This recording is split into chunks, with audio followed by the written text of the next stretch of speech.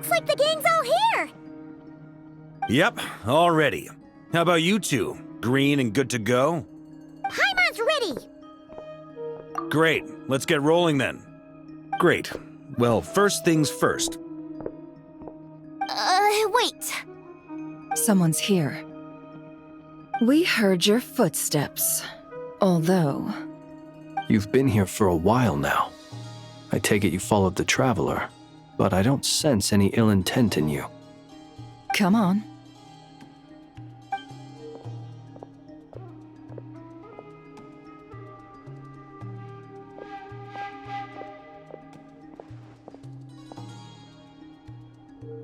I figured it wouldn't take you long to notice me.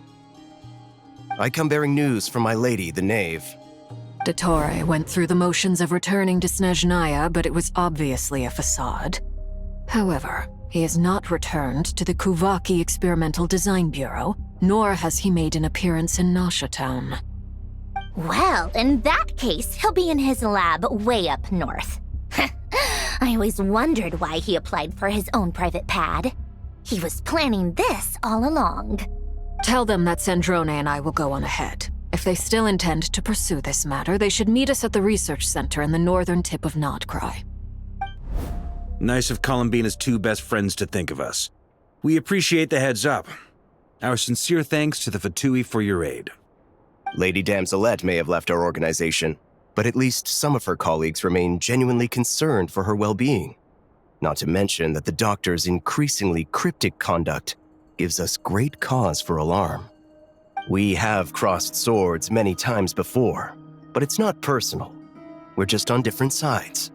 We don't lack humanity. And so, as fellow friends of Lady Damselette, it's only right that you should be in the know about this. Arlecchino's situational awareness has saved us a lot of trouble. I'll leave the map here with you. If you do decide to head to the research center, please proceed with caution. And remember, at least while you're in Nodcry, Lady Arlecchino's subordinates are your comrades if you want them to be. This is very accommodating of you. We can't thank you enough. Just doing my duty. I shall take my leave now. If you need us, you'll find us at the Experimental Design Bureau.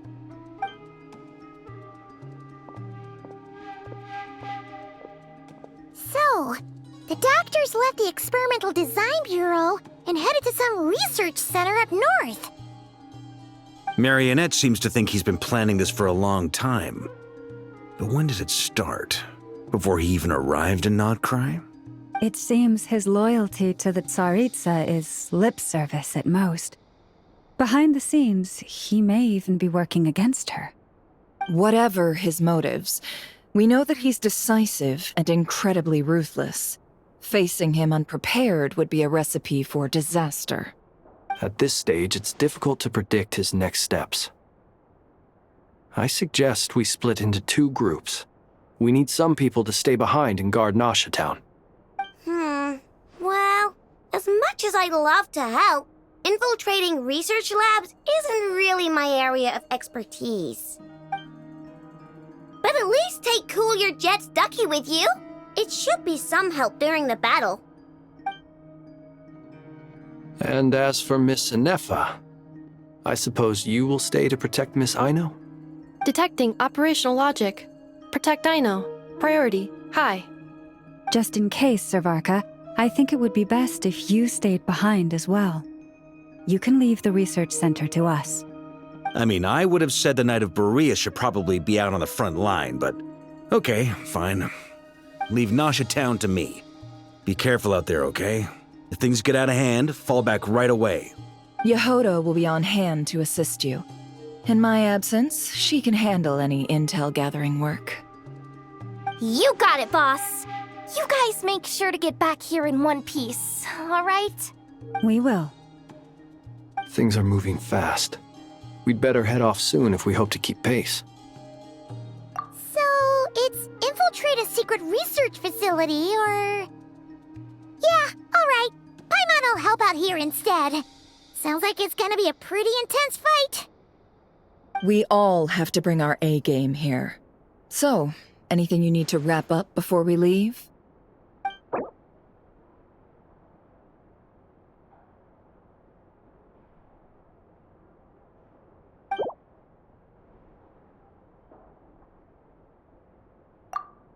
you'd better get going. Very well.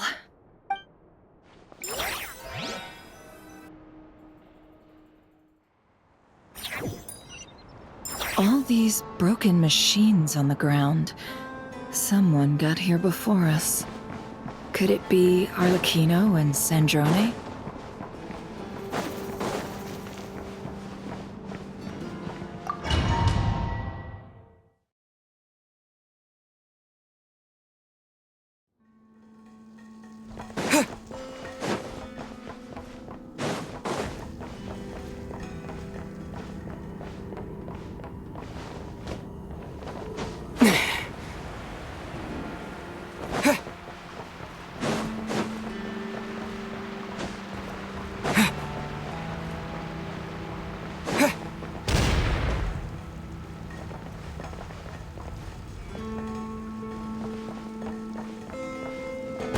That's quite a welcome party.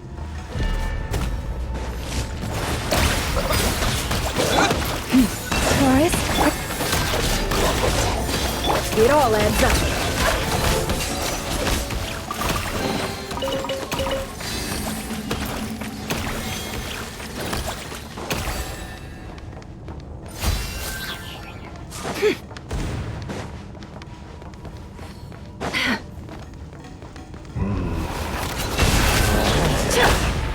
You poor lost lad.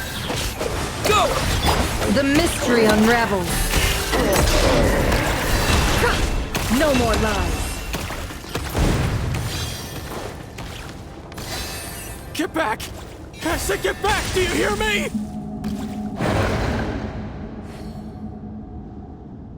Why isn't it working? No! Don't come any closer! Don't! Ah!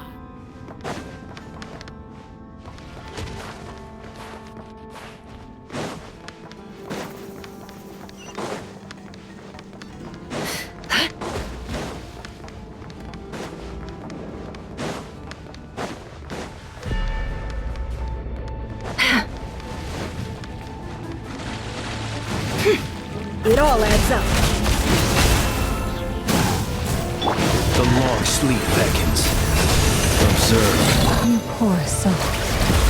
May your spirits find peace. Grab that key on the ground. We'll probably need it at some point.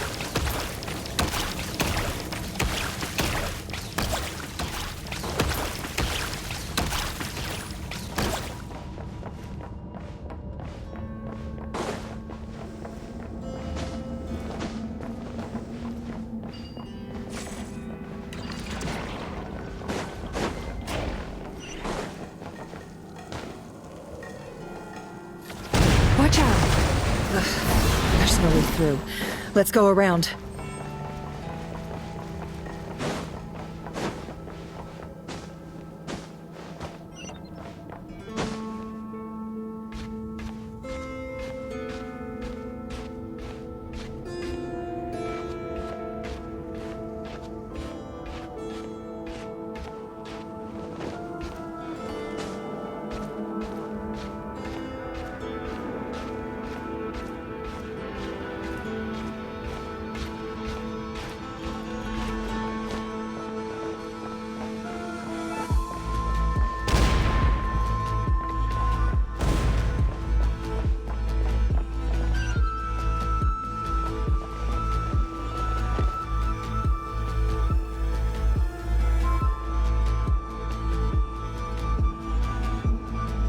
What the? Trespassers? Here? What's wrong with you people? We're looking for the doctor, and we understand he might be here. I see you're fleeing the facility. You looking to settle a score with the doctor? Good luck with that. I don't think you have many chances left. Perhaps. But you might have a chance to live if you start talking. 2 other Harbingers had the same idea as you. They're already inside. But what good is it gonna do? The doctor wouldn't do something like this unprepared. Seems to me that you're not too thrilled about being his subordinate. Also, is it just me, or do I sense monsters nearby? If you'd prefer their company to ours, that can easily be arranged. We need to know what the Doctor is up to. Please, if you know anything at all, tell me. This is about more than us versus the Doctor. His actions could have consequences for all of Nodcry, and perhaps even your homeland, Snezhnaya.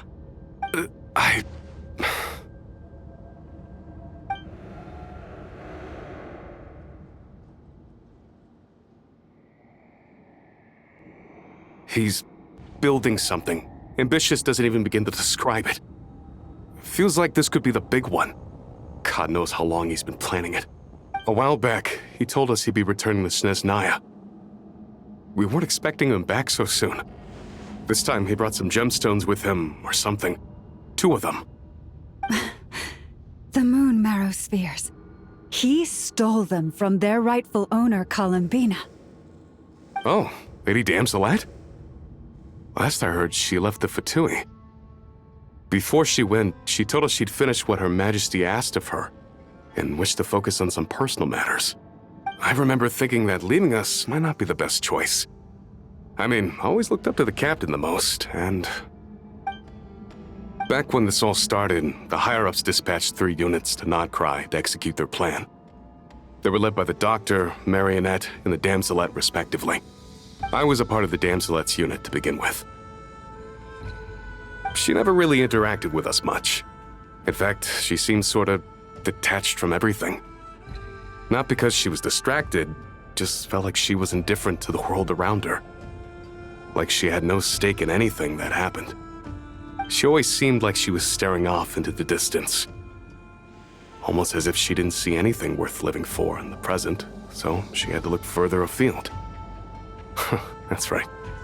She always used to stare up at the sky. The Doctor used to stand nearby and watch her.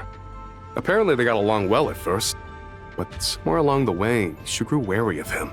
Started avoiding him as much as possible. After she left, everyone in our unit merged with the Doctor's. He's similarly indifferent to the world, except when it comes to the moons. He seems to have big plans for them. Right now, obtaining the 3 moons is his #1 priority. He even said, if he can only get his hands on 2 of them, he'll create a 3rd one himself. How would he create an artificial moon marrow? Maybe the knowledge he gained from the Hyperborean phantoms has something to do with it. Thank you for cooperating. We appreciate the level of detail. I get the sense that you'd serve under Columbina again if you had the chance. Would that be fair? No, she's no longer a harbinger. As a member of the VIII, my loyalty will always belong to the Tsaritsa. I'm only telling you all this because I don't completely trust the Doctor. His actions do not align with the goals that first brought us to Nodcry.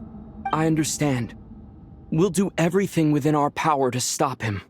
The Knave's unit is based at the Kuvaki Experimental Design Bureau. Maybe you can seek refuge with them. Well, now we know what's going on here. Artificial moon marrow. He's likely well on the way to completing it. Dottore's technological capabilities are far more advanced than I thought. I fear this could get ugly. Everyone, prepare yourselves.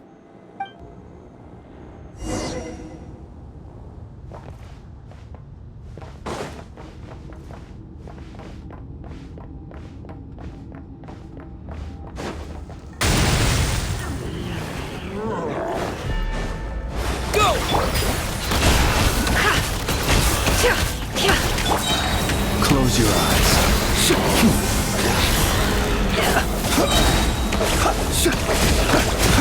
Be silent.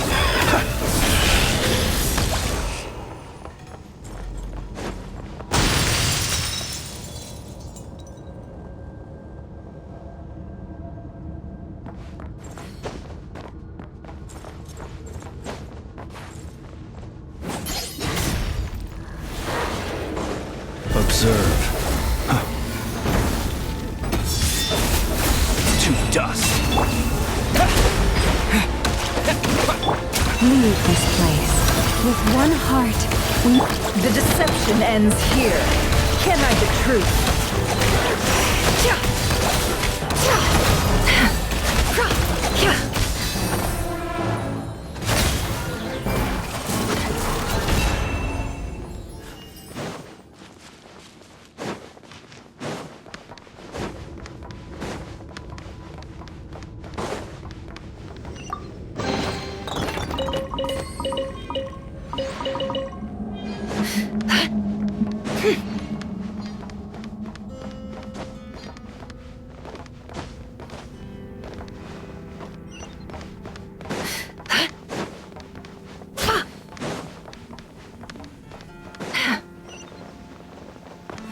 The sands of time got me.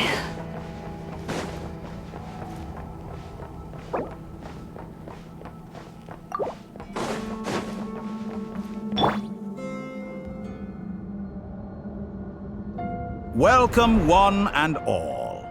I've been expecting you.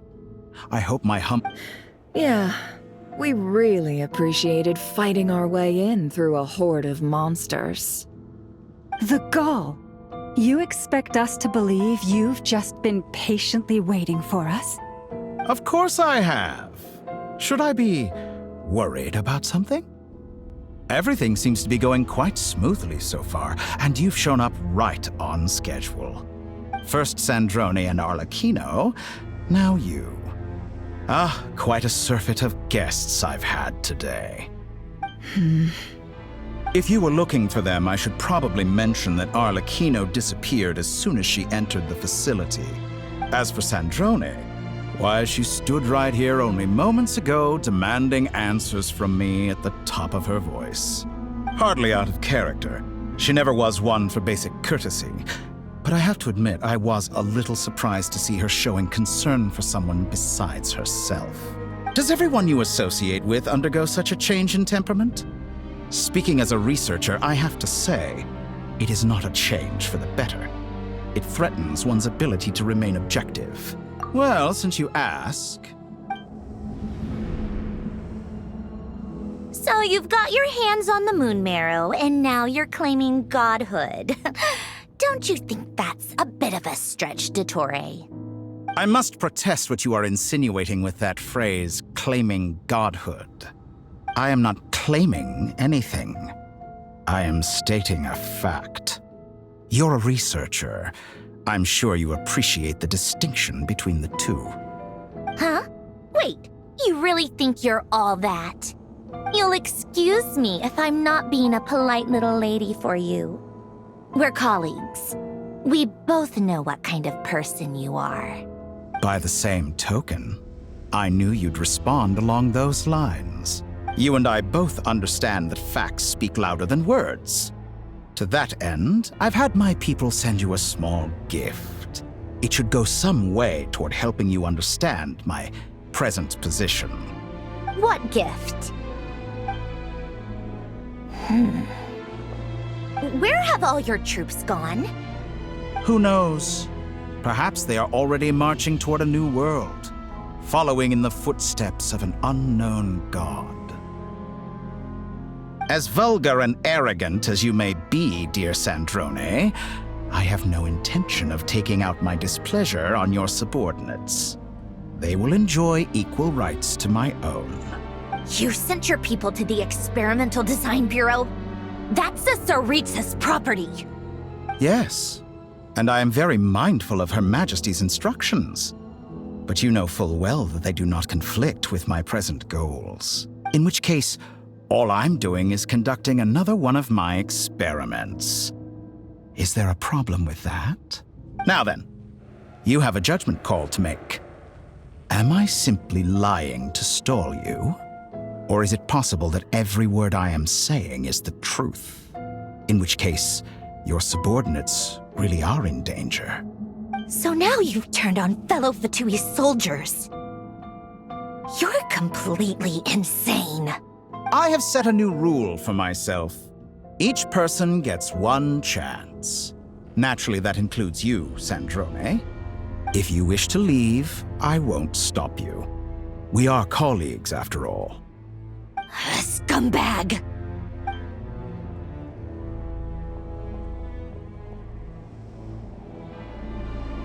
Still, I hadn't counted on Sandrone sparing any thought for the people of this world. Shame. I always found her self-centeredness to be one of her few better qualities. How can she ever hope to achieve greatness when she's so obsessed with protecting her little design bureau? It's more than a little disingenuous to speak of achieving greatness while taking hostages. Or does honor no longer mean anything to you? Honor? I have the marrow of 2 moons in my possession and will soon complete the construction of a 3rd. I will be the god of a new world. And you speak to me of honor? How charmingly naive. Those are sacred relics.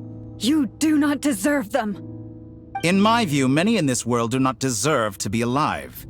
And yet, I mercifully permit them to go on living, do I not? You'll come to regret your actions. Will I now? Let's see if you can make me.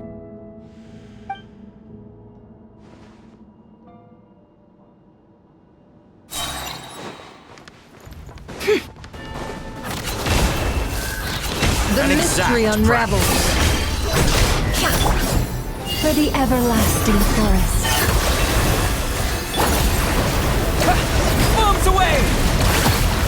Beware the creatures of the night. Close your eyes.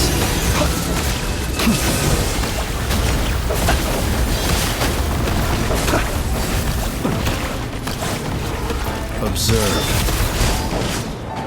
You won't feel a thing.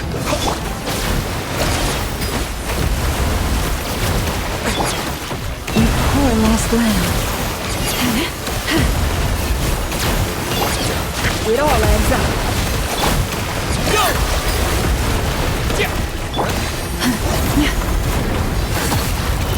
Arlecchino.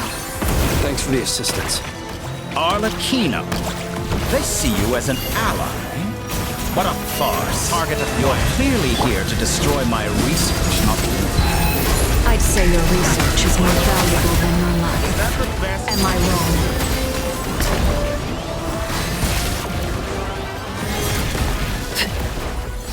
Your actions betray your fear of me. Can't hide the truth. Is that the best you can do?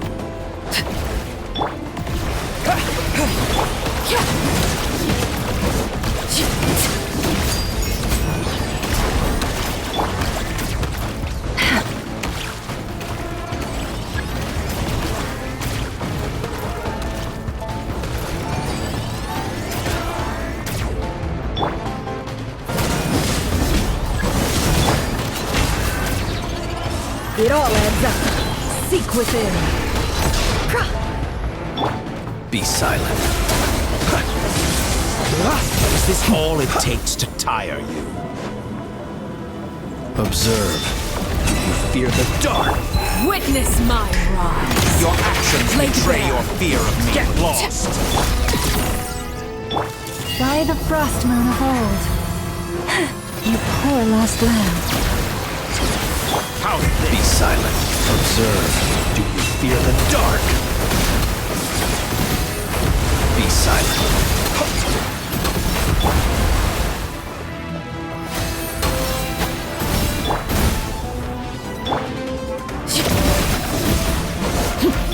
Dottore is too powerful with the artificial moon marrow in his arsenal.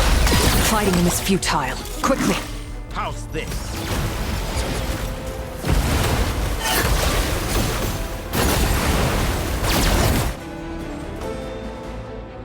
Let's go. I've always thought it is wiser to flee than surrender.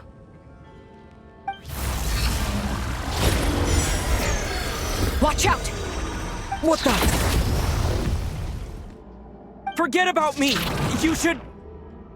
Where's the Traveler?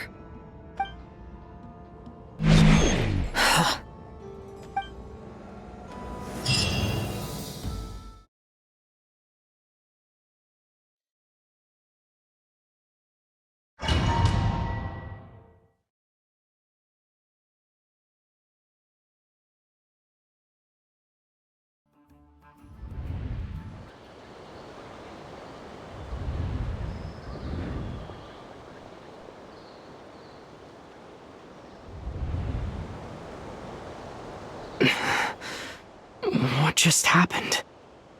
Nasha Town? How did I get here? Strange. I remember being trapped by Dottore during the battle.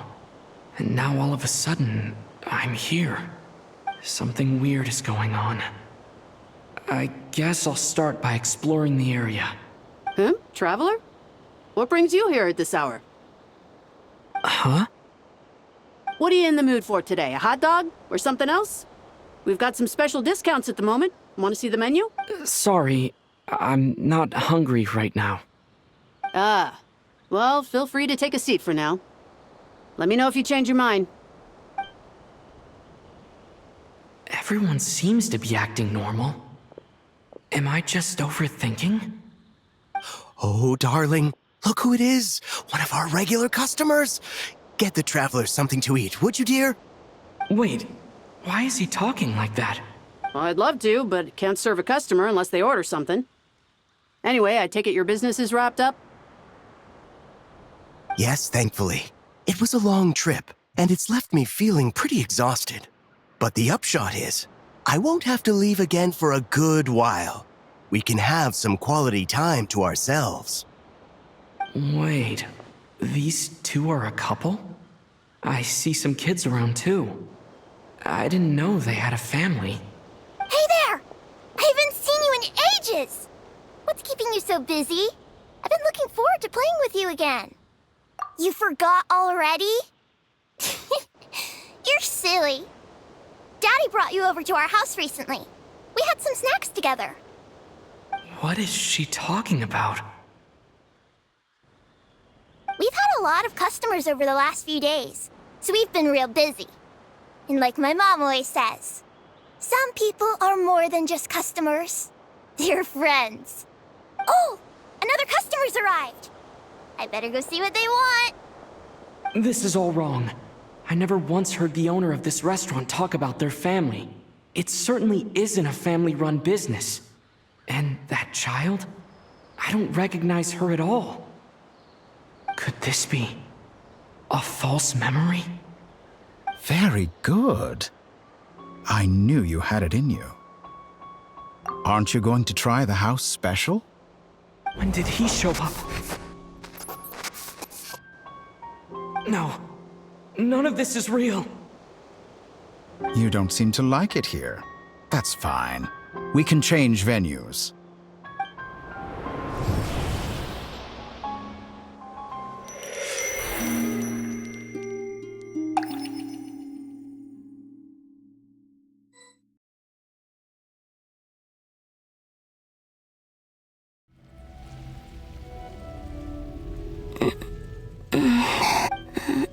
I'm still alive. Where is this place? It took all my strength to open the moon gate, and then I leapt into it. So this is the moon's reflection? The mysterious realm beyond the gate?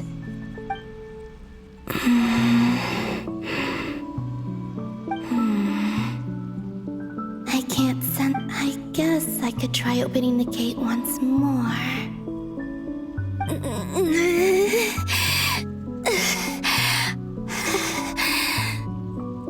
No response. Maybe this space can't be opened from inside. If this was the space that killed both Revier and his lover, then why am I unscathed? Or... no, I'm not unscathed. Even the air here feels frozen in place. There is nothing here with which I can restore my power. I should conserve my strength and proceed with caution.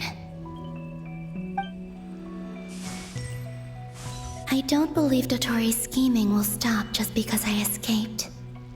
If there is any chance that I can get back to the others, any chance at all, I must return.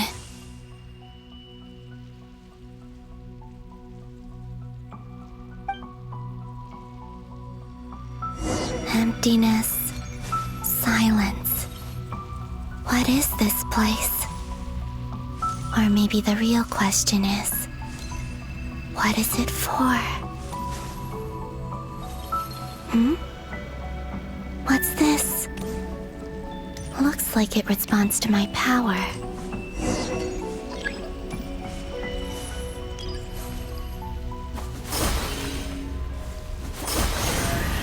Golden.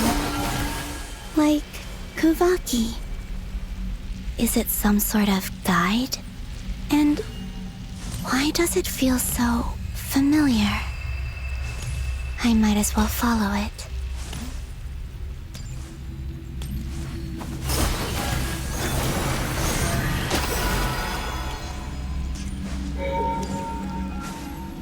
Where does this lead? Could it be the exit?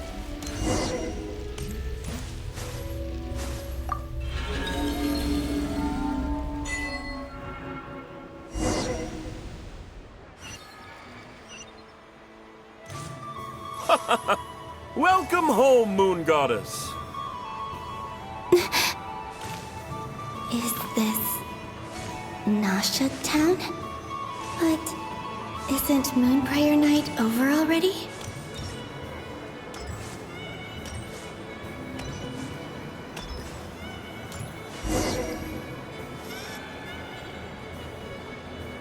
Goodbye for now, Columbina. I hope you have a wonderful night. I will. Everyone else. And me? Are these my memories?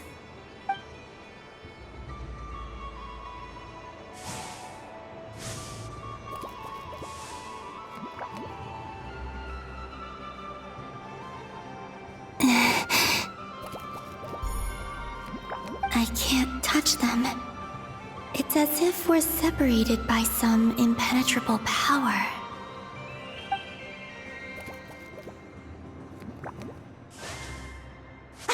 Over here! Over here!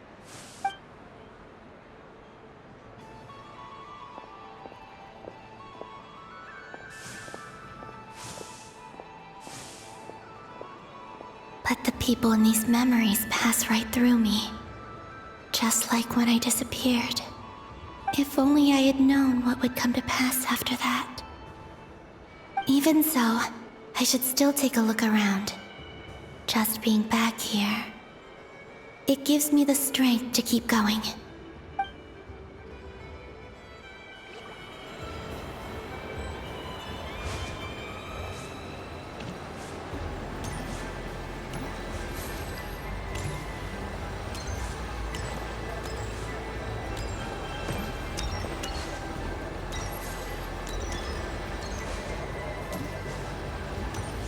Welcome home, Moon Goddess. Oh, you're the genuine article. Alice was right. This Moon Prayer Night was worth watching after all. Oh, yes. That was the fortune-telling stall run by Barbeloth from the Hexen Circle.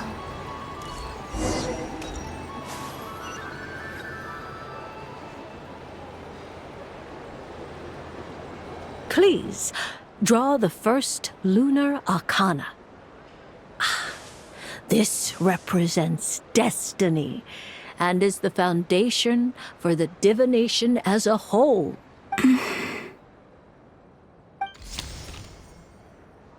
My destiny. I believe the card I drew was the moon. Now that I think about it, Barbeloth's divination was absolutely right. It's almost time to draw the last card. The one that represents the future.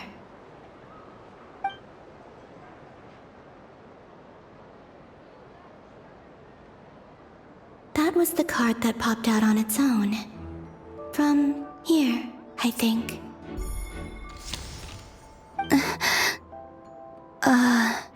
Kuvaki Pulse? What? Fascinating. I've never encountered this before in my role as a diviner. What's going on? Did that card leave the deck? Because of my influence? All I did was try to touch it, and then... Maybe this memory space is not untouchable after all. Are there weak points in the barrier? Or is it possible that there's more to this space than my memories alone? This card is death. I need to get to the bottom of this. I'll try touching something else. Is this the wind? No, it's gravity. It's pulling me outwards. No, Traveler!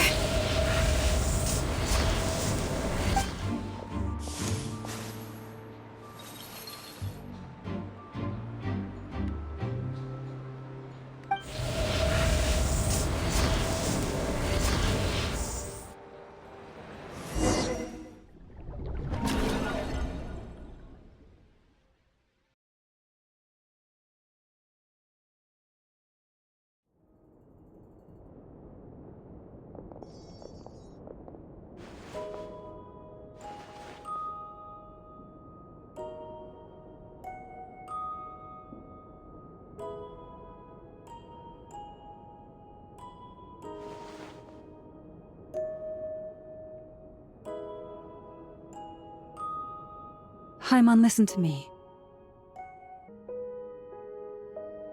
From the bottom of our hearts, we are so sorry. We completely understand how you must feel.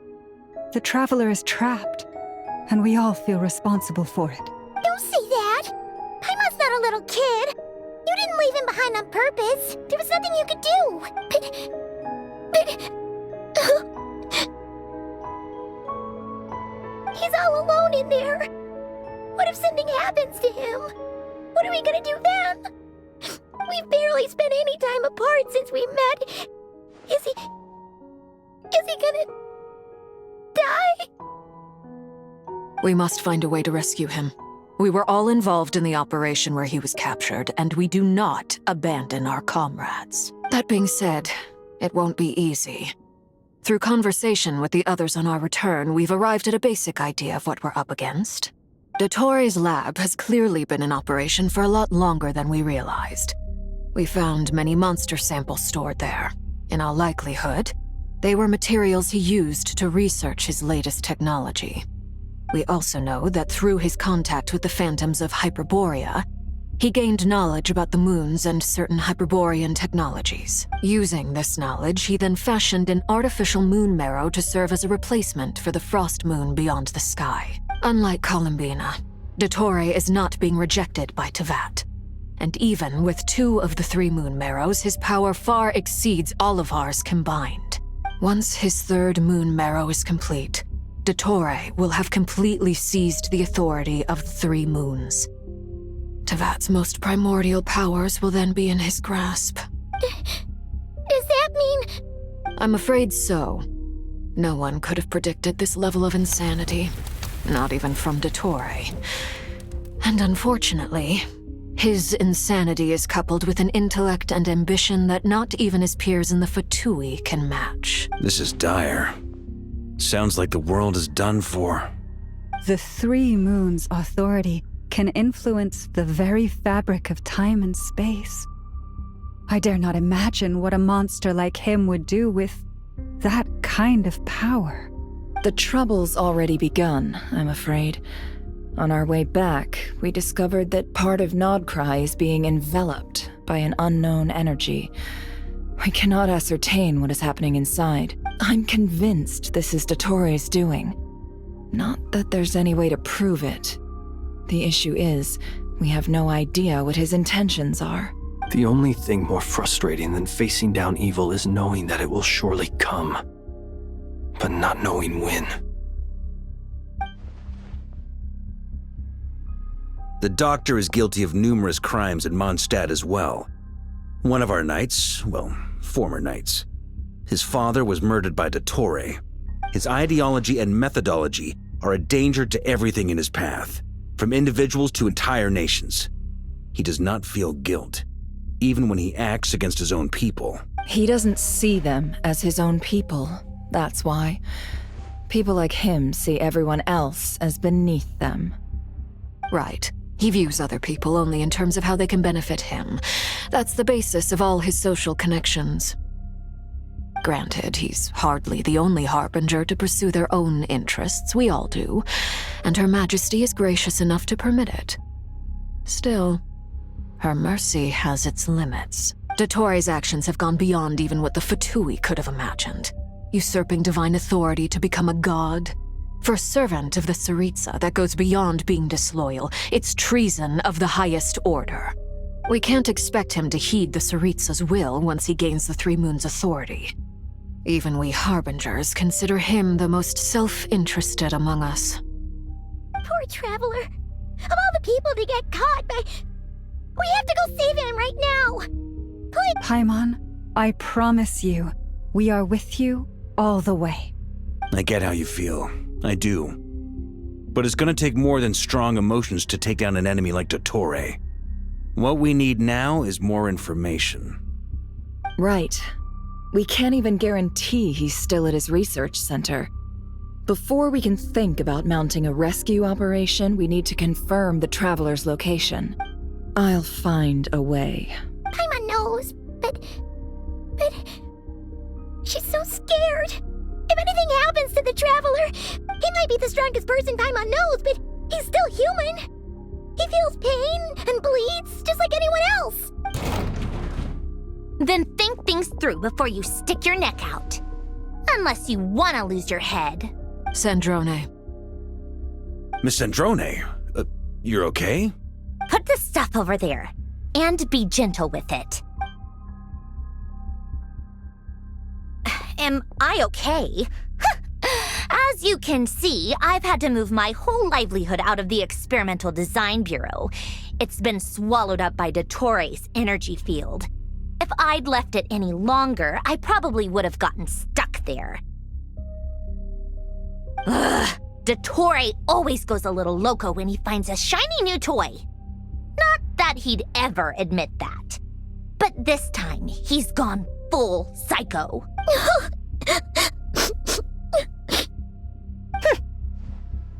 Just go ahead and cry already. Sorry. Paimon's not trying to make it scene. It's just... She can't. Oh, Paimon. Let it all out. There's no shame in it. When you're overwhelmed by fear and despair, crying can help get it out of your system. You'll feel better for it. Okay then, while the baby of the group is having a moment, how about the grown-ups get to work? Give me your hand. You've made a discovery? Polonia, scan.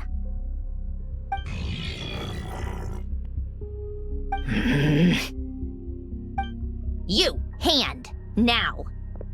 Oh, I thought you'd never ask, my lady. Curses! You're next, then you. Dottore, you son of a... He's done something to us!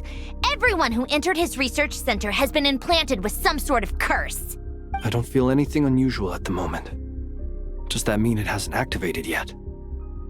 Is there a way to figure out its purpose and what might trigger it? My best guess is Dottore created it using the Moon Goddess's powers. 1 second, analyzing. Ugh! That friggin' maniac! So, what twisted game is he playing this time? The moment I analyzed the energy composition, some encrypted text appeared in my mind's eye. And when I deciphered it according to the VIII's standard encryption protocol, I got the following message. Feel free to run, or you will perish in nod cry. He's mocking us. Yep, he loves to toy with people. Only in this case, there might be more to it. But I didn't detect any murderous intent or malice either in the message or the curse's energy. As if this is him at his least malicious. Or perhaps all people are cowards in his eyes. Maybe he thinks the threat alone will be effective. What a despicable person.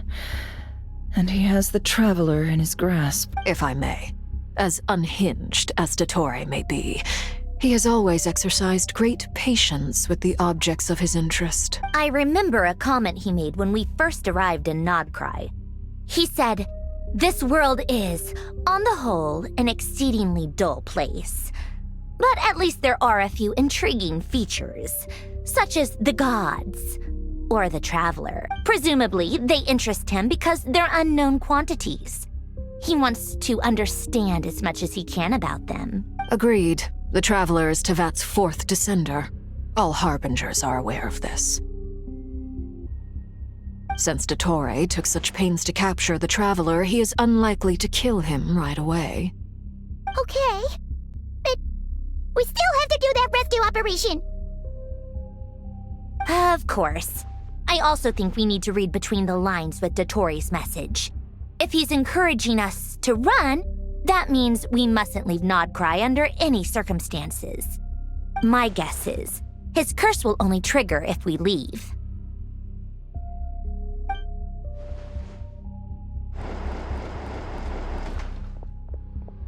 We've discovered multiple energy fields. Albedo is still attempting to analyze their structure. He told me to report back first. Each field is slowly growing, swallowing up more of the surrounding area in the process, and the pace of their expansion has increased since we first examined them. He's probably trying to swallow Nodcry whole. His nefarious ambition knows no bounds. If this continues, the whole of Teyvat will be in trouble, not just Nodcry. The loss of Columbina could not have come at a worse time.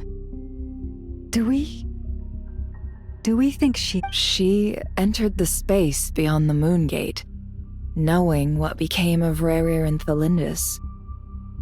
I'm sorry, but I fear the odds aren't good.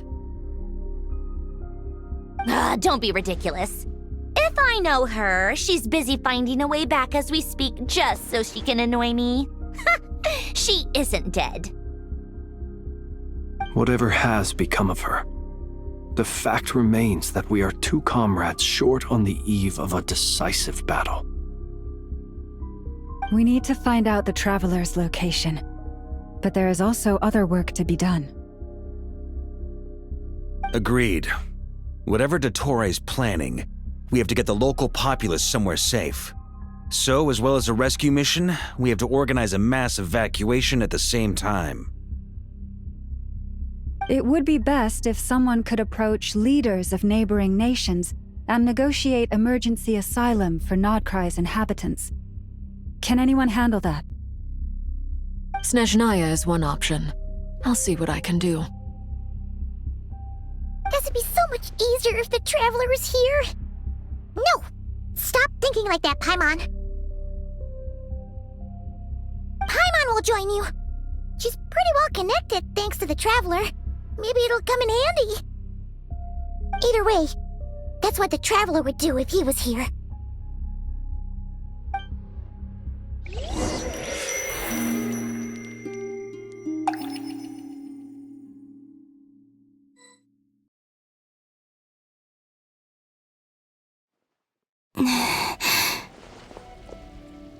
Back here again.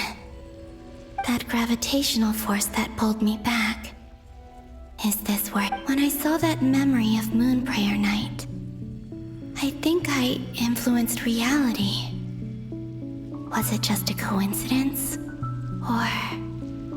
If only I could have sent the others some kind of warning on Moon Prayer Night. Maybe we could have stopped Dottore. I feel so heavy. Well, even so, I have to keep moving forward.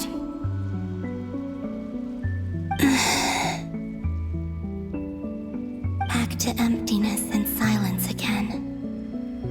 I should try and find my way back inside that memory.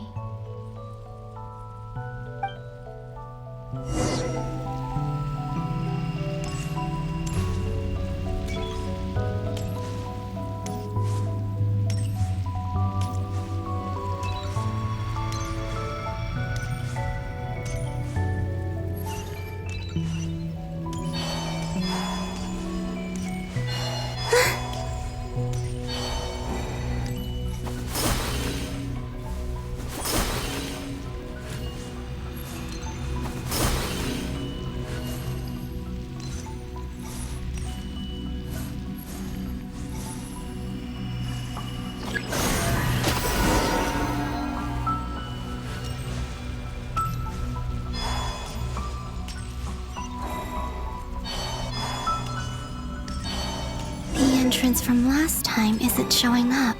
Looks like I need to gather these scattered fragments.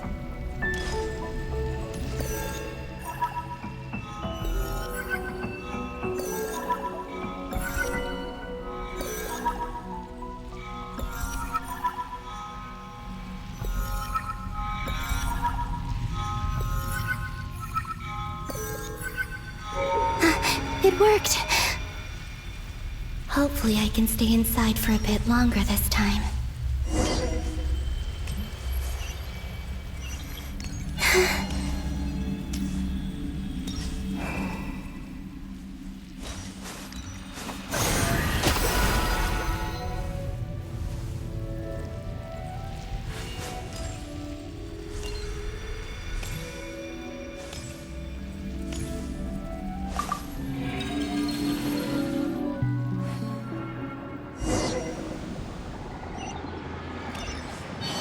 Ad Astra Abyssosk. Welcome to the Adventurers Guild.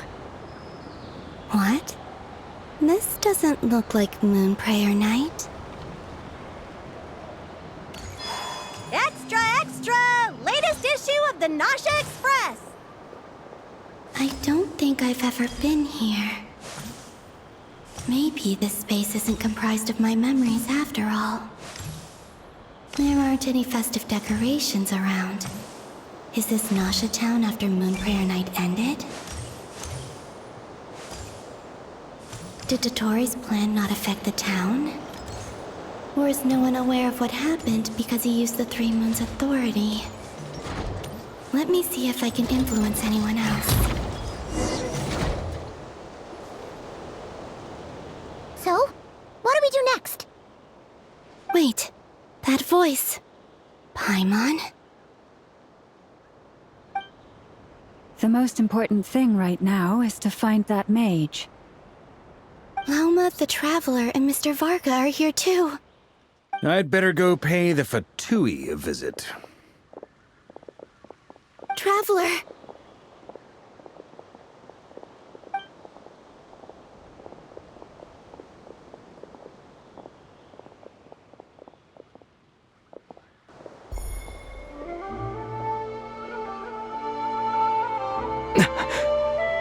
Columbina?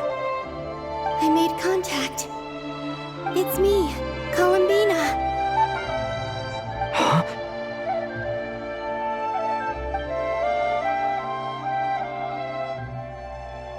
Traveler? Let's go! This is no time to be spacing out! Huh? Wait a moment. This has happened before. This is what happened when I disappeared. I stood right over there, thinking that no one would ever find me again. It was only when he called my name that I decided to follow them. But did he turn around because he sensed my touch just now? Is it really possible that from in here, I can change the past? If I keep following them, maybe... Huh? It's that gravity again.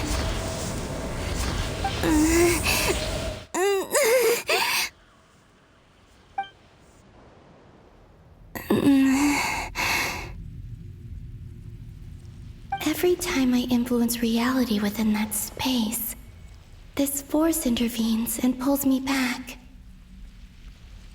It's as if it's trying to stop me from leaving. I'm getting weaker and weaker. I'll just have to try another approach next time. Come on, Columbina. Keep going. You have to tell everyone what happened.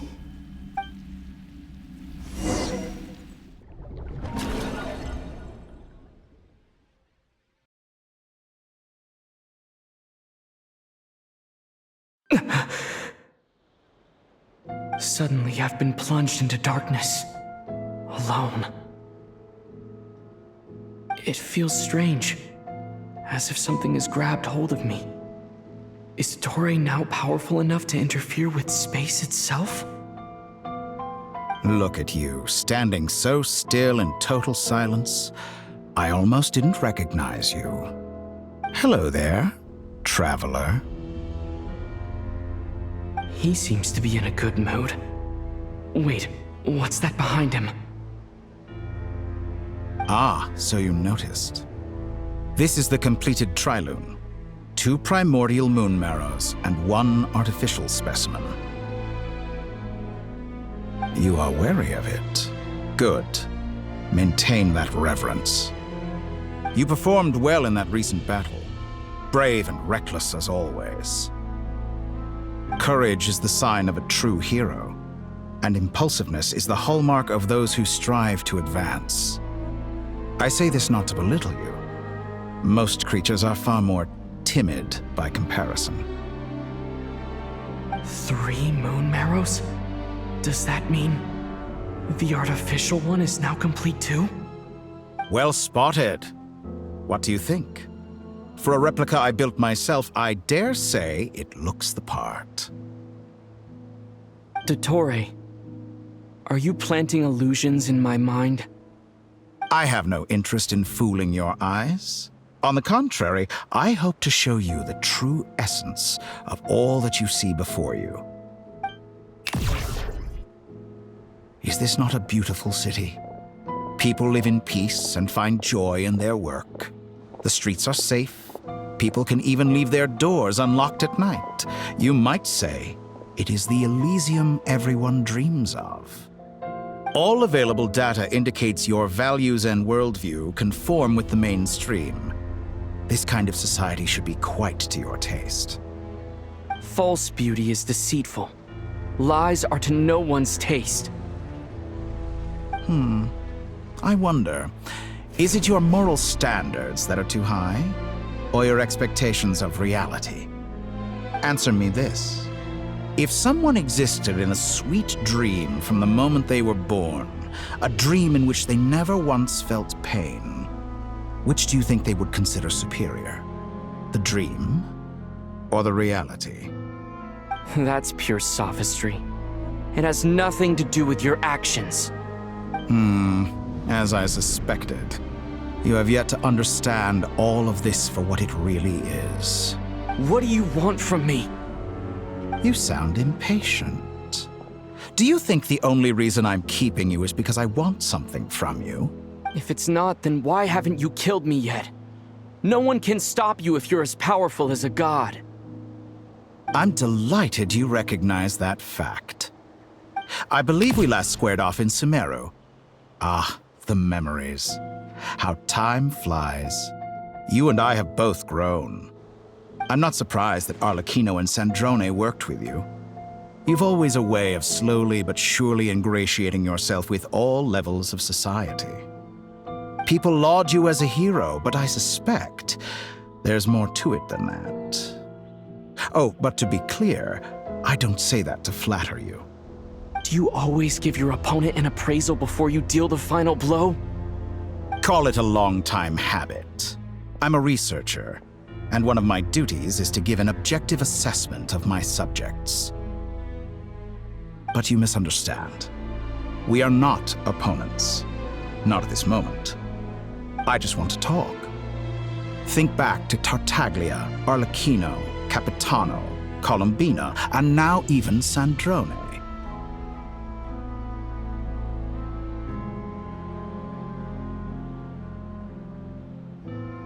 You've worked with each of them in the past. I believe you can work with me as well. What makes you so sure? Well, why not? Should the good associate only with the good and the bad befriend only the bad? I like to think we could have a more mature relationship than that. Surely you don't think all your relationships are grounded in friendship or shared ideals? People come together because it benefits them to do so.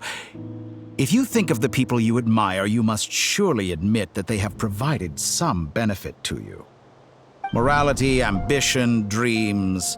People have plenty of words to embellish the nature of their relationships. But once you break free from those ethical frameworks, you will see that the only thing connecting the two of you is mutual benefit. And that is what I'd like to talk to you about. We're finally getting into it. He's probably been planning to kidnap me for a long time now.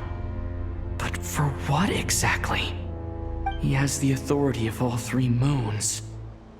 I won't be able to gain the upper hand in a fight. Best if I pretend that I'm willing to negotiate for now. You say you're a god, but you also speak of mutual benefit. What could a god want that the 3 moons cannot provide? Excellent question. But before I answer, I would ask you the same thing. Gaining Columbina's allegiance was a rare and extraordinary feat. But the Moon Marrows are now in my hands, and I have the edge over her. For this artificial moon is not being rejected by Teyvat. Her identity and lineage may have been a thing of glory in the old world, but they were also shackles that prevented her from ever integrating into Teyvat. I, on the other hand, you may view me as a thief, but I have overcome that limitation. So what is it that the 3 moons cannot grant you? What stops you from negotiating with me to get what you want? I don't make deals with lying psychopaths. That's quite an accusation. Are you expecting me to get angry with you? Well, this is one aspect in which my personal growth has served me well. In the past, my less mature self might have been disappointed, perhaps even angry, over a small setback like this. Like when you and Lesser Lord Kusanali joined forces to oppose me, for example. But things are different now. Just as the rich do not quibble with the poor, I no longer find myself perturbed by these trivial affairs. Human relationships end with conflicts of emotions and interests. But relations between humans and gods are different. And ours is even more unique. I have ascended to the highest heights and laid claim to unprecedented horizons. And you were no ordinary person to begin with.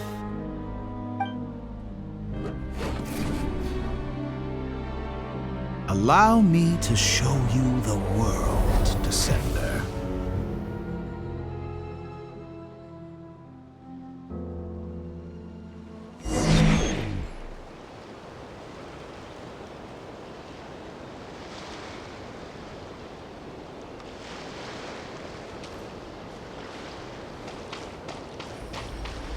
To stand, walk, jump, sit, and lie down. These are the most common of behaviors.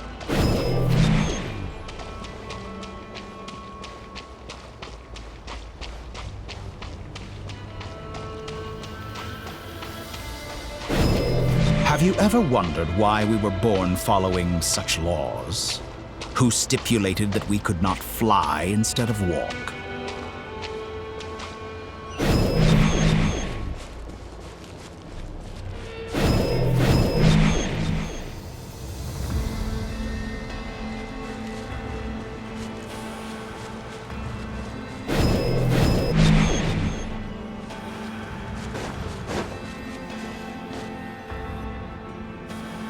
Someone of your talent and experience must surely know of the 4 great rulers who serve the heavenly principles. They govern life, death, time, and space. One wounded by a blade will die from blood loss or infection, and one who falls into a lake will drown in agony. The elderly wallow in solitude, and the solitary age faster. Eventually, new life is born, only to embark on the same path of suffering. These 4 divisions anchor the world and shackle those who live in it. But they themselves transcend its boundaries, squandering the power bestowed by the heavens. All who live yearn for equality, but unless the gods prostrate themselves and profess that they are mere servants of the living, equality can never exist. Who makes the rules we must live by? Who has the right to restrict us?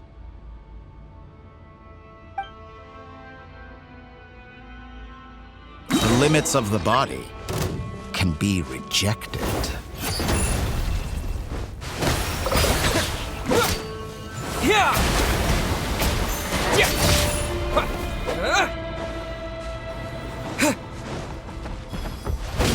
Water jet! Yeah!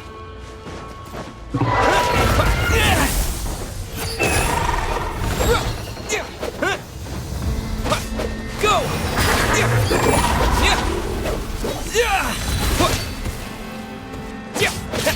How does it feel to be among those with absolute power?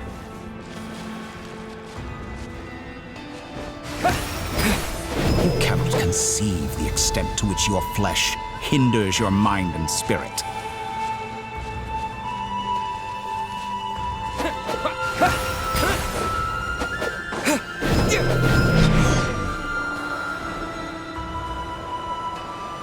Only by discarding our useless, primitive eyes can we perceive a new world. How narrow-minded we all were in the past.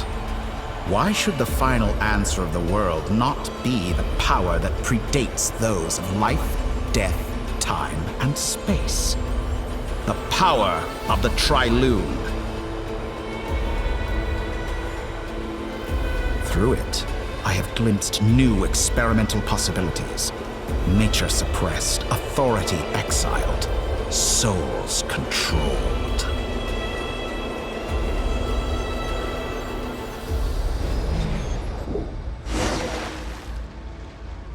You know, I heard recently that a group of critics reviewed countless stories and drew an interesting conclusion. They found that it is more often than not the villains who strive tirelessly to push the boundaries of progress. In fact, long before this, someone voiced a similar idea in an academia editorial. I felt a great affinity with this perspective. I have never been a... Fanatics are trampled down for their transgressions, and those who transcend are rebuked for their audacity. And so, the majority of creatures are too timid to follow my lead. But all sacrifices made during my experiments have been worthwhile, as you can now see.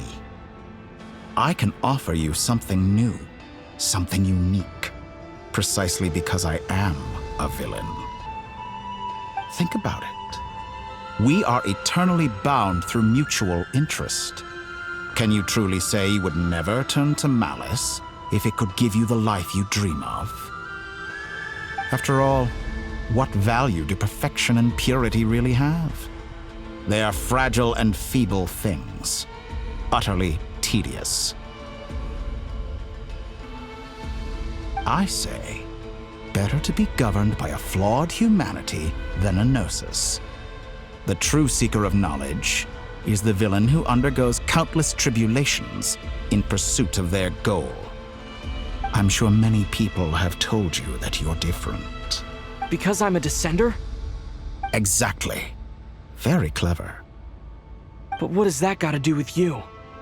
I do not conceal my wicked deeds, my selfish desires, or my greed. A true researcher must act as I do if they are to understand and speak of the truth. And yet, a knowledge seeker like myself will inevitably grow tired of studying Teyvat beyond a point. You have traveled to all corners of the world and met many people. Along the way, there have been moments when you were misunderstood or even became a wanted criminal. And all the while, you have spent your days doing some of the most mundane jobs in the world. You fight and toil, claim minuscule rewards from my friend Pantalone, then you fight some more, winning some battles and losing others as your search goes on. And this cycle continues, with no end in sight. Surely you must sometimes grow weary of being stuck in this same loop day after day. We're completely different. I embrace everything that life throws at me. I am engaged in every step of my journey. How does that make us different? I too embrace what life brings, researching everything that interests me. Think of all the novel things I've managed to create. Like the artificial moon marrow. Don't you see? As unique a specimen as she was, even Columbina is not irreplaceable. Take that back! She's gone because of your actions! I didn't say that to anger you. Though admittedly, I don't see what there is to be angry about. Anything Columbina could do for you, I can do better. I know what your ultimate goal is. You wish to walk the path your sister walked, and seek answers from her at the end of that journey, don't you? Someone like you could never understand what it feels like to care about another person the way I care about her.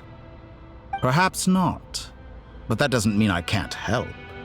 I could find your sister right now, bring her before you, and make her give you the answers you seek. Don't be so presumptuous. You'll never begin to understand the situation between us. Oh, no. This is no presumption. I'm only offering what I know is possible with the power of the Trilune. But it seems like you would sooner continue with your journey through this world. Why? Do you truly desire this journey? Or is it simply a necessary process from which you cannot escape? Think of all the time and energy you have spent, everything you've had to endure just to make it this far. Is this really what you want? Or has your hand been forced by the promise of that final answer? Yes, you have made many friends. But do they ever spare a thought for the void in your heart and what it yearns for? What you want is not friends. It is family. But do they know this? I, on the other hand, am far more considerate. Join my experiment, and in return, I will bring your meaningless journey and all its struggles to an end. This is a malicious attempt to manipulate me. But at the same time, he's stating some very human truths. Of course he's right about my predicament. How can I deny it? I have faced ungrateful strangers, never-ending troubles, an endless quest for answers. I want to see her. After everything I've been through, words can't describe how much I miss her. How much I want to be reunited with her. Wherever you are right now. Do you miss me too?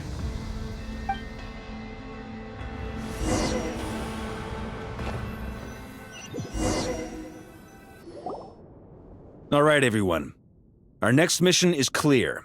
We need to contact all the major organizations, explain the situation to the public, and then begin the evacuation. The residents of Nodcry are quite dispersed. The two most populated areas are the Southern Isles and Pyramida. Miss Lauma, I will leave Hisi Island and Nasha Town in your hands. I will liaise with the VIII and Pyramida. Agreed. We will reach out to Natlan and Snezhnaya. Anyone found north of the Experimental Design Bureau should follow the VIII to Snezhnaya. As for those dwelling south of that line, I will ask the VIII Guild to help persuade them to leave. Then I, Mr. Varka, and the Frostmoon Scions will escort them to Natlan. The VIII Guild has dealings with the Curatorium of Secrets. I will send them a letter vouching for your credibility. Yehoda, you should help Lauma. This is too big of a task for one person. My wish has come true. You're willingly lending me your most capable employee for the day. Well, good for you if all this only takes a day. Of course, if it takes any longer, I'll be charging a fee. Boss, wait! Don't I get a say in this? Oh, I'm sorry. Something to add, Yehoda? Well, no one's more important to me than you, boss. And remember how Lauma healed your eyes after that big battle? I think that's worth at least 2 or 3 days' work for the Frostmoon Scions. Are you completely incapable of acting in your own self-interest? Or do you simply devalue your own labor? Are you sure you don't want to come with us? Who will see to our other work if we're all busy evacuating residents? Sandrone insists that Columbina is still alive, and we have a traveler to rescue. There's much to be done. But boss, I'm just worried that... Well, Nefer, I'll link up with you once my tasks are complete. What makes you think I'd need you to do that? I'll need it. And considering the way you approach certain matters, I think you'll be better off with me present. That's quite enough. Just focus on your work first. I bet we're in for an uphill battle here. But we can help out too. Inefa and I are gonna help Nasha Town's residents carry their stuff. Loading schedule. Store essential local research data and technology samples, then escort the people to Natlan. Understood. I will execute this to the best of my abilities. Great stuff. Thank you, ladies. I've contacted the Lightkeepers. A colleague of mine will join us shortly. I will persuade them to conduct a thorough search of the region to ensure that no civilians get left behind. As for me, I guess I'll be making an early return to Sumeru. I think it's important that someone informs the Dendro Archon of what's going on in Nodcry. Roger that. Someone should inform Mondstadt, too.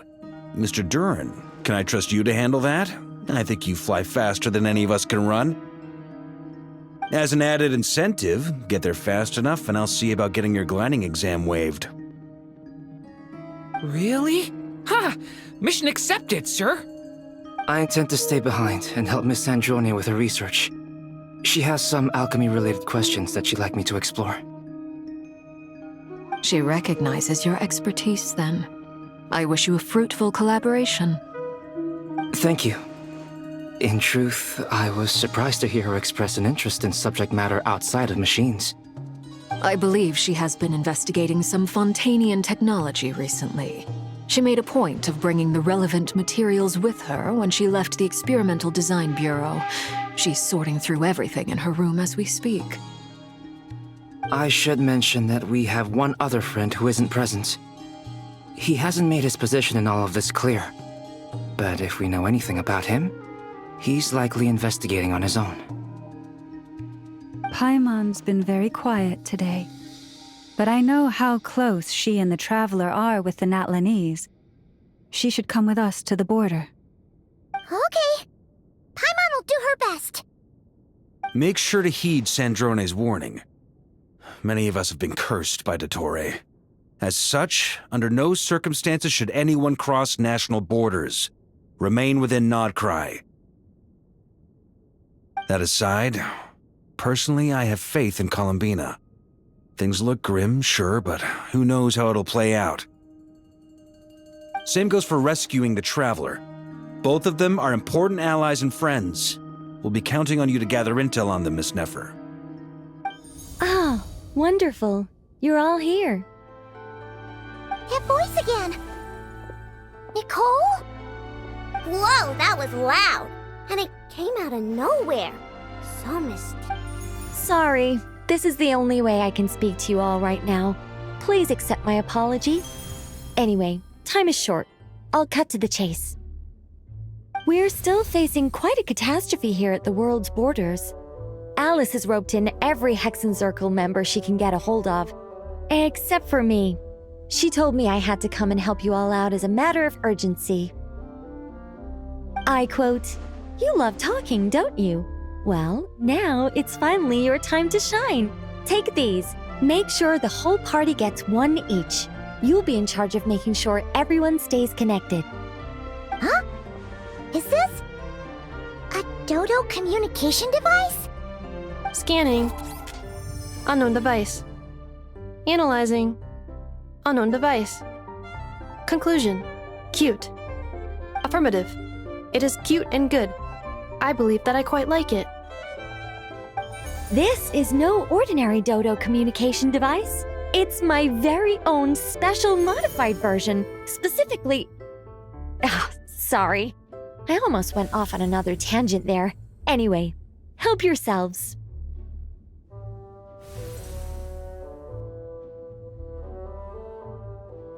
It will allow us to communicate over long distances within Nodcry. No more worrying about shuttling messages back and forth. What astounding technology.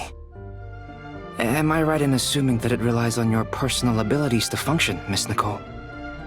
Yes, exactly. Right on cue, Albedo. I'd love to brag to you all about how it all works. But no, next time.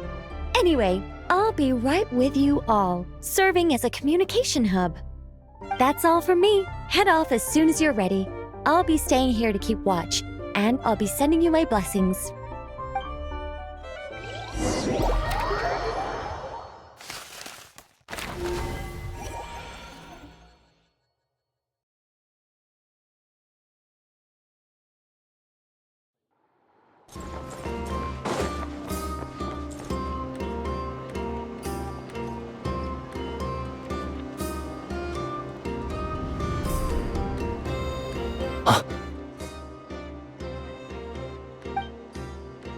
Sir Flint. Perfect timing. I just arrived myself. You are most considerate, Master Ilua. But in fact, I know you have been sitting here for quite some time. If you saw me, why didn't you say something? I was curious to see how long you could sit still for. Also, shouldn't you have managed to sense me approaching? That would be a first. You always seem to appear out of thin air without making a peep. Also, how many times do I have to tell you not to address me as master? I don't qualify. I beg to differ. Why should a young man so well versed in social graces as yourself not be worthy of that title? Please, Lord Flint's... Sir Flint's. I'm begging you, don't flatter me into complacency like you do with everyone else. You understand me better than most. My newest acquaintances tell me I love complimenting others. What do you think? I think they don't understand why you do it. You just love puffing people up till they're a big, happy ball of hot air that floats away into the sky. In all sincerity, I can only hope that they bring good tidings when they come back down to Earth. Is the situation that bad? We just held a strategy meeting. Let me fill you in.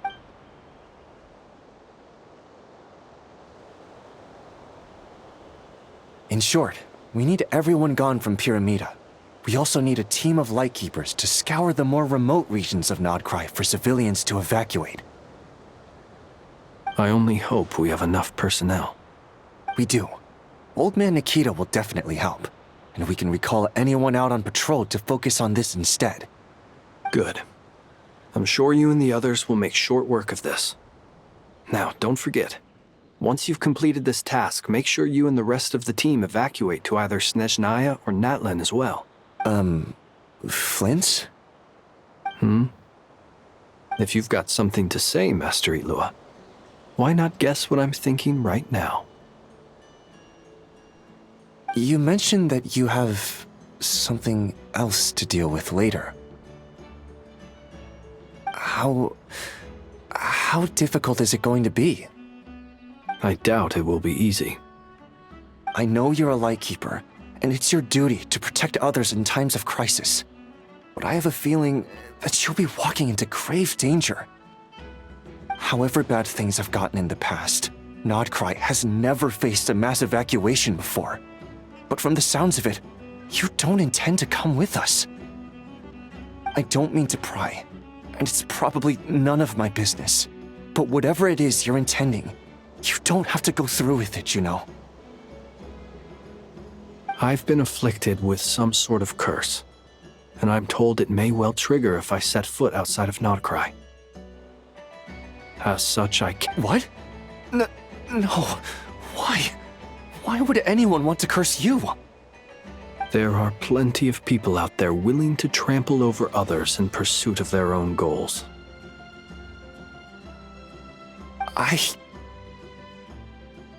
Frankly, Sir Flint, I am furious. You're making light of what is an incredibly serious situation. Indeed I am. And? And what? I told you, I'm furious about this. Nothing I can do about it, I'm afraid. Things happen, and we just have to deal with them. If you find yourself feeling angry, perhaps start by drinking a big glass of water. Hey, you mean you're completely unmoved by my anger? I'm devastated. Then allow me to express my sincerest regret. Come by the lighthouse sometime. We'll catch ourselves a few fish, have a little barbecue, play some cards, and bask in the sun. Maybe I need to spell this out. Lean in a little, Flint. Oh my, this doesn't bode well. Word is that you were caught up in a real horror show recently. People were amazed that you returned safe and sound. They've been debating whether you're even human. I've returned safe and sound from plenty of crises. When you say people, do you mean other people, or do you just mean you? Fine. I'll be frank. You're not human, are you? Heavens. Now that's a horrifying thought. You know what? Forget it. We'll revisit this once it's all over. A sound plan. Albeit a little ominous sounding. Just promise me you'll come back in one piece, all right? For you, Master Ilua. How could I refuse? Also, please pass my regards on to our colleagues. Tell them, thank you all for your assistance. Please put safety first as you proceed with the operation.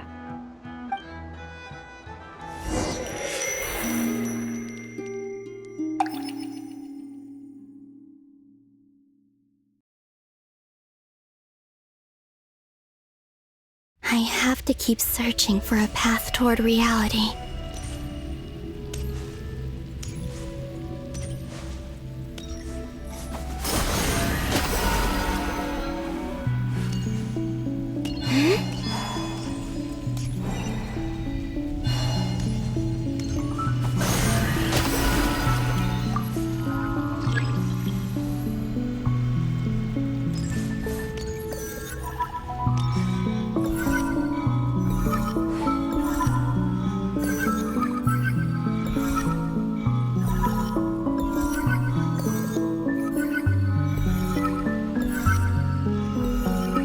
This should do it.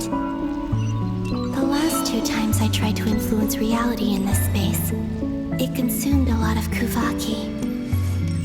I'll try and be more careful this time.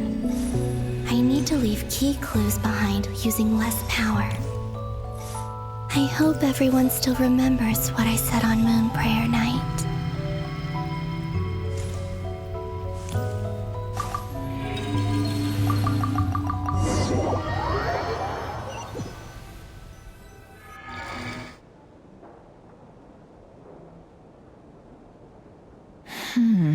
Nothing here either. Flint's? Ah, Miss Nefer. What are you doing here? Unless... I just spoke with Itlua about arrangements for the search and came for a walk nearby. As for you, why would... It appears we think along similar lines, and neither of us likes to accept things at face value. As well as figuring out how to gather intel on the Traveler, I wanted to confirm some of my own suspicions. Also, we'll need to bring a lot of force to bear against Dottore. even if we're only looking to rescue the Traveler. We can't leave anything to chance.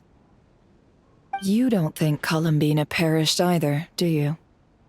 I'm merely considering the possibility that she survived, just as you are. How much can we really know about a deity like her anyway? Do you remember what she said on Moon Prayer Night? About using moonlight to send messages to us? Of course. I think that's why we're both here. Where have you checked so far? I've been focusing on the outdoors. Anywhere the moonlight shines. I checked most of Nasha Town, but didn't find anything. I checked the Curatorium of Secrets, and a few rooms where I thought I might find some leads. But no luck here either. The only places I haven't looked yet are the rooms in the flagship. But process of elimination isn't the only thing that brought me here. Oh, really? What's your other reason? After all that build-up, our mystery ally never showed up even once! Huh? Am I imagining things?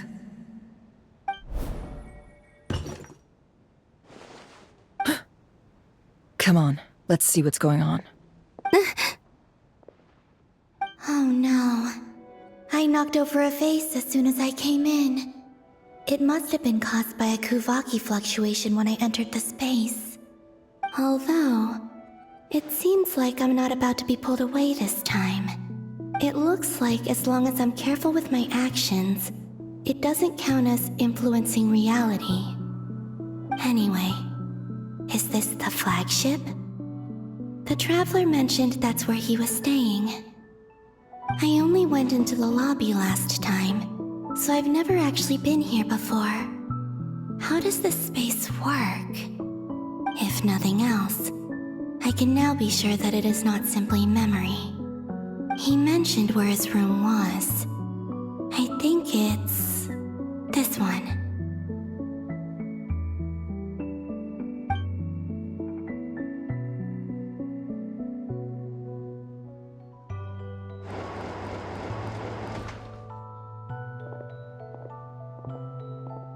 The door is closed.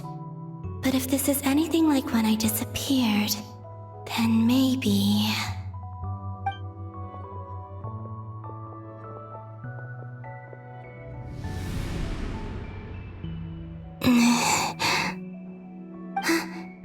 I'm in. He and Paimon aren't here at the moment. I hope he's okay. I wonder what happened to him after that battle with Dottore. Best not to dwell on that for now. I need to try and leave them some clues.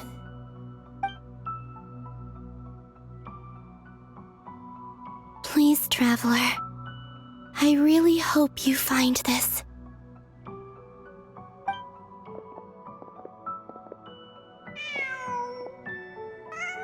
Huh. Just a cat. Nothing else here strikes me as noteworthy.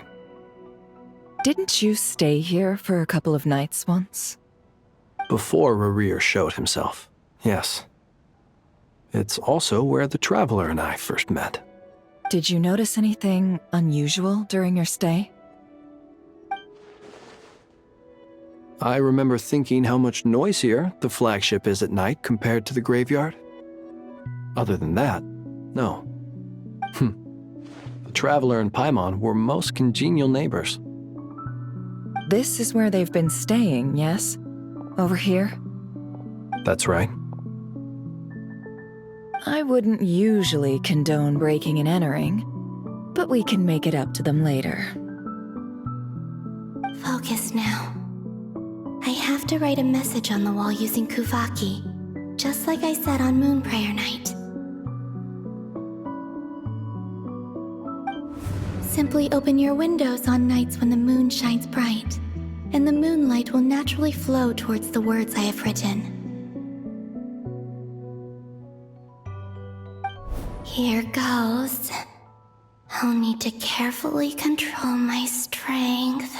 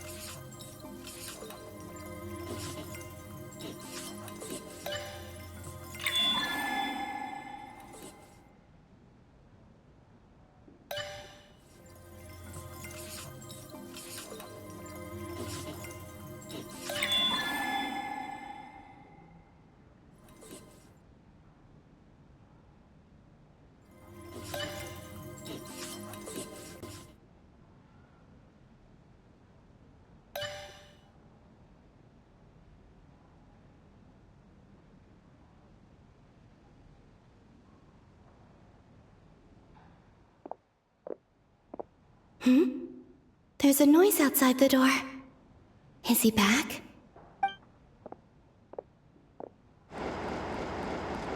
Please, you have to see these words.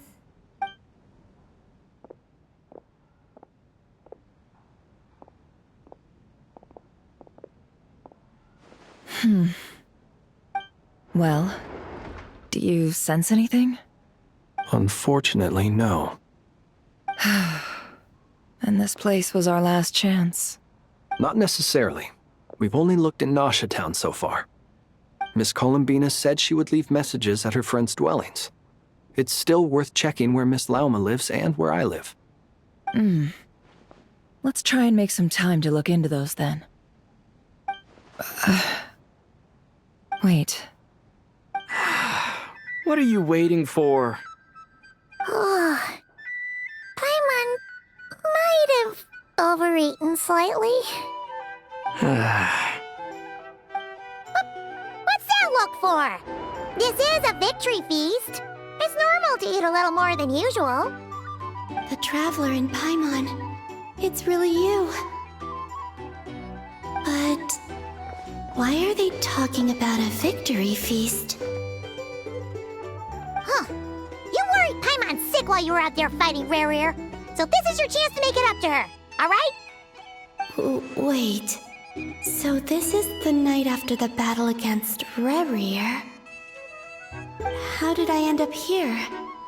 That's quite a long time ago now. Wait. Time. That's it. Every time I've entered reality within this space, it's been at an earlier point in time. Every one of those points has been before I fell into the moon's reflection. And everything I've done to affect reality really did happen in the past. Does this mean that within the moon's reflection, time flows backwards? Starting from the moment I fell in? Not long till Moon Prayer Night now. It's gonna be even livelier than tonight. Although, it's gonna be sad saying goodbye to the damselette. She seems like a really nice person. Paimon. No, I can't. Even if I make contact, they probably won't understand what's going on. And in any case, I'll likely get pulled away again if I do. Instead, I have to find a way to get them to notice what I've written using the moonlight.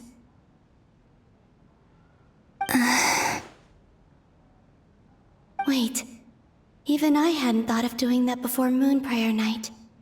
They'd never conceive of that possibility. Is there truly no other way? Don't lose heart. We'll find a way somehow. Huh? Oh, you say that, but the Frost Moon is beyond the fall sky. If we wanted to go visit her, how would we make it through to the other side? We might not have all the answers now, but I'm sure we'll find a way one day. Huh. Guess someone's gotta be the optimist. The present. The future. That's right. There are still things I can do. What's your plan?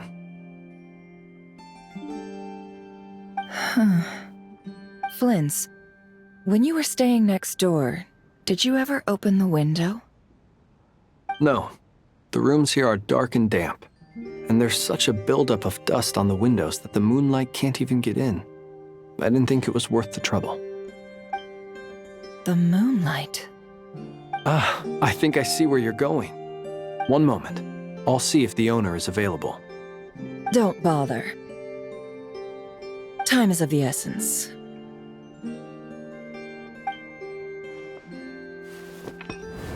Time. Even if no one sees what I've written at this moment, maybe someone will remember what I said after Moon Prayer Night. I need to write down as much information as I can. And maybe one day...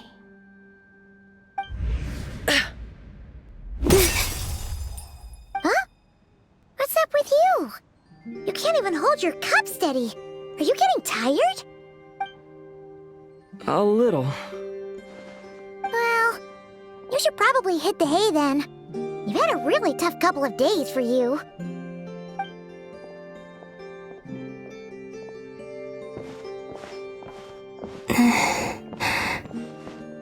You truly have.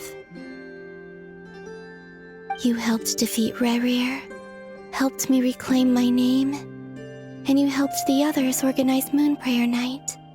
Wherever you are right now, I'm sure you're still fighting against the injustices of fate. This is all I can leave for them. How I wish I could stay here. But it's time for me to go. I hope to see you again in the next time, and if the opportunity presents itself. I will surely return to your side. Huh. Columbina. She's alive. Not only that, but she's left us an entire wall's worth of clues. She even wrote down what would happen on Moon Prayer Night. It's just a shame we found it too late. I am here. Time in this place flows backwards. I am constantly moving forward. It sounds like she's found a way to influence the past using Kuvaki. But her future is our past. So, these words have been here ever since we defeated the Reikir of Solnari. We just never discovered them. Which came first, the chicken or the egg? Do you ever mull over questions like that? Only when I'm in a good mood, and at leisure. Well, I never do. Everything that has happened already belongs to the realm of fact. As a business person, and especially an intel broker, what I do is extrapolate from those facts to try and read the future. An admirable philosophy. It's a means of survival.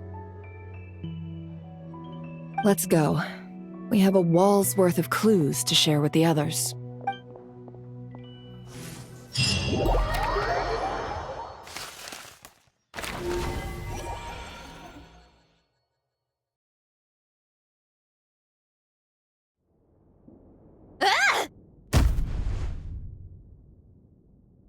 It appears that the Doctor's energy signature has changed to something similar to Kuvaki, but not like the Kuvaki we're used to. Nodcry's Kuvaki devices will only have a limited effect on it. I can see why you've chosen to place your hopes in alchemy instead. Also, I must say these books are rather profound. My subordinates just shipped them in from Fontaine.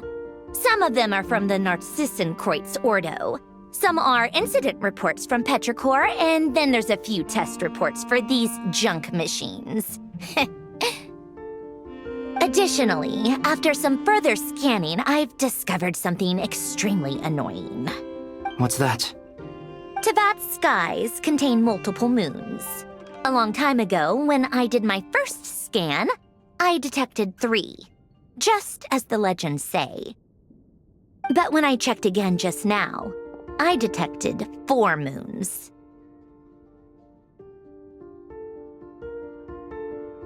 So there's one extra? Yeah. Originally, I thought that if I could still find 3 moons, that would at least mean Columbina's still alive. But then it occurred to me that apart from the frost moon, Teyvat's moons are just husks. And husks surely shouldn't show up in the scan, since they're not alive. It's weird, isn't it? If we can't even distinguish between a dead and a living moon, how are we supposed to know whether a moon goddess is still alive? Or does this mean that the moon marrows are equivalent to the moons themselves? It's certainly possible. In which case, the 4th moon you detected may be Dottore's artificial creation. So he wasn't bluffing. He really built his own moon marrow. Ugh! I'm so mad right now! It's easy to get overwhelmed when you have too much on your plate. Maybe you need to relax. Perhaps try going for a walk. Or simply take a few deep breaths. Nothing can calm me down at a time like this. I need more time, and I need progress.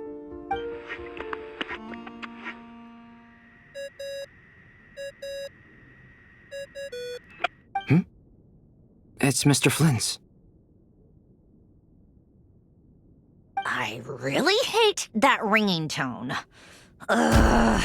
First the 4 orthants of the Narcissenkreuz, then moon marrows. Now what? Oh, sorry if we're disturbing you. Might I ask what's troubling you? What do you want? We're busy. Are you still at the Curatorium of Secrets? Yeah. Look, everyone else is still out, so there's no hurry. Plus, I'm busy, so I would appreciate if you gave me some space. Even though we have crucial intel to share? Fine, I'm listening. Do you intend to share it via the Dodo communication device? Ordinarily, I would, but this is a unique situation. I think it's best that we discuss it in person. See you at the Curatorium.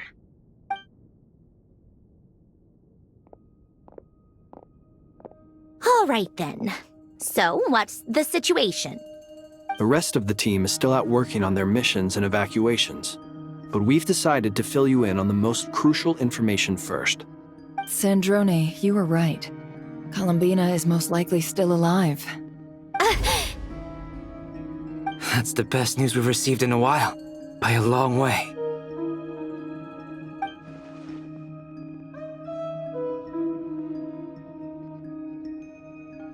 Random locations. Appearing in reverse order? Are you serious? So not dying isn't enough for the moon goddess, huh? She has to show off too. Anyway, does this mean we can deduce her condition from the moon marrows?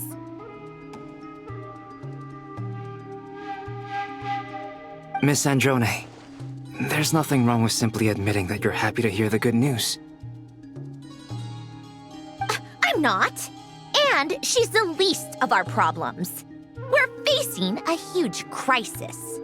If she can't control the flow of time in there, she's just gonna keep moving backwards. Different points in time won't intersect, and she'll never find a way out. Let's say life begins with a drop of water. When did time begin? The moment this planet came into being? No, that's not right. Her final destination would be the moment at which the space she is in was created. But it doesn't seem like we can influence that space from the outside world. So how can we help her? Also, if she's alive, Rarier and Thelindis might be too. But as far as we know, neither of them have come back out. That space may not have an exit at all. I'm afraid I must concur with Miss Nefer in this. Can't exactly argue with that. Let's leave it there for now. I've taken notes on everything you said. Will it help with your research? I doubt it's gonna help with breaking Dottore's energy fields. But who knows when it might come in handy. Better to have it all written down than try to remember everything when I need it. All right, I need to get back to my research. Mr. Albedo has made a lot of suggestions that will require my undivided attention. Sure, I'll stay here. I have things to work on.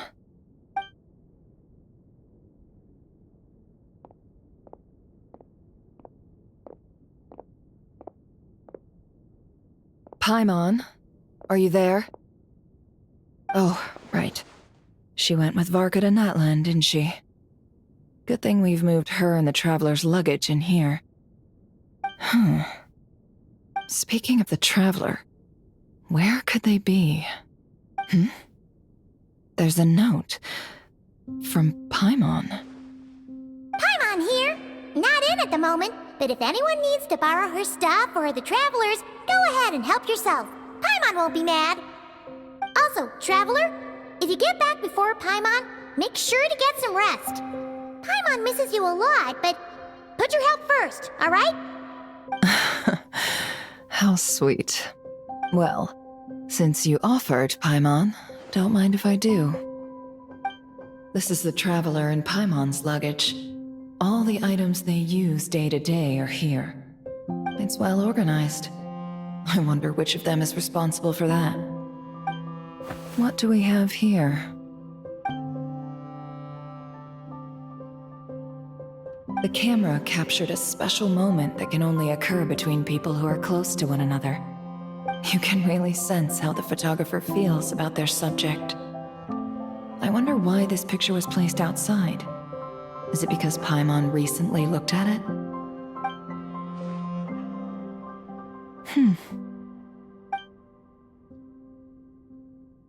This must belong to the Traveler. Perfect. I'll use this. Hang in there. We'll find you.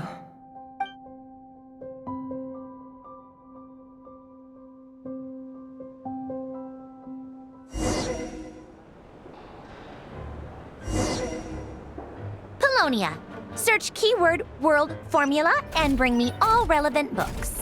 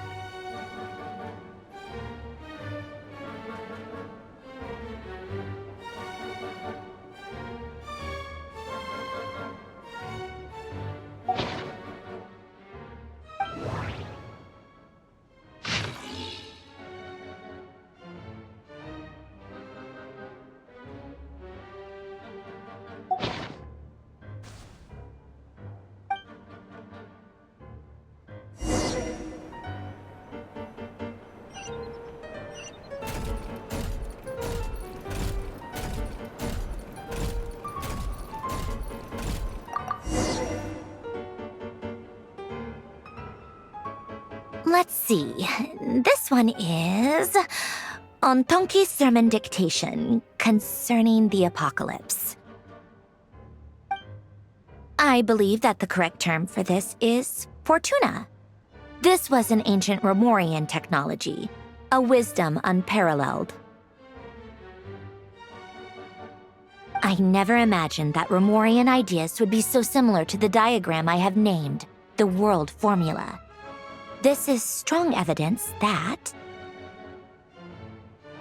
human civilization should gradually shed possibilities as it continues to explore and evolve. The end of humankind may well be upon us right now. The sparks of civilization shall run out, unless we consider introducing variables from outside the system. Variables? Surely that can only mean one thing. Descenders? Dottore likely captured the Traveler because of his descender status. But the three... Where does this variable factor in? The world formula calculates the fate of an entire world. Introducing a variable would therefore give us...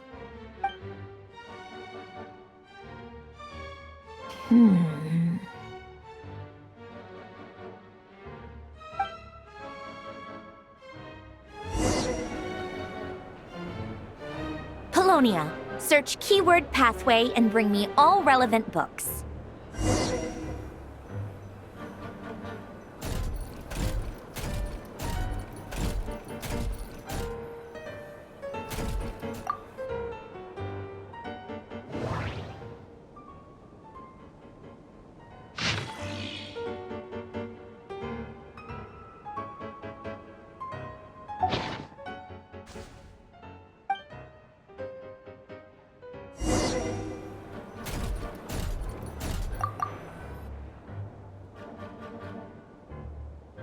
Otonki sermon dictation.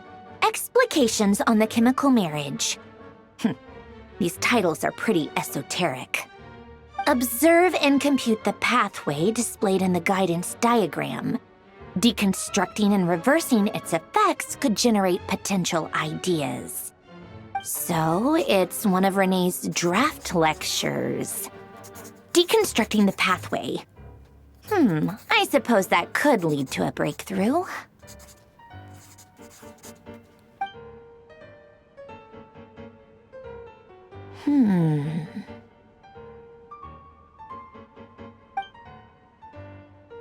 Ugh, this is so long.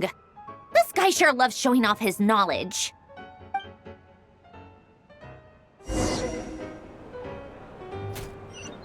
Polonia. Search keyword tree model and bring me all relevant books.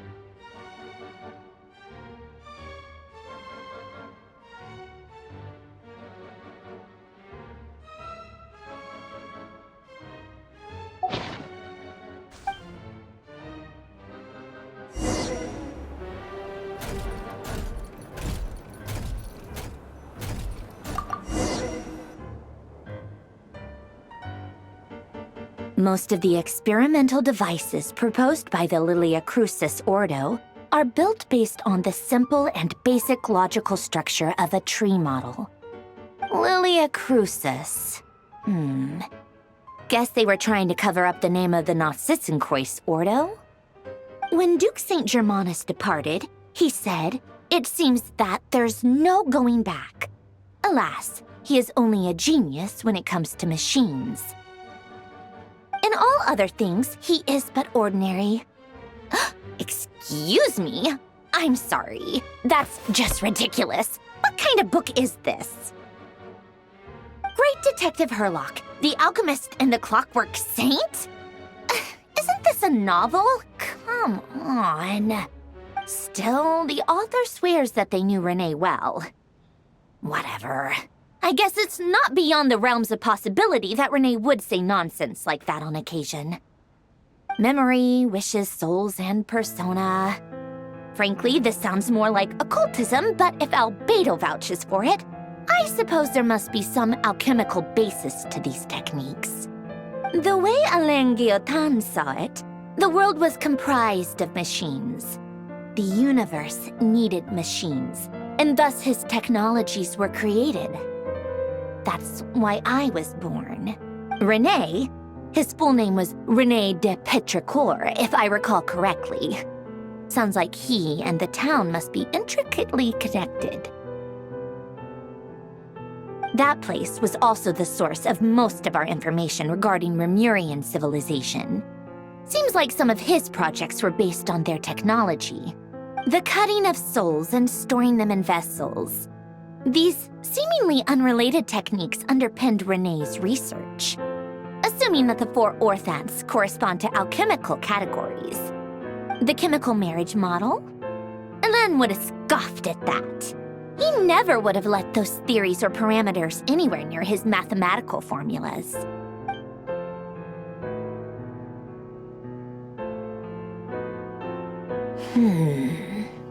What was Alain's view on René?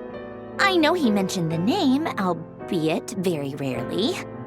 Oh, now I remember. Alain's old notes are here too. They mentioned René once. René seemed most out of sorts when he spoke to me. A lack of sweet foods has dulled his mind, I should think. Either way, his words are not to be believed. Yep, that sounds like Hélène. My subordinates actually did a half-decent job digging out all these materials. Makes a change. Good for them. Some of Hélène's old files are completely consistent with these records. He must have gotten them from the Tower of Gestalt. I never knew he got his hands on Renee's records that early. He may have kept them, but he never even attempted to use them. Didn't believe a word they said. Come to think of it, Renee's world formula was filled with calculations of constants. That shows he believed that the fate of the world to be predetermined. As for Hélène... it's been too long. I forget what he said. What would he have said? A guy like him, fervent believer in machines, but not headstrong enough. The world can be changed. He created that procedure to save this world. Yet the scale of the world's fate proved too enormous. The result was beyond his ability to calculate.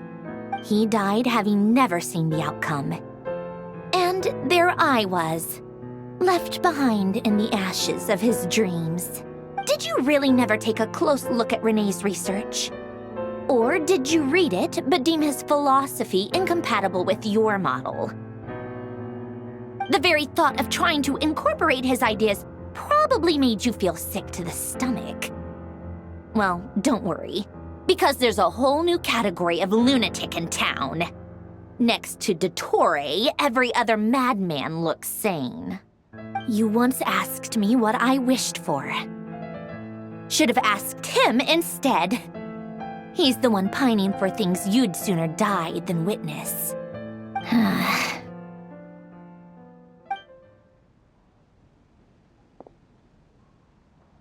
Even the tiniest variable can make big waves in the present.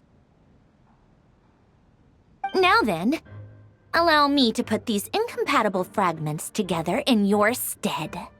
First, establish and verify the existence of the Great Circle. Absolute nihil on one end, absolute reality on the other.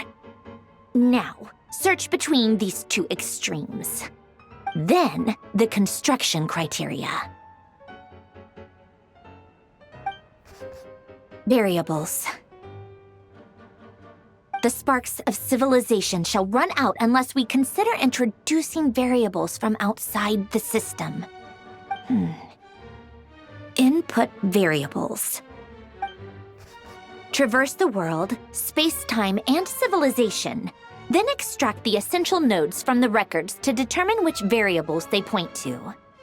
The primordial power that differentiated itself from the void. The power of light. Yes, light. Records. Hyperborea. This is horrendously complicated. After all that, I'm still missing a few variables. I need to think this through again. How do you think it looks, Polonia? Like the frenzied scrawlings of a madwoman? Fine, keep it to yourself. It's not like you can talk anyway. I'll assume you gave it a passing grade. I jest. But true madness does often start with trying to save the world. What would Arlecchino and Columbina think if they saw this incomprehensible hen scratch? They'd probably have me institutionalized. So would Rosaline. She's been dead for a while now. When I close my eyes and think back, I can still see her face. And that enormous dress she used to wear. Such a bizarre choice. What possessed her? Oh, and the clack-clack of those heels used to drive me insane. No one's asking me, obviously, but I hope you all know that I never wanted to save the world. I'm not crazy. I don't have delusional ambitions, and that's a clinical fact. The world needs a solution, but I don't need the world's validation. It's the world begging me for answers, not the other way around.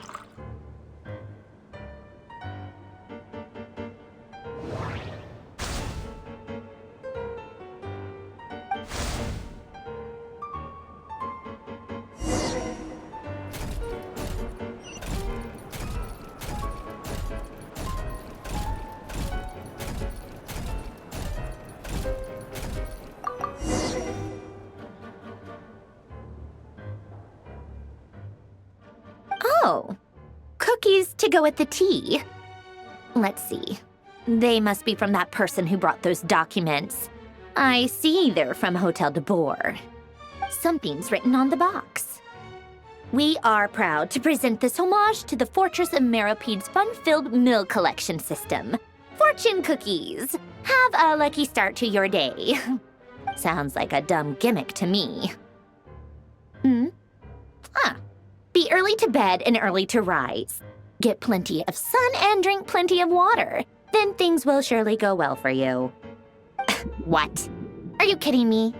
Somehow I doubt that an early night and a glass of water is magically gonna save a world on the brink of existential peril.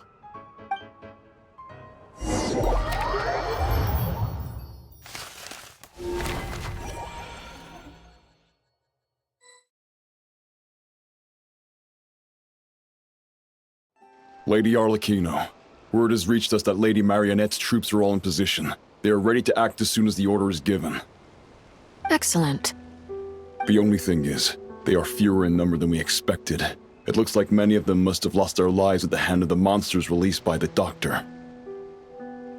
Can't be helped. Allow them to join our ranks and keep in contact. As you wish.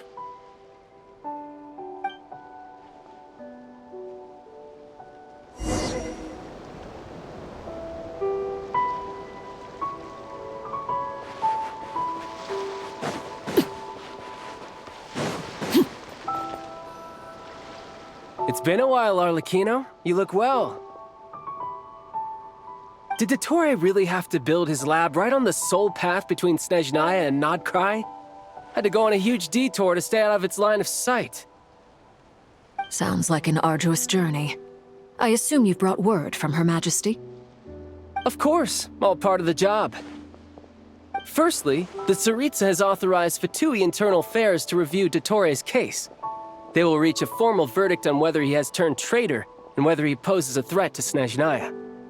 While they're working on that, I've been ordered to come and receive the refugees from Nodcry. They are nearby. My team will escort you to them shortly. Great. Aside from that, Her Majesty has a message for you and Sandrone personally. Huh? Where is Sandrone? She stayed behind to work since I was making the trip anyway. It seemed sensible to have one person on standby at base while the other came out to meet you. All right, guess that's just how she rolls. In that case, tell her that the Tsaritsa's decree this time is pretty awesome sounding. I think she'll like this one. Still, I wonder what... Wait, what's that? Did one of our troops turn into a monster? Take him out.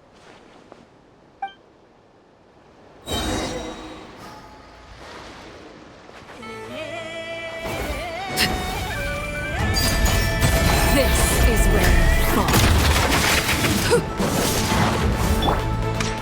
You're mine! Shouldn't let your guard down.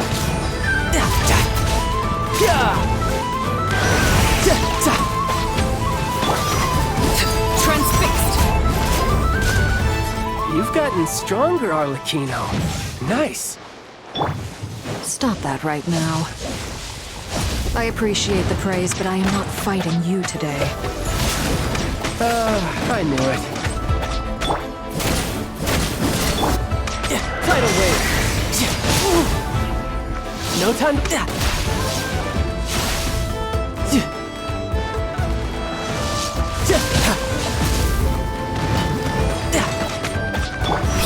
Laid to bear.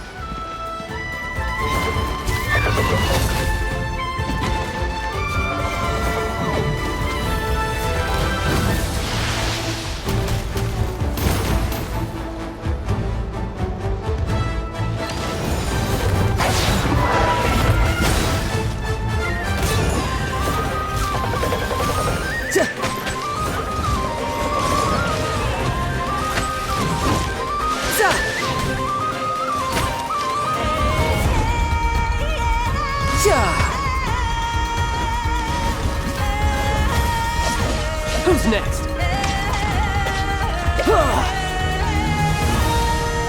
No time to lose.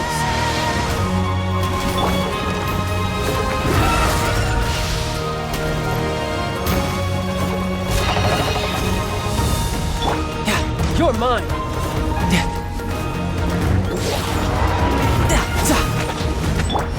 Transfixed! Everlasting as the moon!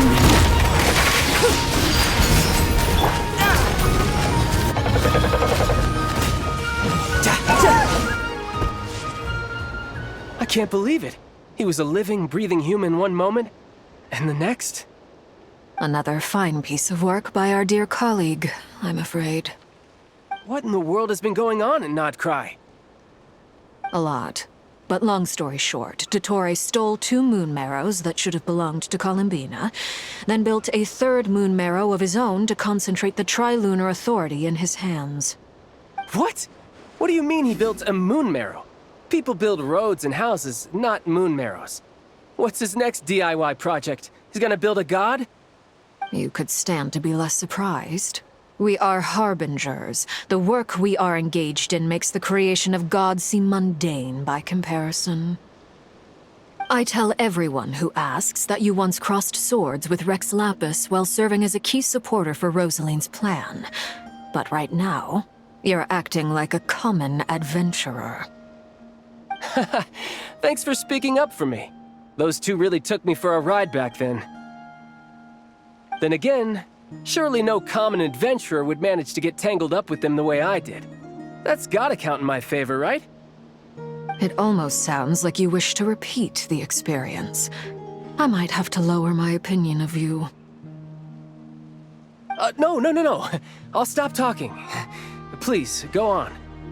Dottore is currently still experimenting with his newfound power in ways that continue to corrode the outside world. As for the human mutation, I believe this is simply a consequence of his experiments, and not a strategic move. That radiant beast was once a subordinate of Sandrone's.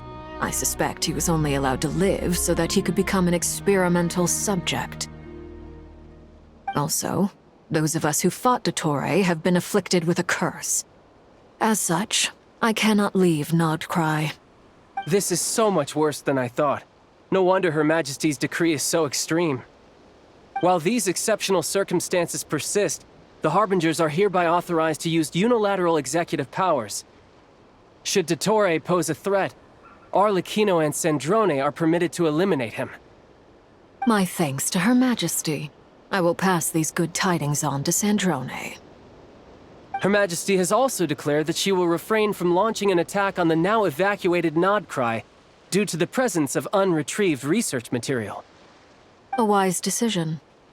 By the way, how's my old partner doing? I'm assuming they're with you? Partner? You mean the Traveler? I'm afraid I have bad news. He was captured after our failed assault on Dottore's lab. His whereabouts are currently unknown. What? Why? Since when does Dottore have a bone to pick with him? That is indeed the question. I'm not sure he does. He must have some other goal in mind. This won't do. I have to rescue him. You can't. We have no idea where the Traveler is. What am I supposed to do then? Stand here twiddling my thumbs? Sandrone is working on it. The best thing you can do right now is complete your mission.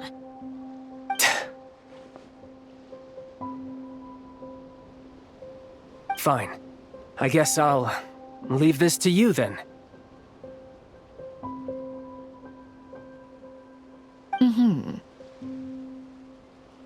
One last thing. Tell the Rooster to get the message out to the gods and citizens of every nation in Teyvat. Beware. An uncontrollable pollution is spreading forth from Nodcry. The source of that pollution is a madman drunk on the success of his experiments.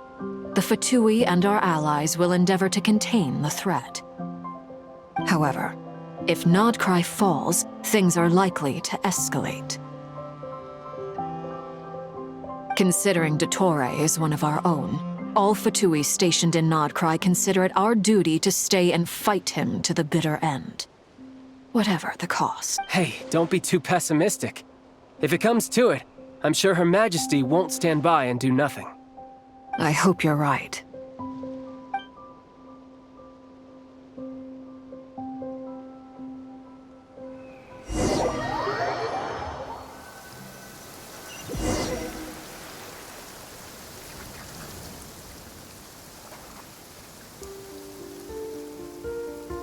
You're right on time. Thanks. Hey, do you think I'll get that gliding exam exemption? I made sure I was on my best behavior in Mondstadt. I landed well outside the city and walked in through the gates. I'll help you apply, don't worry. For now, let's see what we have here. What are the Doctor's energy fields even made from? The usual attract and repel principles that govern Kuvaki don't seem to apply to them. They are very mysterious, but ultimately, they appear to be comprised of energies from the three realms. Thanks to research by Master and the Hexen Circle, we know that Teyvat's 7 elements are derived from the more primordial power of the Light Realm, which is antagonistic with the power of the Void Realm. Since you have the power of the Dragon Durin within you, I'm sure you can already tell that this energy field contains no abyssal energy. That's true. It's not abyssal energy. It's something pure, wild, and untamed. I've been thinking about something.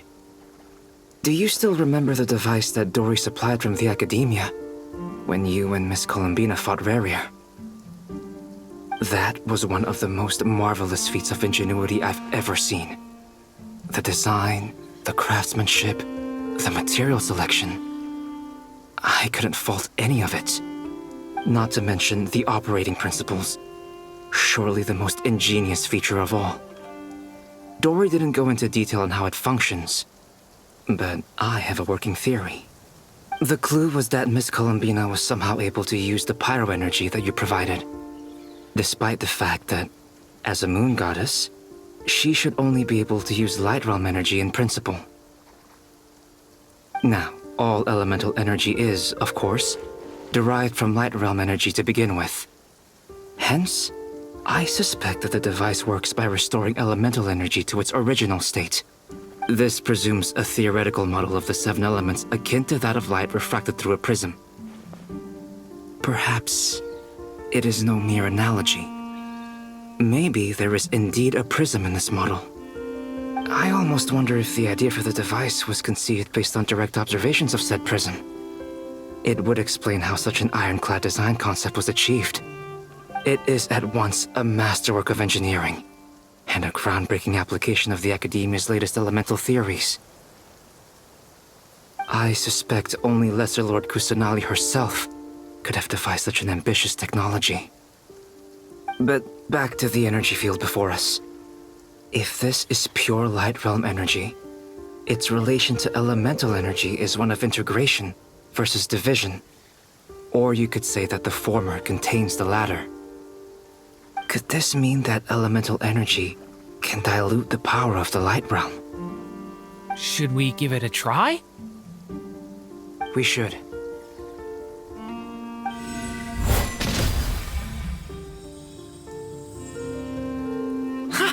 It worked! Clear signs of disruption were detected at the periphery of the energy field. This indicates that elemental energy can disturb or even negate the field. Now you try. All right, here goes. It's working! Switch to abyssal energy and attack again.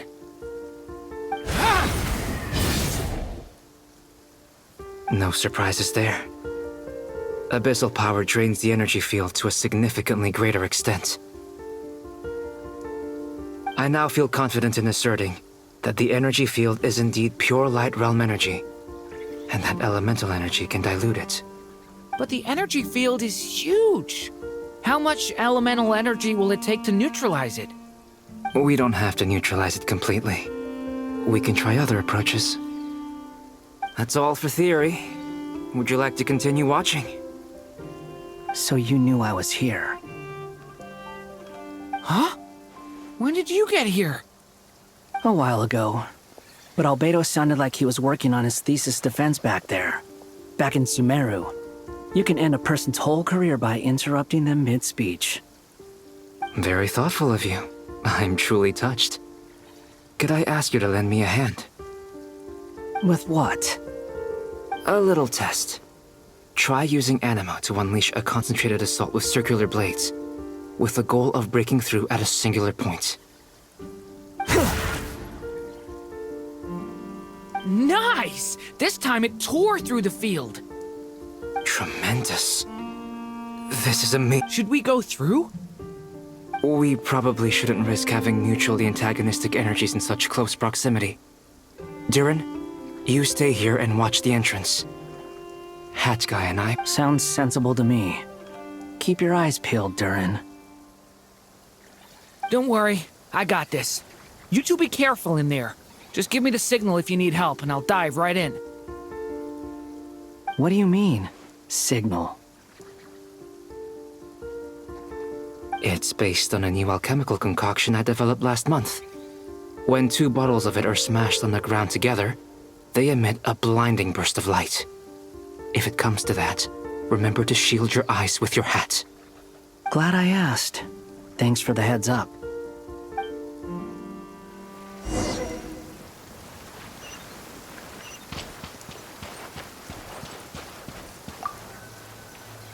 Like I thought. Beyond a certain distance, we can't see the opening where we came in. Maybe that's to prevent people from escaping. Sounds like Dottore's style to me. Not much has changed. Things are basically the same here as they were before the energy field appeared.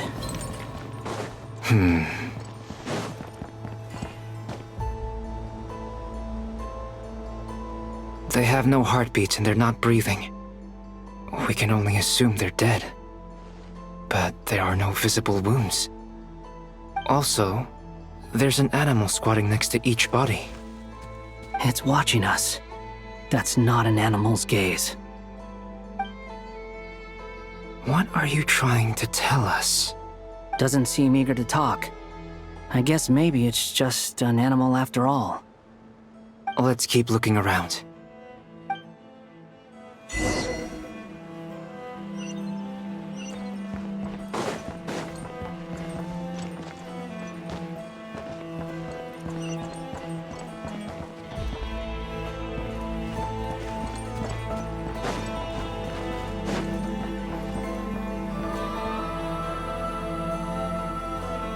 Same situation everywhere. Not a living soul in sight. Just countless bodies with animals standing watch over them. Well, I think we can safely rule out the possibility that they're all pets.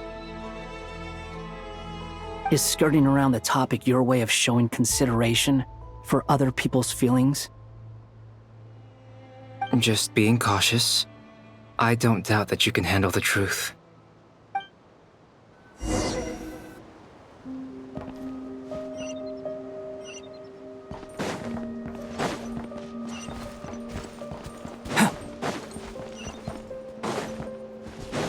Careful. Please. Help us. Please. Over. Please. Help us. Please. What happened here? I don't know. Suddenly, everyone collapsed. Then my line of sight got lower. I still have some of my senses left. I gotta get out of here.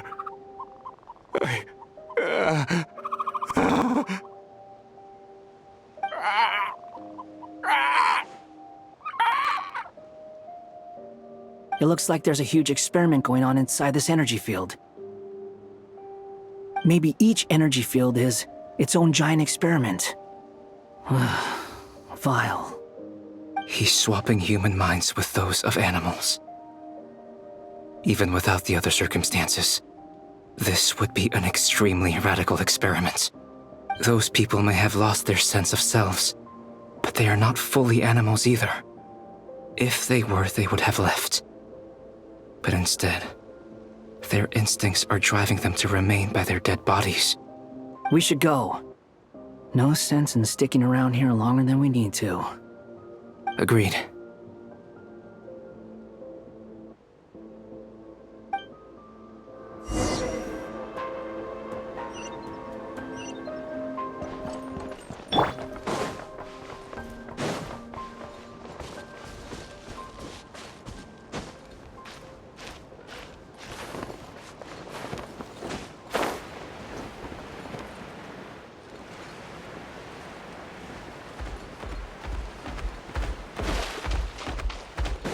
Behold!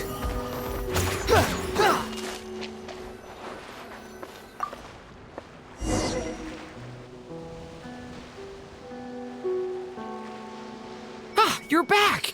Everything okay? We saw some things that take a strong stomach. Otherwise, we're fine. We should share our findings with the others.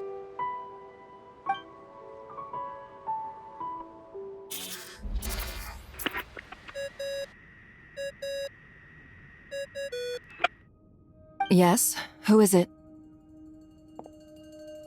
Miss Nefer, it's me, Albedo. We found a way to break through the energy fields.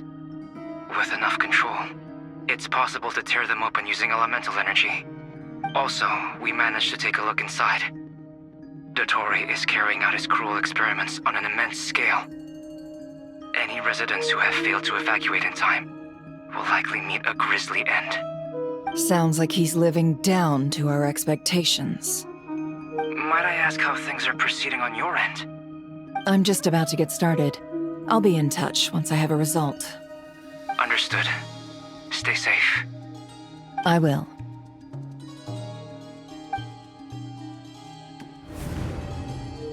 Well, Nefer, I'll link up with you once my tasks are complete.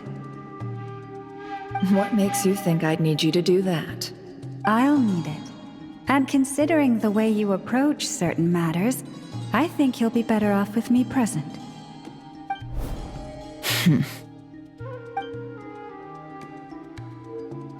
Let's begin.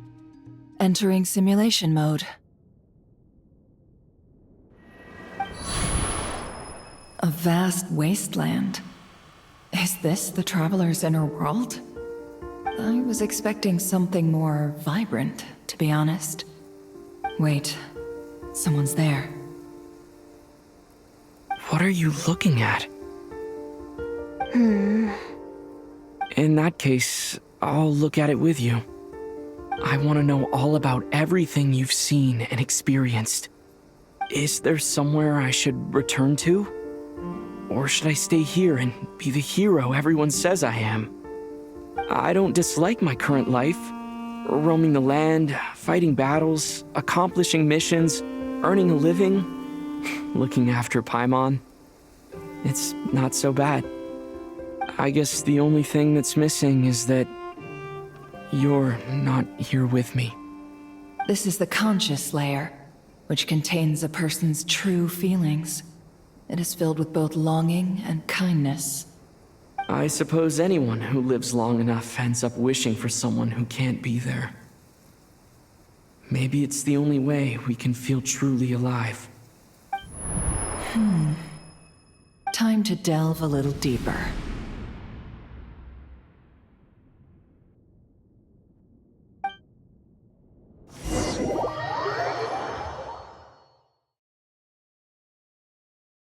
Nasha Town is hardly the optimal choice for a place to live, but it has character and a reasonable population density. What are you trying to say? Oh, don't be nervous. I was just thinking where might make a good starting point for your journey.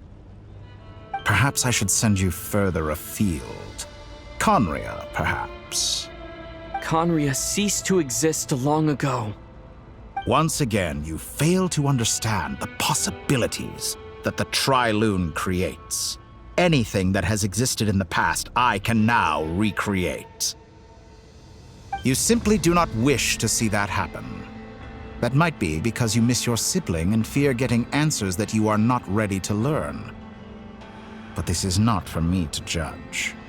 If we are to collaborate, we need to maintain an amicable relationship. In a moment, you will be able to... Oh no.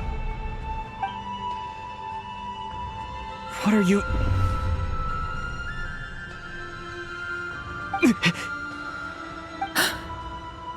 What are you gonna do? Don't move. Something unwanted has crept into... Oh? Gone as quickly as it came.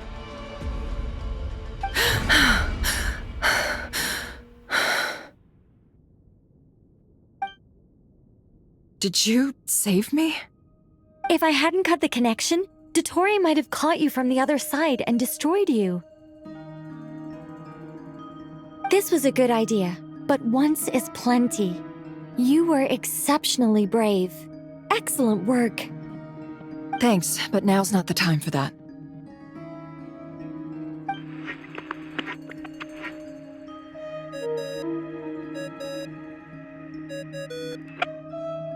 Albedo speaking. I think I know where he is. What is this endless darkness? I can't see anything, even though my eyes are wide open. But why? What happened? Ah, sorry about that. I take it you didn't notice. Just now, a friend of yours took a little peek into your mind. Could it be Nefer? How did she do it? Did she use something as a medium to connect to me? Do you think she's aware of your current circumstances? Oh dear. Have I stunned you into silence? I only wanted to slow down your time a little so I could stop your intruder in her tracks. It would have been nice to capture the spy. I must say, I'm finding the ability to adjust the flow of time rather intriguing. The moment you closed your eyes, time seemed to grow impossibly viscous, didn't it? A whole month passed before you opened your eyes again, but only for you. No one else was affected. I dare say this is something only a god can achieve. Point taken. You've proven once again that you have god-tier powers. Oh, you misunderstand. This wasn't about proving a point. I was testing things out.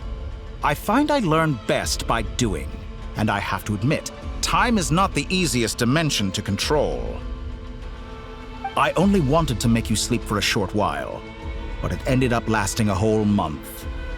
Clearly some finesse is required to wield the authority over time as I wish. I hope you're not angry with me. It was only a month's discrepancy, nothing too serious. Had I been off by a year, a decade, or even a century, that would have been quite a different story. You could have frozen me for millions of years. So much for collaboration.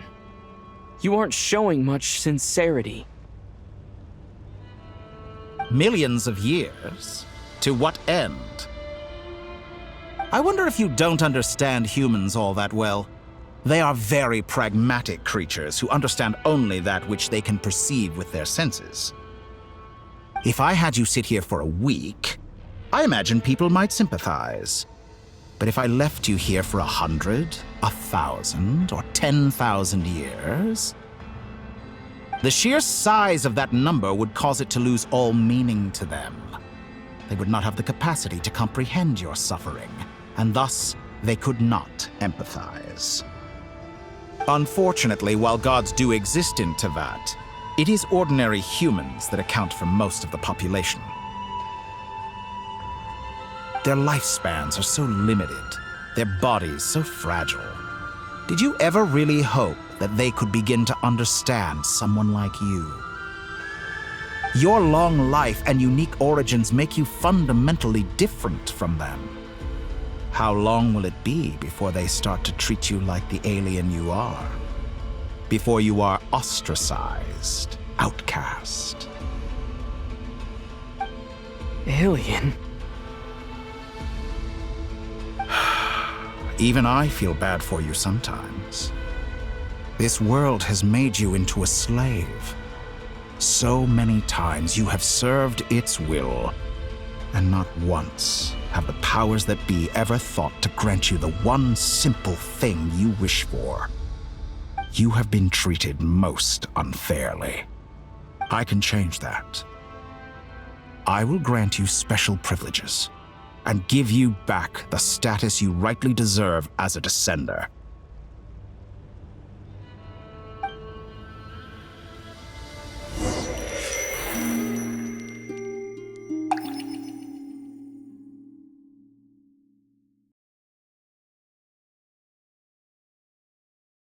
I've entered the past 3 times at this point, but I still have so many questions. For instance, beyond each point being further back in time than the last, what determines the specific locations at which I can make entry? So far, the common thread linking all 3 scenarios is that the Traveler has been present. But it's more than that. I know I sensed something familiar around him. What was it? I'll keep this question in mind as I carry on.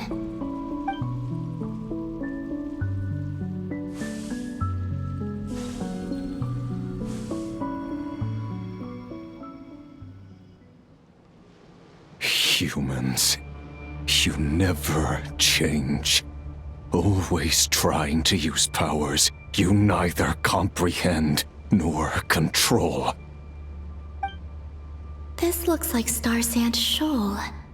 Was this before Rerir regained his physical form? You've messed with the cannon again, huh? Sorry, but this round's not gonna go your way.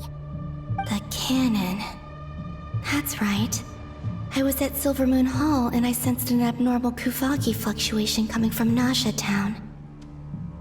And right after that, came an ominous power emanating from Star Sand Shoal. My body was once torn into countless pieces and hurled into the swirling chaos of time itself. But even so, my life and will were not extinguished. I wonder if I could try to prevent his resurrection. But how would I do it? What can I do? Traveler! Behind you! Look at that light! No, I won't make it in time. He's using the Kuvaki shield, like I taught him. Is he going to use it to block the cannon's beam?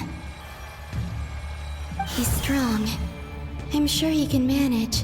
But the force released when the beam impacts the shield might lead to collateral damage. Easy Island. The Frost Moon Scions will be exposed to lethal levels of Kuvaki. A question, if I may. Kind Miss Columbina. When the cannon's Kuvaki beam was deflected earlier, I saw several bolts of energy streak toward Hisi Island, only to be blocked. Did you also have a hand in that?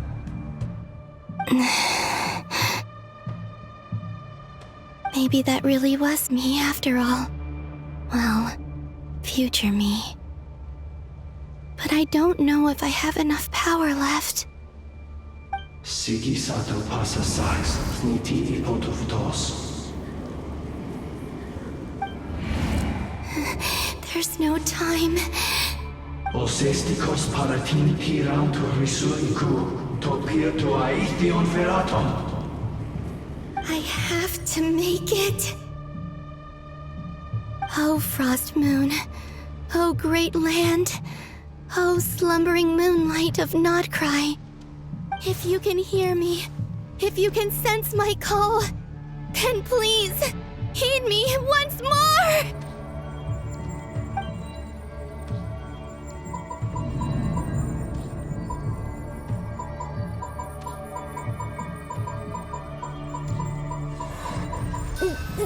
Did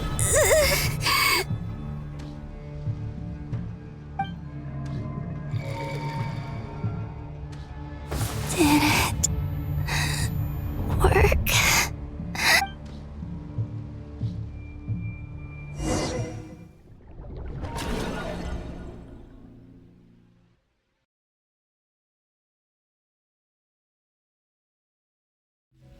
Hey, wake up. Hey, did you hear me? Columbina, I said wake up now! Oh, good morning, Sandrone. It's 3 in the afternoon, actually. And could you kindly not use my quarters as your personal nap room next time? Aw, but I feel so safe here. And your coffee, right? It's so bitter, but it smells lovely. It's like you were raised by wolves in a forest or something. What did you drink growing up? Grass tea? The Frost Moon Scions certainly led a more frugal existence than the Fatui.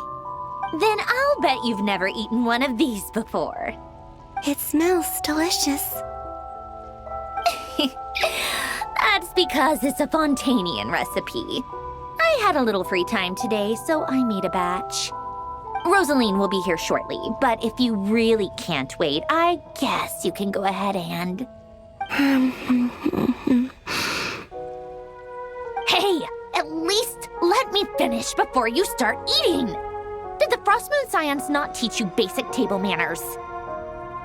Or did the rules not apply to you because you're the high and mighty moon goddess? These are so tasty. Of course they are. I made them.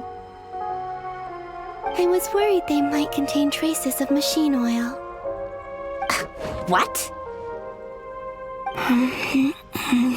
You know, there's something I've always wanted to ask you. Why did you leave your old home and join the Fatui? I mean, I'm sure their food was awful. But there's gotta be more to it than that. Well, life there didn't go quite how I imagined.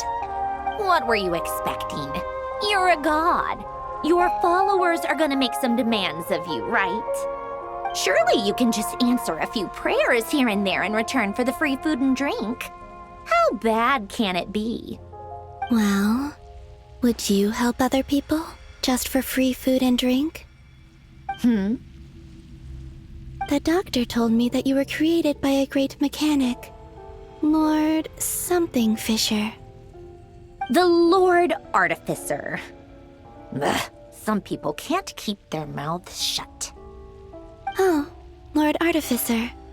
And didn't he have something to do with the, narcissist? Narcissenkreuz Ordo. Yes, that was it. Narcissenkreuz Ordo. So, would you try to fulfill their wishes? You must be joking. I wouldn't go even if they paid me. I don't even know them. Exactly. Well, I felt the same way. I did not know the people who made demands of me. What do you know? We're on the same page for once. In his later years, Alan did ask me if there was anything I wanted to do. If I had any wishes of my own. Well, I don't. And I'm not in any mood to fulfill someone else's either. Who's Alain? He was the... You know what? Never mind. You're not gonna remember. Anyway, the point I'm trying to make is, neither of us is the self-sacrificing type. Let me ask you this. What sort of place would you like to live in, if you could choose? A place where people don't ask me for things I cannot give them. Where they don't worship me, or fear me, but just want to chat with me like a normal person. I'd also like the freedom to come and go as I please. And ideally, it would be somewhere with the smell of coffee and snacks. Not to burst your bubble, but no such place exists in the world. Now, take your snacks and scram.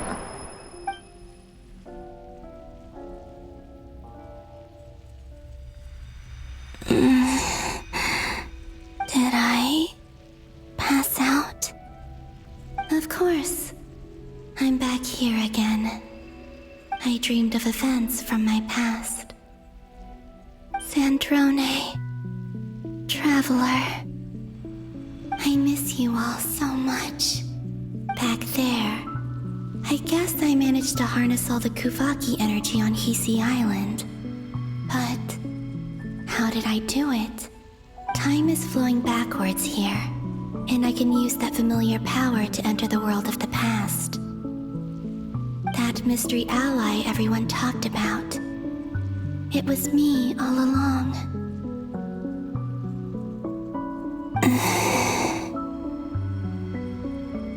I can sense that there isn't much more power remaining up ahead. What lies at the end of all of this? Will time keep flowing into the past? And will I ever find my way back?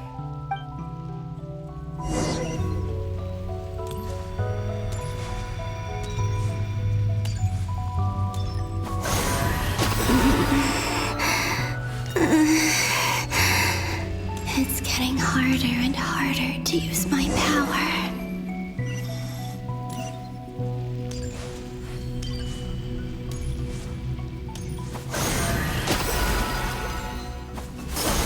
I'm no match for the Abyss in this state.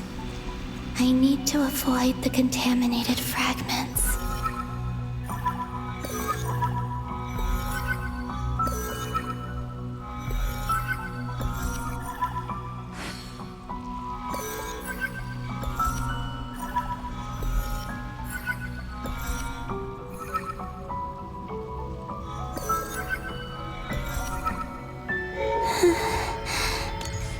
Time to go.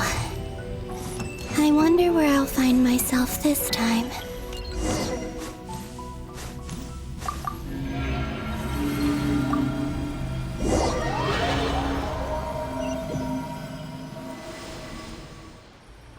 The Final Night Cemetery. This is where Flint's is based. Or not? How are we supposed to read through this many files? Difficult, yes, but it is also our most efficient option. Seems like they're searching for information. Oh, I remember. Flint's and Varga talked about some files on the Wild Hunt. Was this my doing too? To expose the true intentions of this Rarir, we need to dive into Nodcry's history. Are my actions changing the past? Or are they simply completing a process? Is all of this inevitable? Or am I the one making these decisions? If I choose not to help them now, will it change how things turn out? Hope we don't land on our heads then. They're my friends. I can't not help them.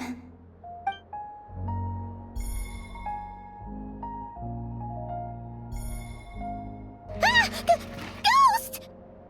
And the other one was... here. Hey! Another file's moving!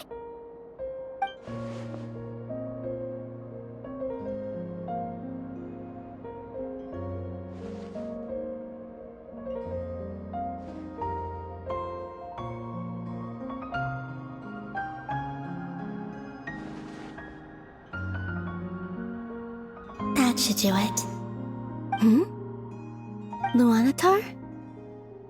You can sense my presence? Wait!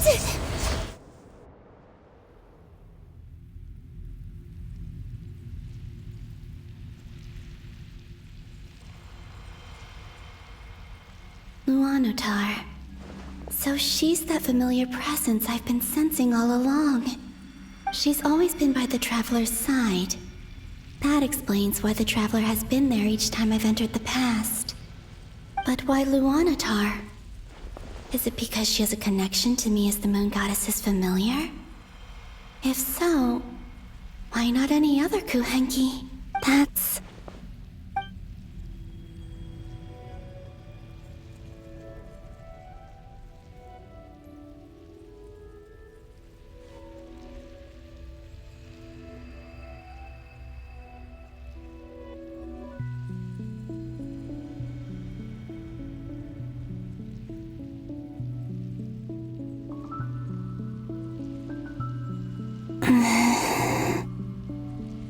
I cannot sense any power up ahead.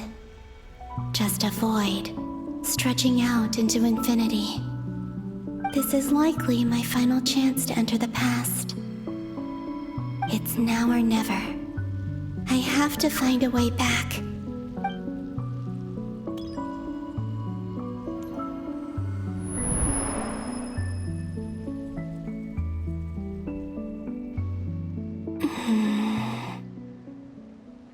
VIII Island?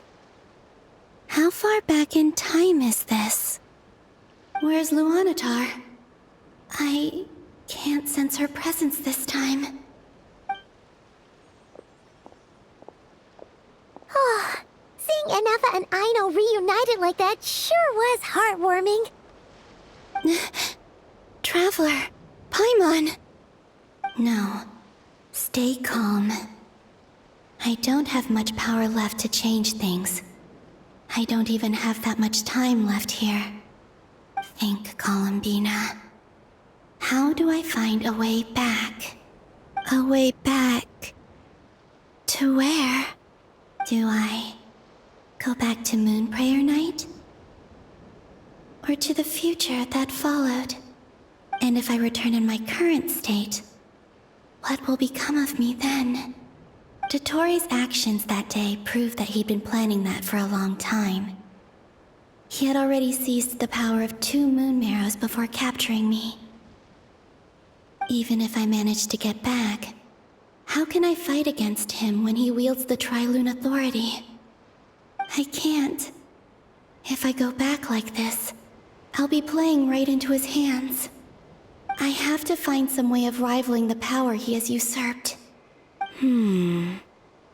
Wait. Time flowing backwards. The Tri-Lune authority. Does that mean... I think I know what the final destination of this lunar reflection might be. I know what I must do. Speaking of homes, we must already be close to where the Frost Moon Scions live. The vibe here feels different, just like the scenery. But how do I communicate my plan to my friends? Should I write it down here? No, someone else will see it. I need something with a close connection to me. Something I can use as a medium to tell them what's happened to me in here.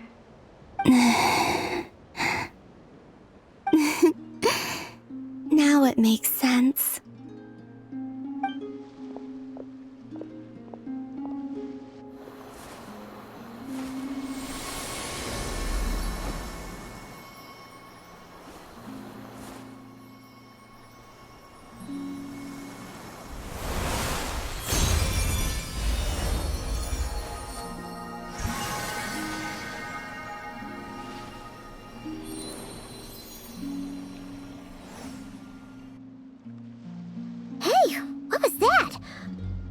Some sort of breeze blew by, and then the petals suddenly turned into... Huh? It was I who brought Luanatar into being. I gave up a piece of my own soul to create her. That's why I could sense a familiar power from the moment I entered this space.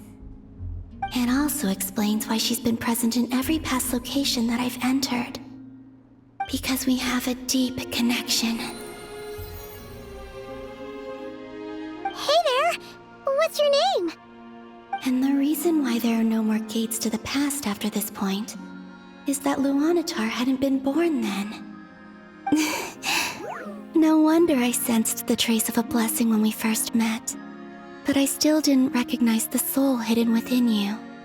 Back then, I was just a little lost dove.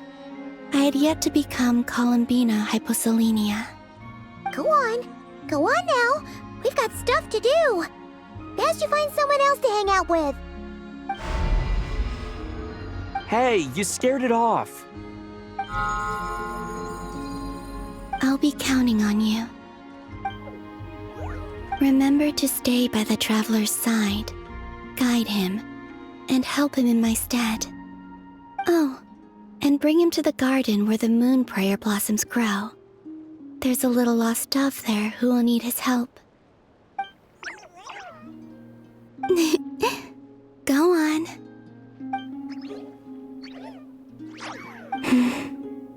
You too. Go and live yours. As for mine must go in a different direction.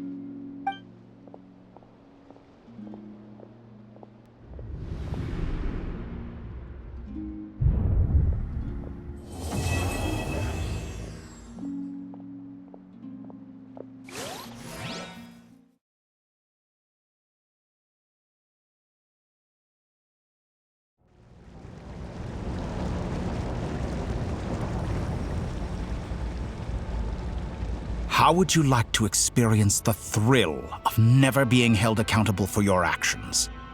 You could crush people like ants without consequence, or tear off their heads or limbs as you please. Believe me, such a life is but one small step away. What point is he trying to make? Freedom? But the freedom to kill? To do evil and get away with it? Why would you offer me that? The creation of a world is the ultimate scientific experiment. I have taken my research to the highest level, where I shall be not just a god, but also a servant to many sacred spirits. I shall heed the truth and perform holy deeds. A god's laboratory is the perfect playground, but it needs the right occupant to explore its full potential. Mortals are found everywhere one looks. Not so with Descenders. I'd prefer my first guest to be a distinguished individual such as yourself. And I know you could make the most of the opportunities it offers. So the condition for entering the new world is to take innocent lives. The same dilemma that Rerir once faced. Could I really bring myself to kill others for my own benefit? Rerir did. And look where it got him. Have you made up your mind? I can't do it. Your playground is no place for me. You're putting your hopes in the wrong person. But we both know I'm not quite the hero you say I am either. I have my own reasons for the journey I'm on. And they aren't all selfless. You've grown a lot since we last met, but there are still things you are unwilling to compromise on. This will only hinder you. Why don't I lower my requirements a little as a gesture of goodwill? I'll give you a little time to learn to be a less noble soul. That'll make things much easier for you. I really doubt I could live that sort of life. And yet you already sound less defiant than a moment ago. The benefits appeal to you because you can read the signs of the times. Why don't we return to my research facility? Your last visit was so rushed. There is much that I have yet to show you.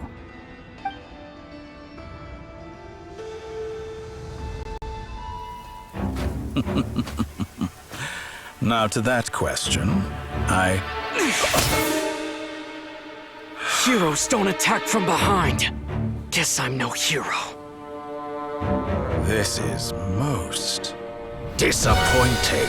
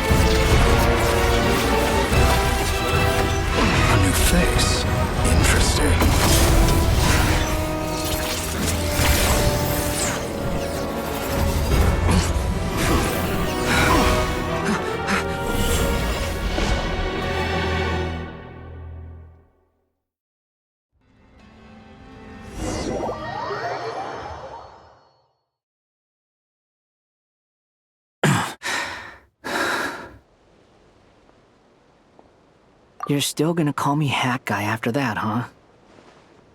I didn't see anyone else in there who needed saving. It's nothing. I'll be fine. Why are you looking at me like that? Is it that shocking that I'd come to your rescue? I owed you a favor back in Sumeru. Now we're even. Distracting Dottore was tough. I won't lie. He's not gonna fall for the same trick twice. That was my one shot. I'd hoped to use it to take him out. Ugh. I never wanted to obliterate someone more than I do right now. Dottore doesn't recognize me. But his segments were originally made based on an analysis of my operational principles. I expect it's only a matter of time before he figures out what I am. So Dottore doesn't recognize Wanderer because he deleted himself from Irminsul. Did he really miss his only chance for revenge by saving me? Why the long face? Hey, I'm not blaming you, okay? And I'm not complaining either. Rescuing you and killing Dottore are equally important goals. Everyone would be pretty stuck without you. It's best you live to fight another day. How are you holding up? Are you all right? Hat Guy said to put safety first, so we agreed to run as far away as we could after leaving the energy field, and only meet up once it was safe. You don't look injured. It seems that Dottore didn't do anything to you. All right. Rescue operation complete. Let's head back. There's a lot more work to be done before this is over.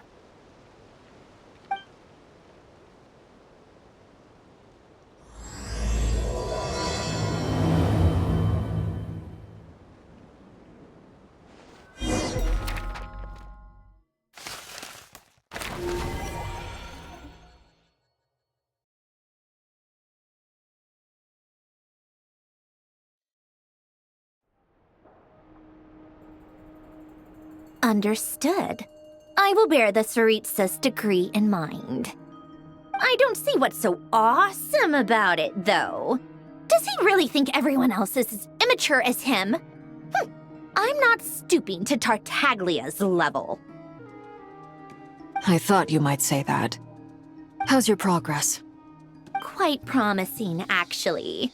That alchemist Albedo gave me a few ideas. Remember how I asked you to look up some files for me? That stuff on the Nachtschitzenkreuz Institute. René de Petrichor and Jakob Ingold.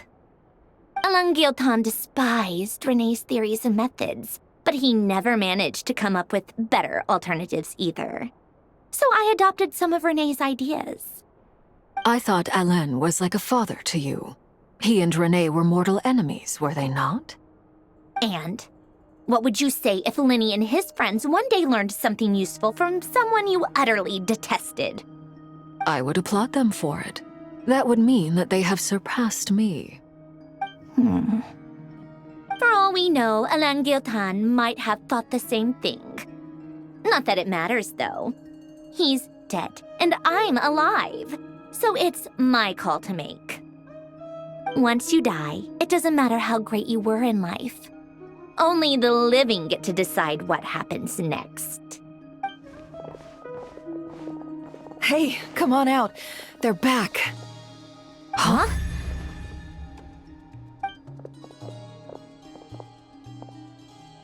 You're back? And your head's still screwed on? And you still have all your limbs? What does it look like? Way to keep your composure, madam. Excuse you. I am perfectly composed. Glad you're okay. Yes, it's a huge relief. Worry? Oh, yeah, right. You think we, the Fatui, were worried about you? We were worried sick. Hey! The Traveler and I were already friends. You are free to join this mission in whatever capacity you please. Much like your tea parties. It's a laugh a minute with you guys. I must say, I was quite surprised when Mr. Albedo told me he would need no additional aid. We discussed this on our way back as well. I am rarely so unequivocal, But in this case, we had full confidence in Hat Guy. He said he knew what he was doing. Albedo and I pretty much had to just wait outside on standby. Meanwhile, Hat Guy broke into the energy field and rescued the Traveler solo. You didn't have to mention that. Well, I'm thoroughly impressed. You are a force to be reckoned with, Hat Guy. Is he back? Is he really back? Traveler! It's really you!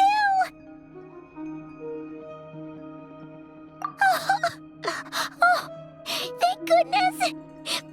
Paimon missed you so much! You can finally breathe easy, Paimon. It's great to have you back in one piece! Oh, Paimon's been having nightmares the whole time you were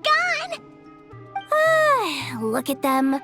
You know, once you reach my age, there's nothing better than watching a misty-eyed reunion between friends. It's nothing. Same goes when you get to my age, too. I bet Ino and Anefa would be tearing up as well if they were here. Varka, I'm not sure Anefa can cry. Oh, yeah, good point. Hey, your eyes are looking a little red and puffy. Come here, let's hug it out. What? Ew, no! No, thank you. You're not my dad, okay? Knock it off! Everyone, I'm sorry for all the trouble I caused you. But the silver lining is, I didn't come away from this ordeal empty-handed. While I was being held captive, I learned a lot about Dottore's current capabilities, and what he plans to do with them. Allow me to explain.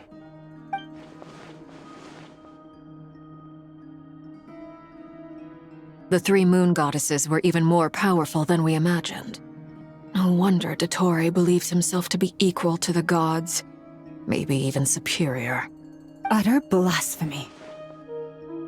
While everyone was gone, Nefer and I made an interesting discovery, and I believe Miss Sandrone has something to share too. Ma'am, perhaps you could do the honors?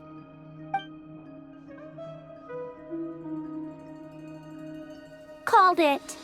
Getting rid of a pesky troublemaker like her is like trying to clean up after a crumbly cake. It always comes back to haunt you. Our next step is to find a way to bring her back. A place where time flows backwards, with no destination in sight. Surely it must have been created for a specific purpose. But I fear the answers are buried deep in Teyvat's history, held by great powers beyond our reach.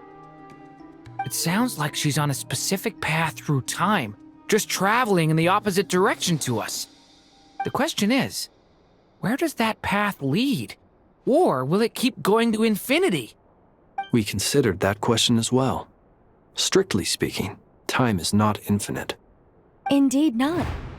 Every road has an end. Nicole! You sure loved quietly sneaking in mid-conversation. I do, in fact. It's something I've always done at our mages' tea parties. Quiet, mysterious, and persuasive. You wonder what lies at the end of her road. Well, just as the world has a beginning and an end, so too does time. And so, the end of the road is the moment that Teyvat was born. But where Miss Columbina will end up along this road, that depends on where this particular river of reverse time began. What about the original moons and the moon goddesses? Do they have a beginning too? All things do. In the beginning, no moons adorned the sky. It was the Dragon King Nibelung who raised the three moons into the heavens, and thus were the moon goddesses born. They were shadows of the planet, born to wield Nibelung's authority and oversee the world on his behalf. They were extensions of his will, manifestations of his majesty. But then one day, they disappeared just as suddenly as they had once been brought into being. Nobody knew where they had gone.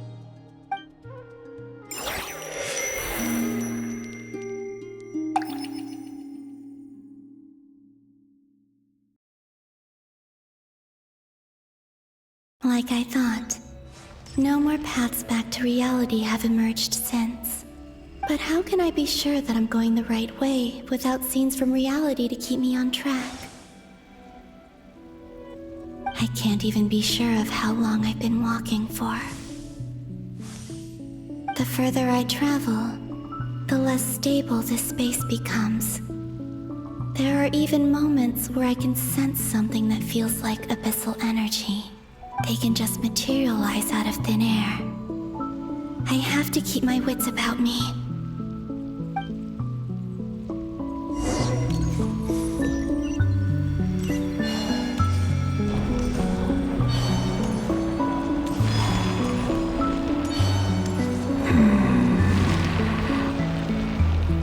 Is that the ray here of Solnari?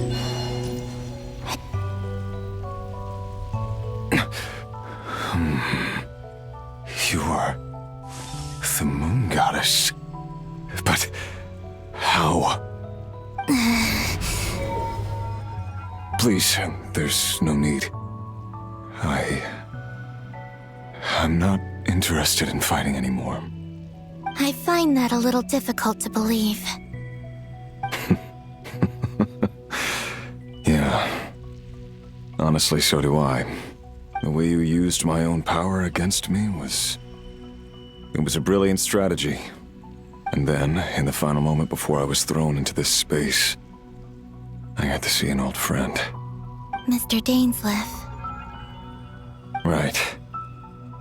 It was so long ago now. We're friends once. And when I first got here, I was filled with hatred, remorse, and rage. How I cursed and devoured. I tore everything here apart. I was consumed by the desire to leave this place and have my vengeance. But to no avail. This is a place with no exit.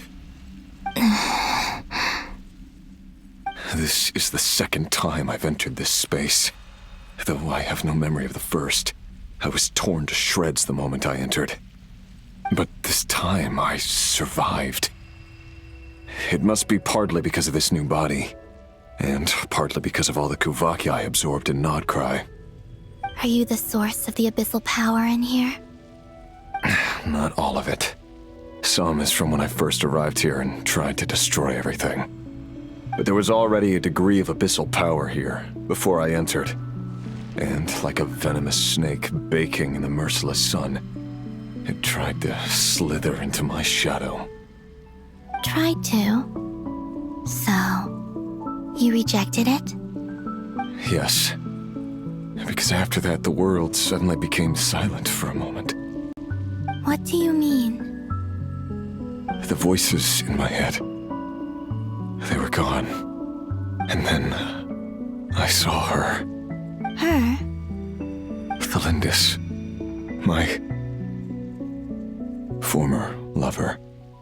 Never mentioned that she saw a memory of Thelindis leaping into the moon's reflection. More precisely, I saw her afterimage. I'm sure the real her is long gone. She was just an ordinary Conrian. She couldn't have survived here for very long. Anyway, why have you come here? Didn't you know it was a dead end? If I hadn't escaped through the moon gate, my friends would have been in far greater danger. Oh, I see. Because of your power. The power of a moon goddess. What? You'd like to know how I know, wouldn't you? The one who resurrected me said so. I could hear a deep lust for power in his voice. Do you mean... Dottore? Dottore. So that's what he's called. He'd been collecting fragments of my body for a long time. All so that he could resurrect me at the moment of his choosing. I had no interest in his research. But being as corroded by the abyss as I was, we were aligned as far as hunting the moons and recovering my strength were concerned. So that's why the Wild Hunt suddenly became so active in Nodcry. When I left the Fatui in my weekend state, Dottore must have felt that his time had come. Moon Goddess, could I ask a favor of you? What? I know this is a lot to ask, especially from someone who tried to kill you. If you refuse, I won't fight it. But this is the only thing I desire now. Nothing else matters. What do you want? I'd like you to take a message to Thelindis for me. Thelindis? But... Yes, she's dead. But like I said, I saw her afterimage. I can sense that some part of her soul remains here. Far, far ahead. Why don't you go and speak to her yourself? I can't. I don't know why, but I can't move freely in this space as you can. All I can see is a glimpse of her walking away. Just like the moment when I last saw her in life. In return, I will clear these abyssal obstacles for you. No, not in return. I'll clear them for you, whether you want to help me or not. It feels like something I ought to do. Why? Yeah. Why, indeed. I've been asking myself that question a lot recently. Why did I do the things I did? I'm tired of it all. Tired of the person I became. People used me. And then I turned around and started using others. I hurt a lot of people. I think I grew tired of it long ago. But I wouldn't admit it to myself. And ultimately, that's how I ended up here. What do you wish to tell her? All of it. My past. My mistakes. Everything that happened after we were separated. Is it okay if I give her the abridged version?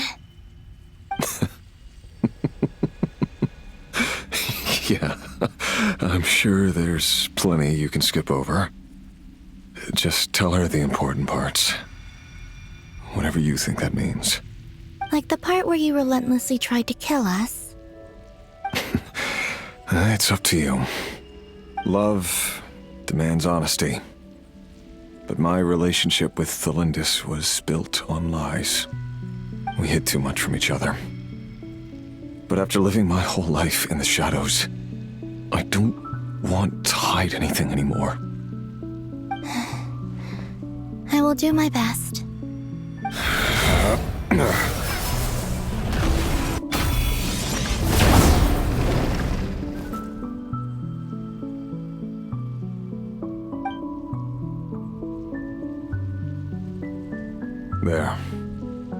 The abyss will no longer stand in your way.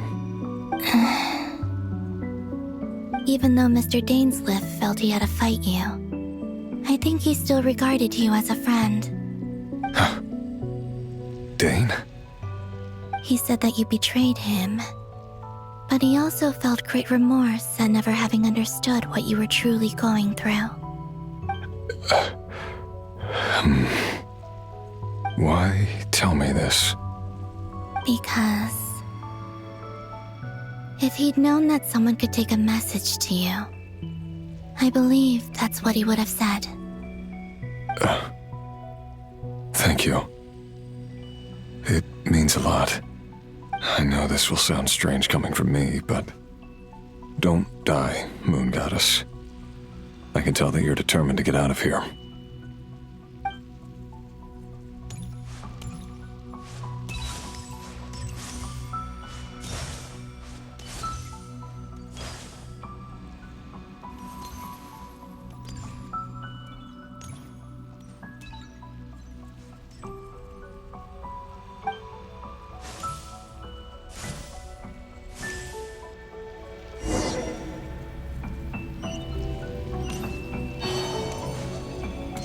He kept his word. The abyss is no longer obstructing my path.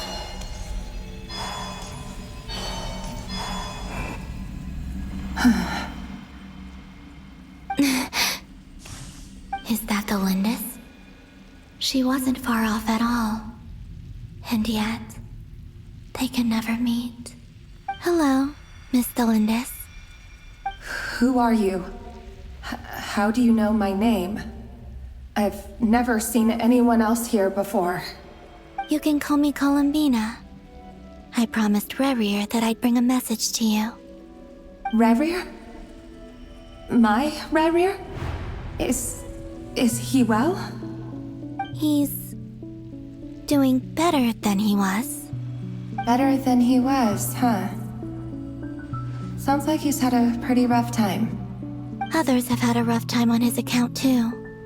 In many cases, their time ran out because of him. And I'm not just talking about the children of the Crimson Moon. So, things got worse before they got better. Could you tell me what happened, Miss Columbina? Are you sure you wish to know? Yes. This is my opportunity to learn the truth. No matter how hard it is to hear, I have to know. I admire your courage. However, time is short. I cannot stay here for long.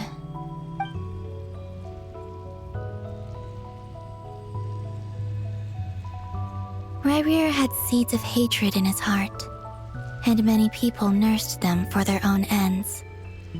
On some level, everything he did was to try and find a way to see you again. But in the end, he came to regret his mistakes. He wanted to apologize for hiding his past from you.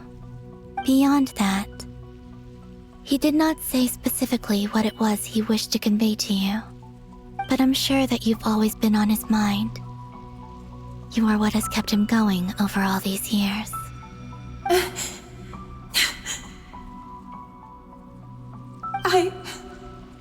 I'm sorry, Miss Columbina. This is so upsetting. I'm not sure how to put my feelings into words. It's all right. I understand. Well, that's everything from me. So, I guess I'll be... Wait. One moment. Time flows backwards here. The road ahead only leads further and further into the past. I know. I intend to reach the end of that road. Without a moon marrow, without the 3 moons' power, you won't make it far. Wait, unless... Are you one of the moon goddesses? You could say that. I see. I often think to myself, if life is like a train ride, why haven't I reached the terminus? Where am I even going? And it's not just me, it's this whole place. Wherever it is, it seems like it's existed forever. It's such a mystery. Where is it going? I must seem so ridiculous. I can't answer these basic questions, and yet I jumped right in here without hesitating, only to be torn apart the moment I entered by powerful energy currents. Only my soul remains now. Thinking back, I was suddenly overcome with fear and terror in that moment. Perhaps I too became bewitched by the abyss. I may have been the leverage it needed to control Rerir. I used to be a researcher at the Universitas Magistrorum in Conria, researching the iridescent moon's marrow. Eventually, I came to the conclusion that time in here flows in reverse. Rerir was one of the Finster King's retainers. With me, he was in an impossible position. It plagued him constantly. I wanted to help him escape his lot in life. I wanted him to be happy, so I thought I'd use this place to return to the past. At the time, I thought I could just go back to the day that the Finster King first found the princess. It was only after meeting the princess that the Vinster King started going too far with his research into the Abyss. That was the day all of our woes began. I thought I could stop the king from ever meeting her and solve everything. I couldn't kill the Vinster King himself, so I had to find another way to save Rayrir. That's why I wanted to go back, to kill the person who had brought new possibilities to our realm. I'm sure it was a futile endeavor, but the Abyss probably enhances the basest human desires. So I naively hoped I could change everything. But I was simply too weak. Like a speck of dust against the whole universe. Look at me. I didn't even survive the journey here. Not physically, at least. I know I'm never getting out of here. But you're different. You can make it, and I want to help you. I owe you that much. How do you plan to help me? Have you noticed the golden energy that exists here? Based on my past research and my observations since coming here, I believe they carry you forward faster. I can share what I've learned and help you understand the pattern in which this energy appears.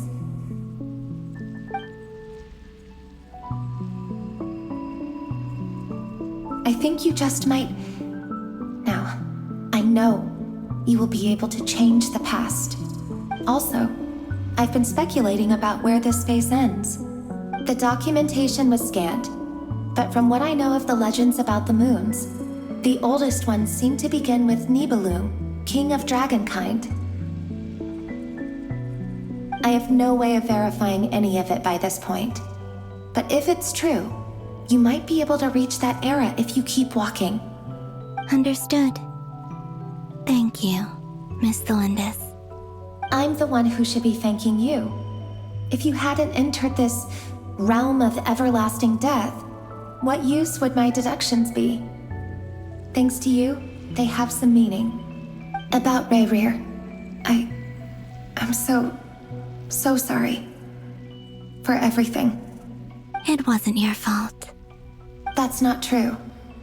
Because we both feared bringing trouble upon each other, neither of us ever told the truth. And that dishonesty sealed our fates. But enough about that. I wish you a safe journey, Miss Columbina.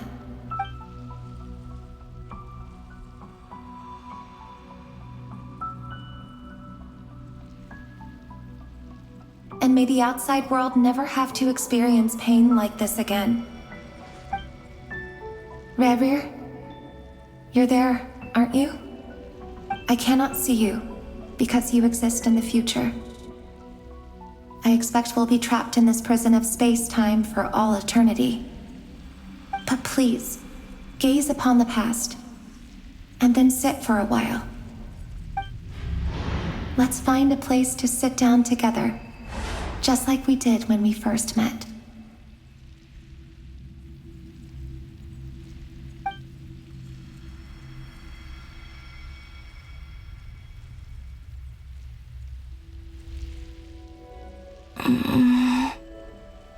How long have I been walking? How much further till I reach the end? Is there even an end to be found? Everything's getting blurry.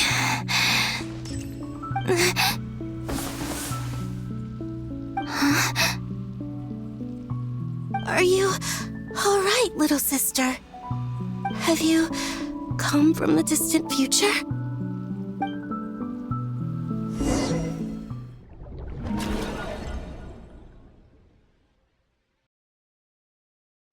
So, how exactly did the moons just disappear? Shouldn't it be a little harder to get rid of major creations like moons? The world is a vast and ancient place. On a certain scale, all life lasts for but a fleeting moment.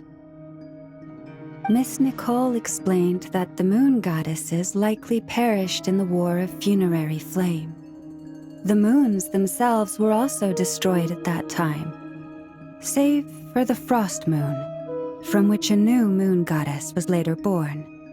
Am I missing something then? 'Cause the stories say that the moon goddesses were born on the moon, But doesn't Columbina say she was born in Nodcry? Huh. You're right. Why do their birthplaces differ? What's the difference between the two generations of moon goddesses? Also, remember what Sandrone said? Her scans detected 4 moons. In other words, 4 moon marrows. Technically, the result of the scan means that 4 moon marrows were detected and positively identified as moons in that moment. In other words, this piece of information alone isn't enough for us to know how Miss Columbina is doing right now. Yep, we have no way of staying up to date on whether she's dead or alive. But at least she's trying her best to get back to us.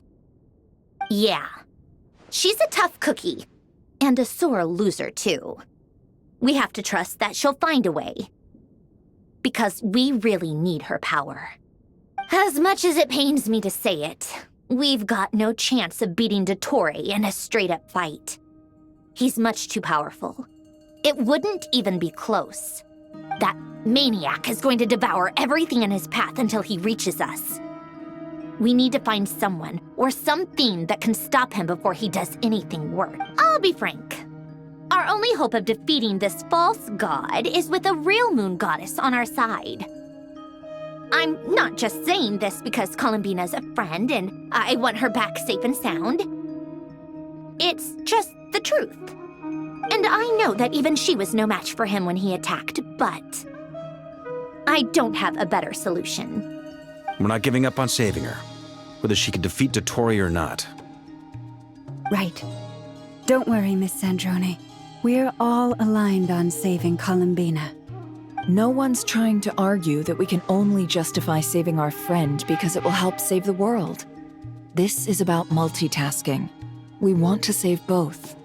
So, she's more than just a moon goddess to you guys? Absolutely. Duh! She's part of the gang! And you are too, you know. Yes, I know. You don't need to labor the point. I knew that the moment I came running over with my documents that I was part of the in-group. I mean, if Arlecchino can fit in, I certainly can.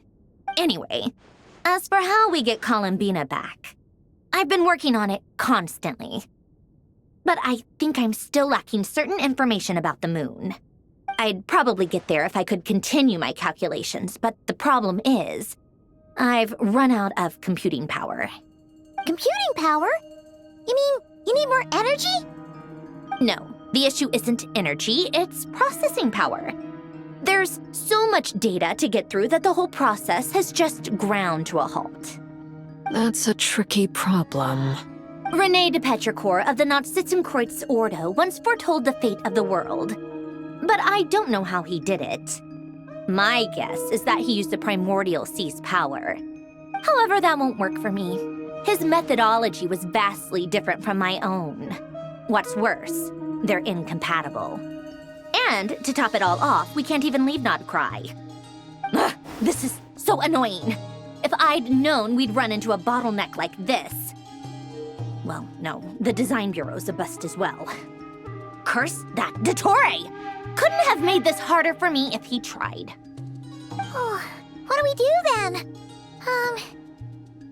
How about we grab a bite to eat and take a break?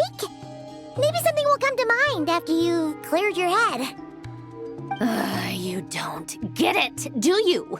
I'm trying to calculate the fate of an entire world here. And I need accurate results, not big prophecies. Where the heck am I gonna find the computing power for that? Ahem.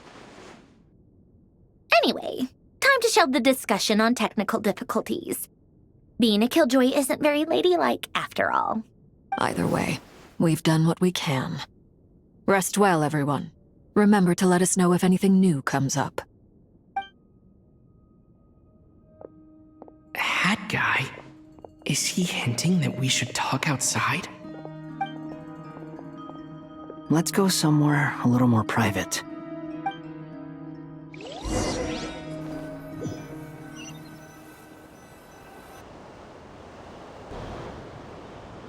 You know that Dory went back to Sumeru, right?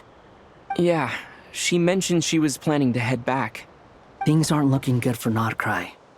She's gone to spread the word so that Sumeru has a chance to prepare for the worst.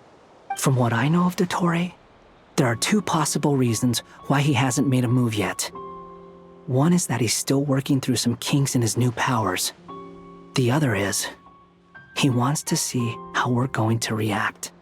He'll easily devour everything eventually, so I guess he's in no rush to make it happen. The first false god he made was me. Now it's his turn. Even though my records were erased from Irminsul, Dottore's ideas haven't changed one bit. He once told me that becoming a god was like turning yourself into a hungry wolf or giant serpent to devour the moon. Clearly, he began studying the moon goddess's powers long before he even tried making a god. He's always wanted to get his greedy hands on divine authority one way or another. And in the end, he devoured the moon where I failed. In the desert of Sumeru, there is a chessboard built by King Deshret, also known as Al-Ahmar. I don't know if it was a real game, or if he was just trying to challenge his servants and citizens in some way. But creating games and setting rules, gods do that as a matter of course. That's the kind of power Dottore craves. Now he has the Trilunar Authority. His power is leagues beyond the common people. I don't think there's any point in other nations rushing to the front line. They're better off focusing on defense and hoping they can fend off any threats that spill out from Nodcry. Either way, Dory will inform Lesser Lord Kusanali, and she will contact the other gods in turn. The Seven will have some recourse available. If nothing else, their protection should keep the rest of the world from descending into chaos as quickly as Nodcry has. So on the bright side, even if Nodcry is doomed, your friends in other nations won't be in any immediate peril. That's good to know. But I'm not ready to give up on Nodcry yet. There's a word for people who refuse to let anything go. It's called being greedy. Maybe it sounds greedy to you, and probably naive too. But whatever you call it, that's what gives me the determination to keep fighting. Battles are fleeting, but the will to fight is a long-term commitment. Give up for even a moment, and your resolve will shatter. Why do you always feel the need to do the right thing? No one is born to be a savior. I mean, who's gonna criticize you if you fail, or give up? Don't take this the wrong way, but Dottore said something similar to me. I guess the VIII attracts people who don't believe in saviors. Not necessarily. It's less about belief for me. I just want to know how determined you really are. After all, I don't owe anything to anyone else here. Only you. You look kinda worried. If your arch-nemesis was about to achieve their ultimate goal, I think you might feel a little worried too. That's true. Dottore is about to become an omniscient, omnipotent deity. That's gotta be a bitter pill to swallow. Still, you're calmer than I expected. Obviously. I have to admit that my past self was a reckless fool who misunderstood not only the point of revenge, but how to achieve it. And as much as I want my vengeance, I know I'm not gonna get it by acting alone. If the world's taught me anything, it's to think before I act. Too bad it never taught me any other virtues, though. So, I am going to destroy Dottore, no matter what it takes. So, what's your plan? I'll get to that. First, tell me, what do you think of Sandrone? Just like Paimon said, she's a friend, part of the gang. How much do you trust her? This is a serious question. Think carefully before you answer. Although she's with the VIII, she has her own values, and she's helped us a lot. If nothing else, she's clearly going the extra mile for Columbina. I see no reason not to trust her. If you say so. In that case, the three of us need to talk. I have some thoughts about her computing problem. It can be solved, but it will come with a cost. How much? If I can afford it, I'll cover it. Sometimes your heroism really backs me into a corner. You know that? Come on, let's go talk to her.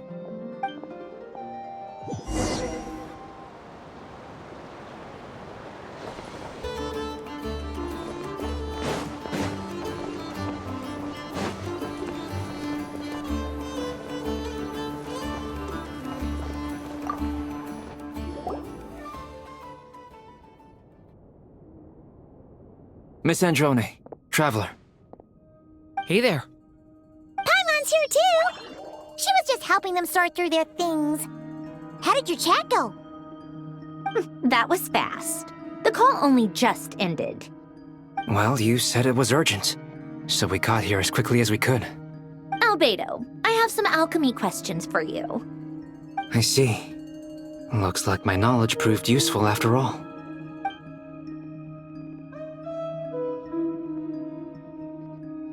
If I might ask, what is the end goal for the modified formula you'll be using? I needed to predict the future of the entire world.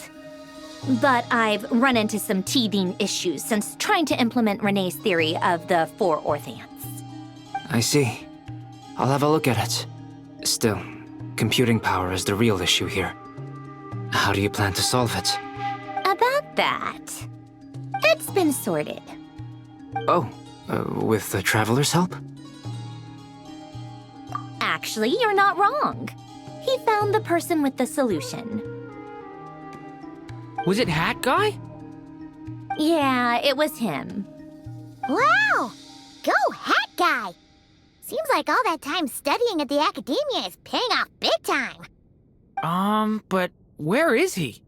Wasn't he the one who asked Albedo and I to come here? Come with me.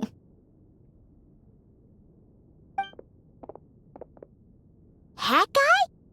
What's happened to him? Hat Guy! Can you hear us? No response. I guess he's in hibernation. Hat Guy mentioned that he was a puppet. It seems that his functions are currently shut down. I presume this has something to do with the solution to your computing problem. That's right. He and the Traveler came to see me. Wait, what? You have a solution? Would you calm down? Why do you always react so hysterically to everything? Excuse me? How would you know? You shouldn't be so quick to judge complete strangers. It's very bad manners. Oh, please. It doesn't take that long to figure out that you have a temper. Where does a mere student get that kind of confidence? I've actually published more papers than you.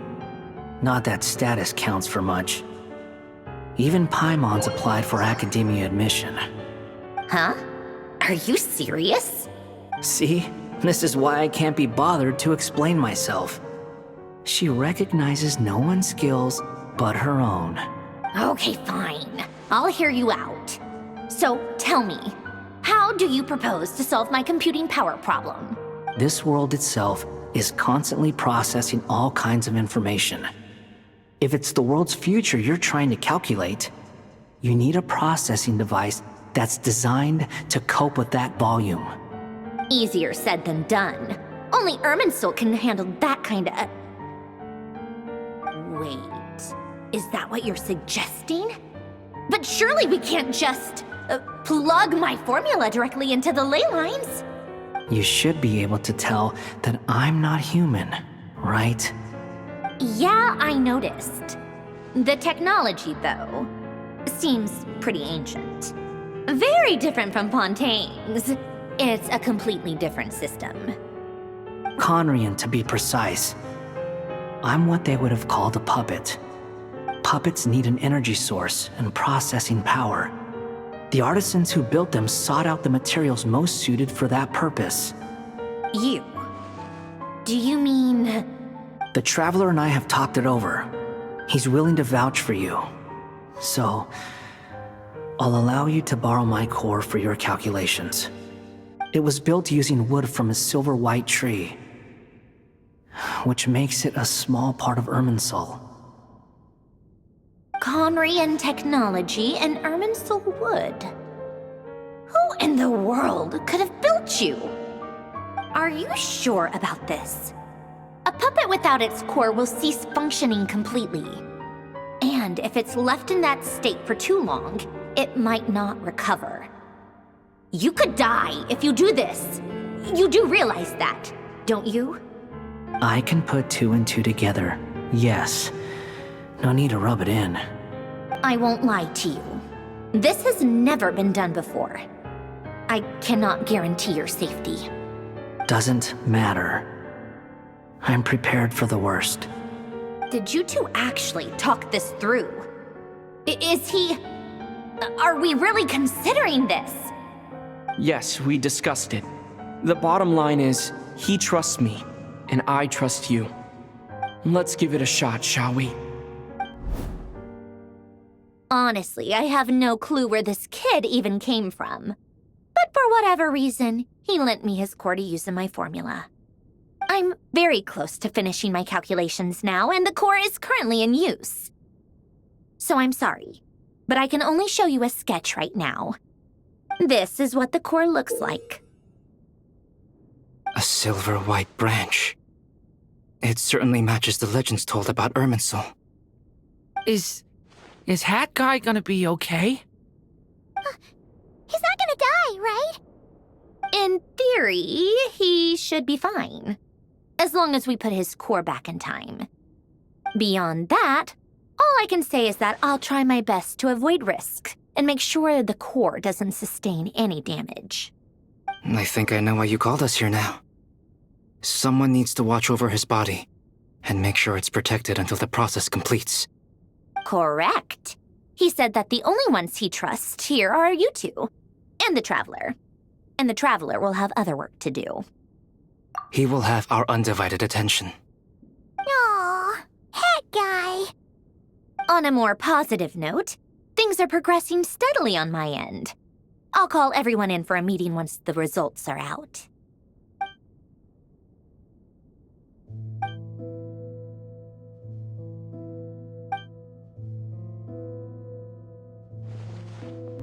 The worst-case scenario with the core removal is either a system reset or a total loss of function. But I'm not afraid. A quiet death should have been my fate long ago. A core is completely different from a heart. It's like another vital organ entirely. I never believed it could be a true replacement for what I sought. But in the end, it turns out the core was more useful to me. Pretty funny when you think about it. It's like the punchline of my entire life. Do you think there's any difference between a puppet and a human? If not, then this would just be another samsara. I have already experienced both a past life and a next life. Part of me wonders whether I'm only capable of making this decision because I've become a real human. What's with that expression? Isn't this a good thing? Sandrone will succeed, won't she? She has to. She will. We all have to persevere until this is over. That's right. And I'll protect you all until the moment of victory arrives.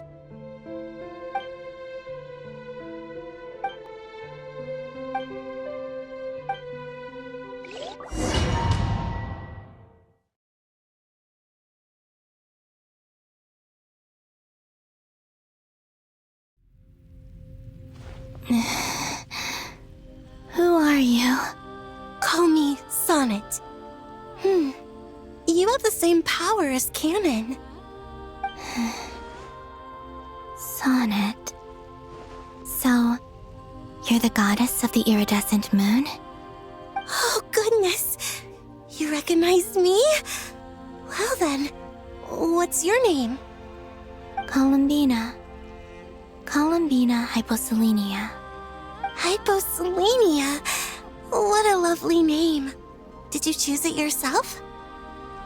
It was a joint effort between me and my friends. Friends? You mean your friends in the heavens? Huh? Oh, sorry. You must be exhausted. I apologize. Hang in there. Let me introduce you to my older sisters. Do you mean the other two moon goddesses? Arya and Canon? Wow, you sure know a lot. Hey, does that mean that our story goes on into the future? Oh, I guess that wasn't the best question to ask. It's alright. We were prepared for that possibility.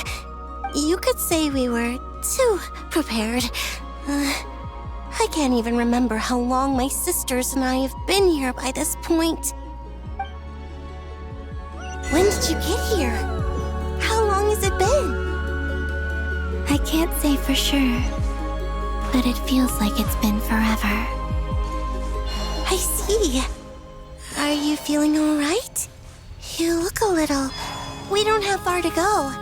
The place where my sisters and I are based is just up ahead. Don't worry, they're both really nice.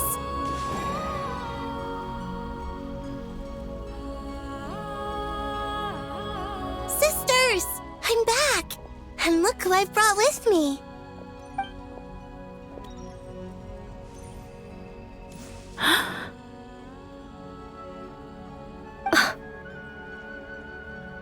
It's our lovely little sister, born in the far future.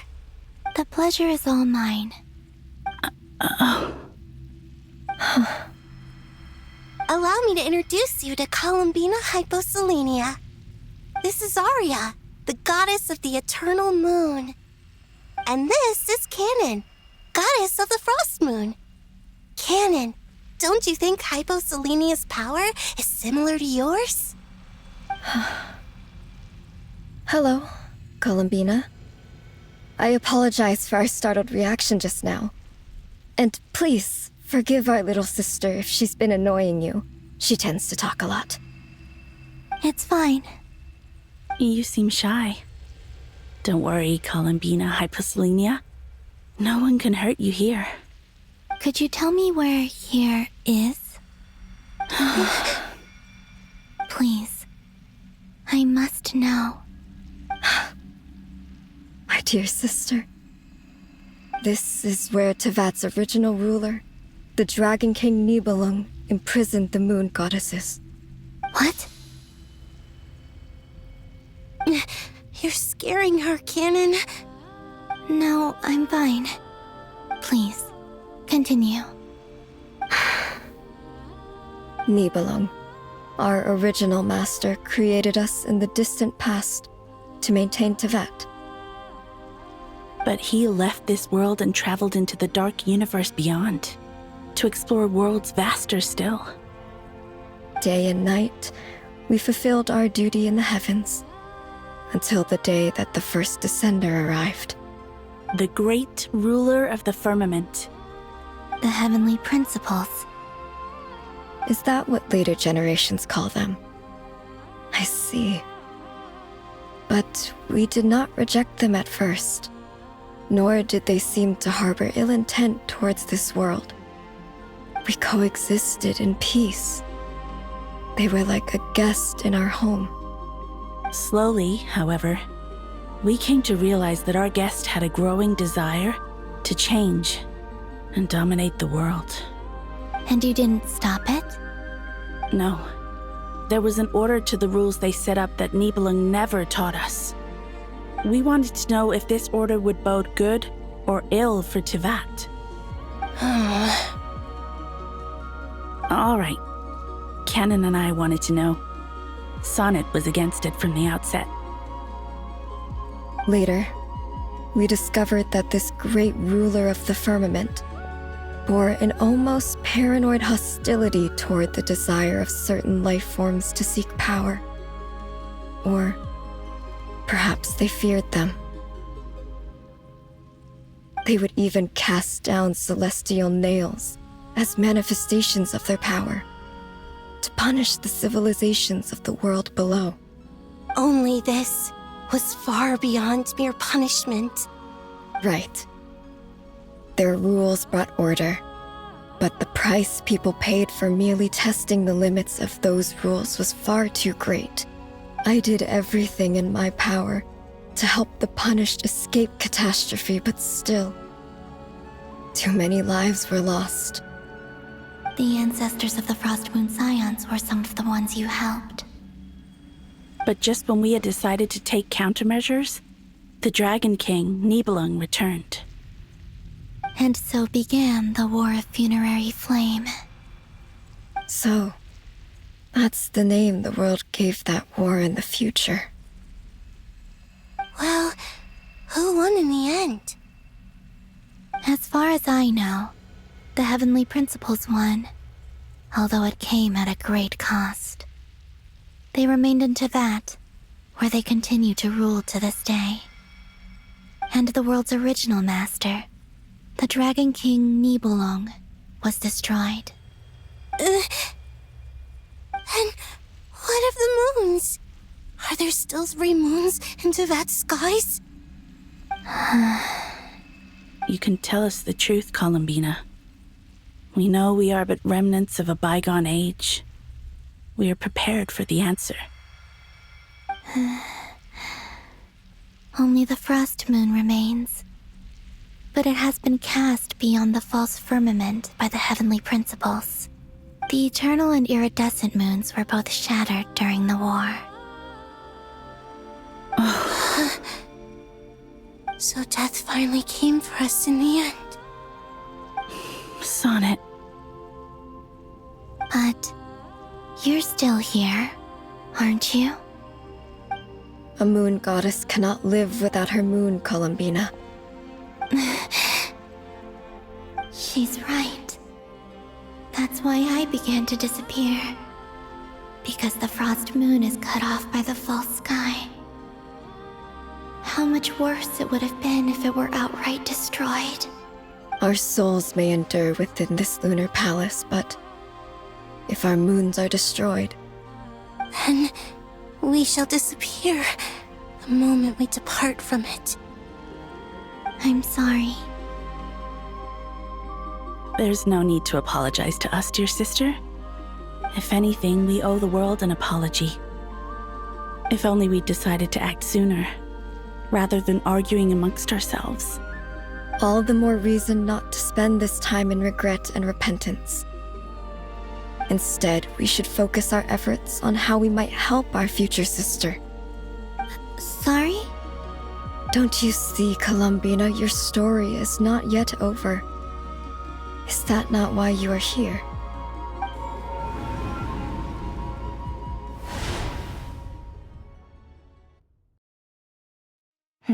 It's done. Initiate numerological array.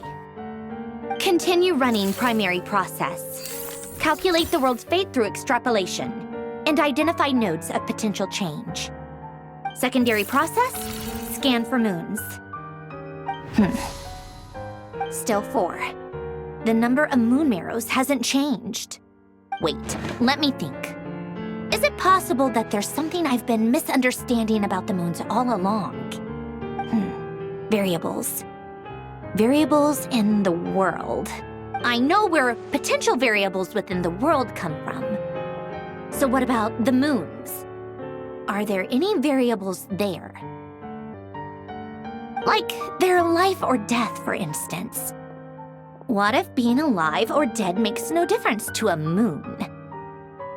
But that's so strange. Even immortal gods can die. Why would the moons alone be? Wait!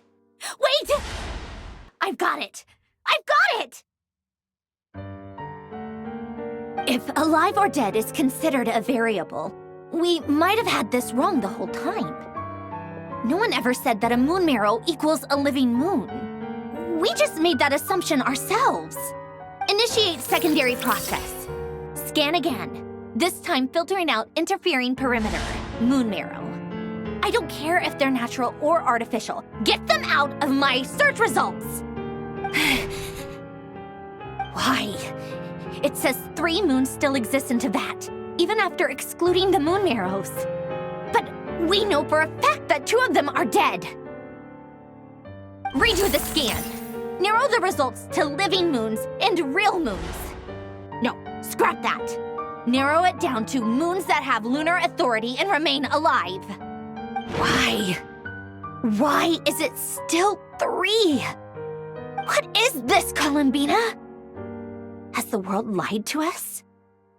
Or are you the one pulling the wool over our eyes?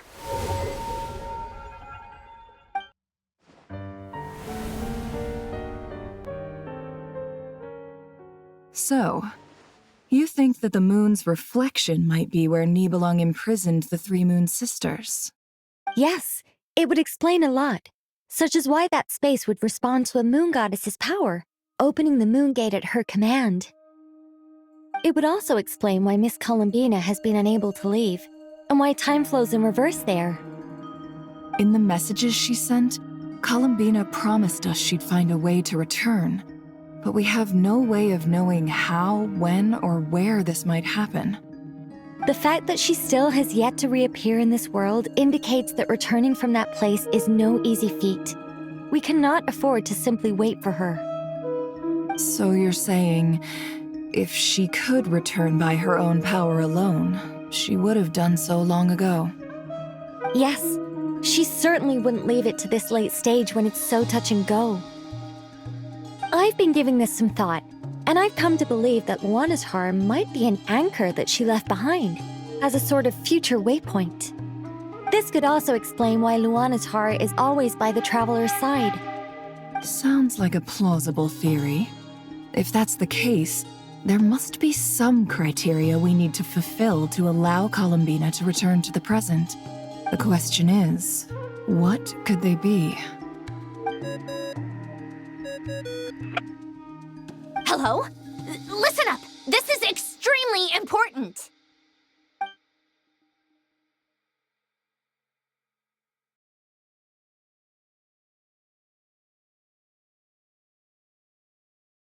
Not only is Columbina alive, but she may well exist in a form unimaginable to us. I'm still unclear on the details, but she's done something truly inconceivable in the past.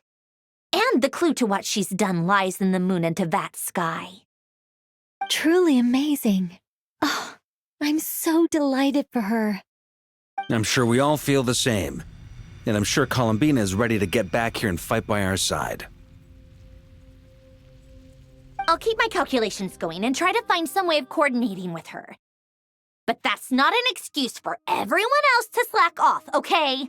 All of you had better keep trying to think of solutions. How can the dead moon still live? And Luanatar...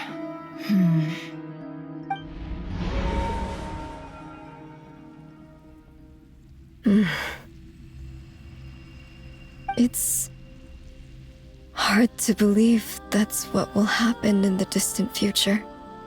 Our authority is linked to the most fundamental rules of Teyvat. I suppose it's no wonder that many would covet that power. I didn't realize that when you said friends, you meant people who live down in Teyvat. That's so lovely. I always wanted to go down there and have some fun. Have you ever tried leaving this prison?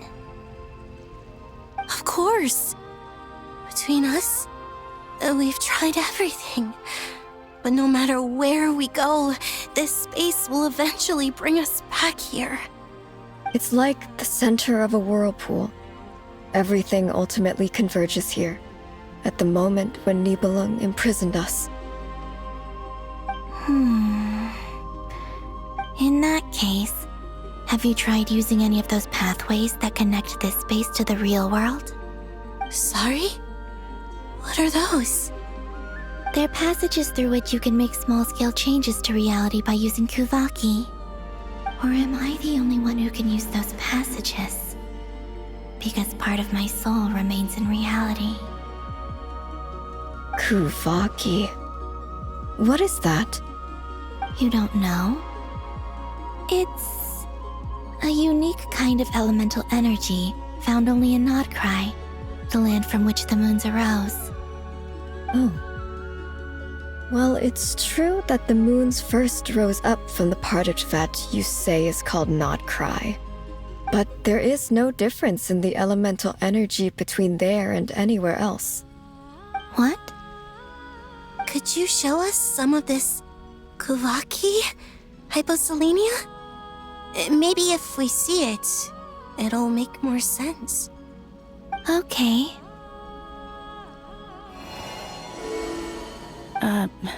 Isn't that just your power?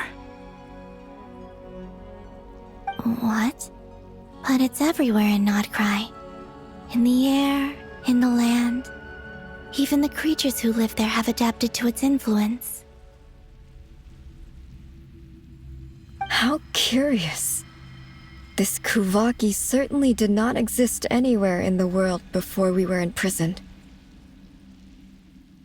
Let alone influence living creatures. So, how exactly does it affect them anyway? Can they float in the air like us? This is so strange. Why would their reality differ so much from mine? Columbina, you're looking for more than just a way out of here, aren't you? Yes. If I am to help my friends, I will need tri-lunar authority on par with that of our foe. You mean... you'll need our power? This sounds extremely risky. The Three Moons' powers are not mutually compatible. Concentrating them into one goddess will be a very painful process. And if anything goes wrong, it could tear you to pieces. I know. But I'm willing to take that risk. Even so, let's say we successfully transfer our authority to you. How will you take it outside this prison? Nibelung constructed this realm specifically to prevent us from using our powers to interfere in his war. No moon goddess can leave this place alive. What if I don't leave alive?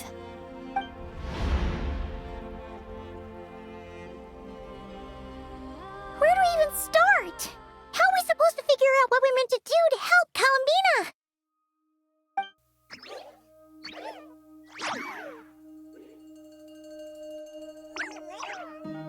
Columbina? What do you need from us? If she really got to the beginning of time in there, how do you think she'd leave us a message? You don't think she'd write it down on a stone tablet somewhere in the hopes that we'd find it, do you? Seems unlikely. Columbina may not talk a lot, but she thinks deeply about issues like this. Let's review what we know. This is the Columbina who fought alongside us against the Rahyr of Solnari, and with whom we celebrated Moon Prayer Night. She knows our personalities, our ways of doing things, even our unique strengths and abilities. So, if she wanted to tell us something from a long, long time ago, what would she do? Oh.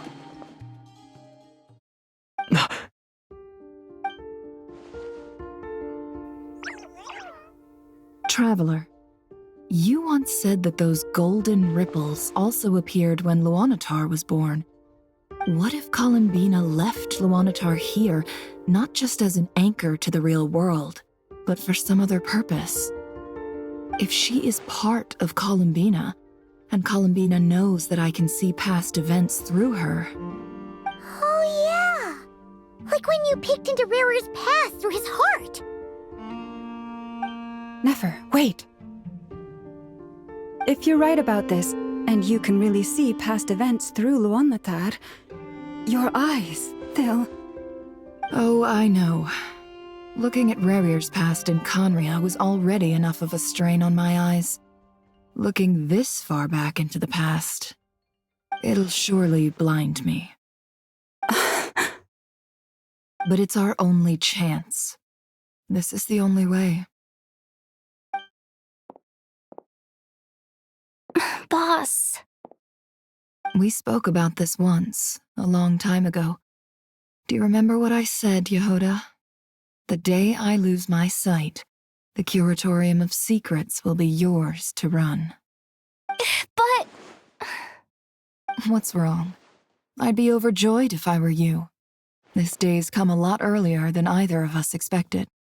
I need to know you'll honor our agreement, Yehoda.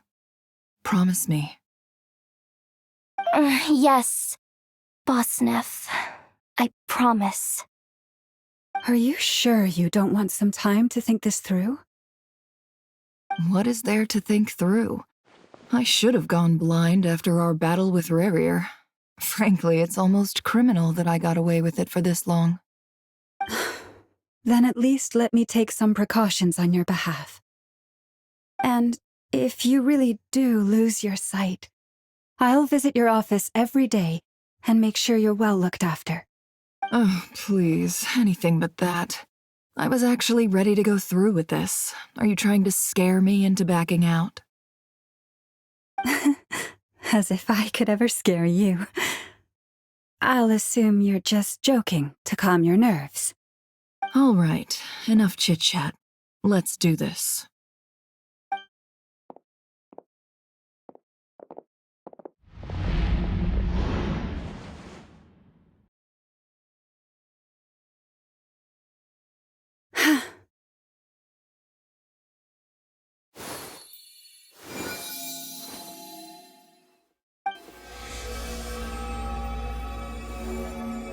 All done.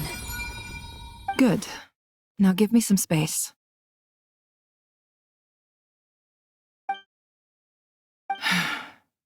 Come on then, little one. Show me what happened in the past.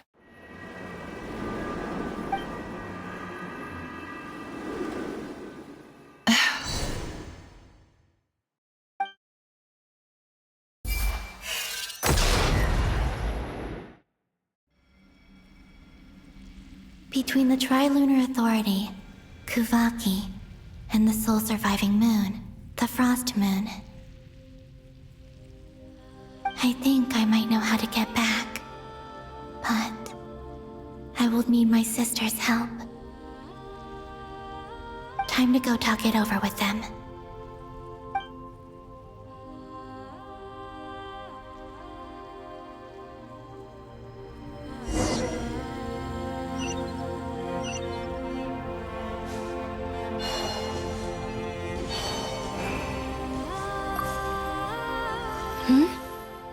Have you decided what to do? I hope it's not too dangerous. You really scared me when you said that thing about not leaving here alive. Come on, let's go find the other two.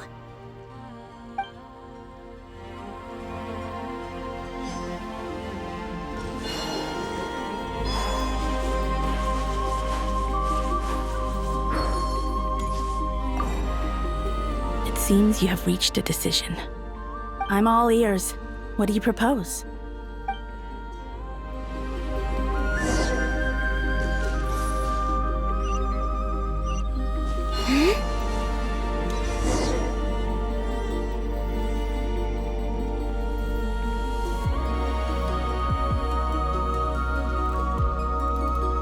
Have you figured it out, Columbina? Tell us. How do you plan to leave this place? I intend to die here, in this moment, and then be reborn in the future with the help of my friends. What? What are you saying? How can the dead be reborn? And how will you inform these future friends of your plans? You can't exactly leave oracles. Nothing can escape this place. Not a single ray of moonlight.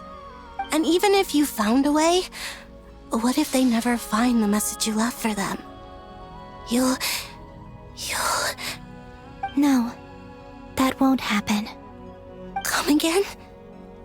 They will find my message. I'm sure of it. I'm not following. How exactly will you achieve this? It's quite simple, really. First, I will leave my soul here.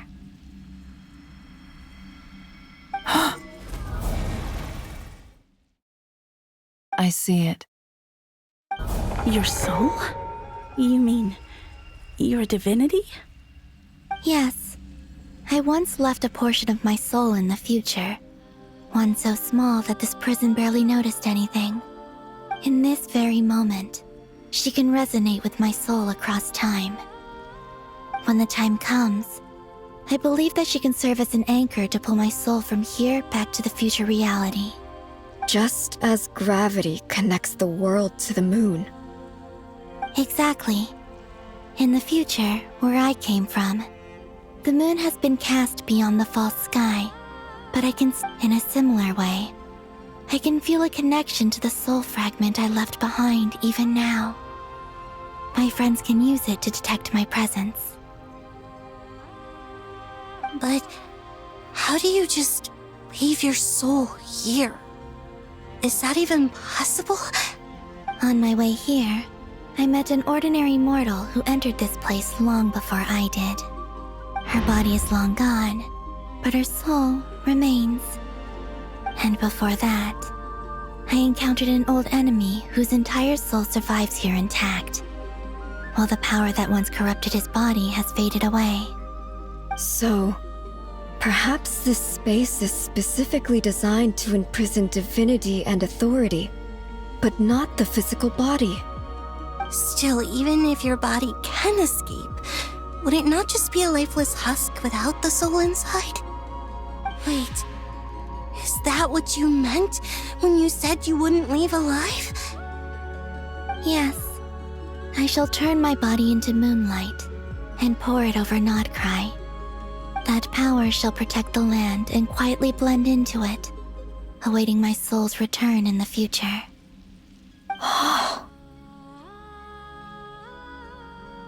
However, I cannot do this on my strength alone.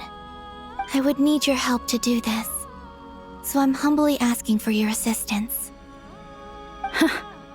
Oh, dear sister, you need not be so formal. As I said before, we are but remnants of a bygone age. You, on the other hand, were born alone in that distant future, and you have walked a long and lonesome road since then. How could I bear to let your story end here in this dungeon? Don't forget, we are your sisters, your family. Arya's right. Actually, I've always wanted a little sister. Can you imagine how it's been for me? Getting nagged by two older sisters all the time. Now, I finally get to be the big sis. And not just that, but I get to help you return to your world, too. How could I say no to that? Sonnet.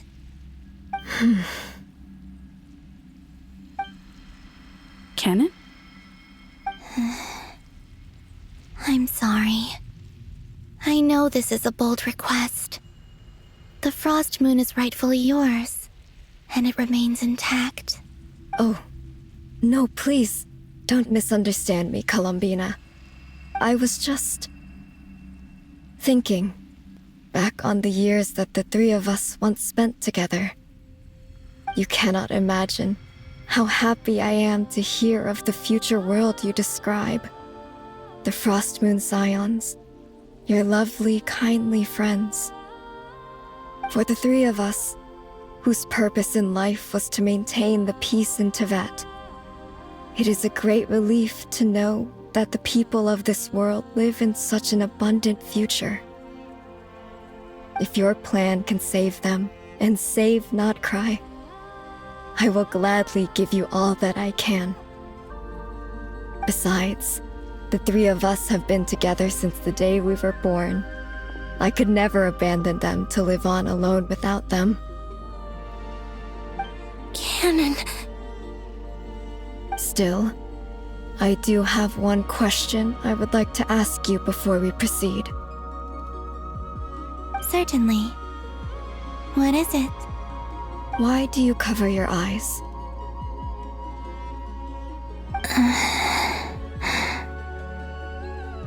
Yeah, I was curious about that too.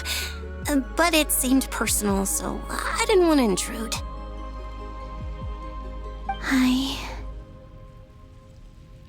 There was a time I wished to hide my feelings, seal my heart, until I could return to my true home. I see. Perhaps that decision saved you from ever having to see the false sky again. But at the same time, you likely missed out on many true and precious things, like the smiles on your friends' faces. Promise me this, Columbina. When you return to the future, open your eyes, take a look at the world around you, and see your friends. I'm sure that you know this already, given that you long to return. But that is your true home.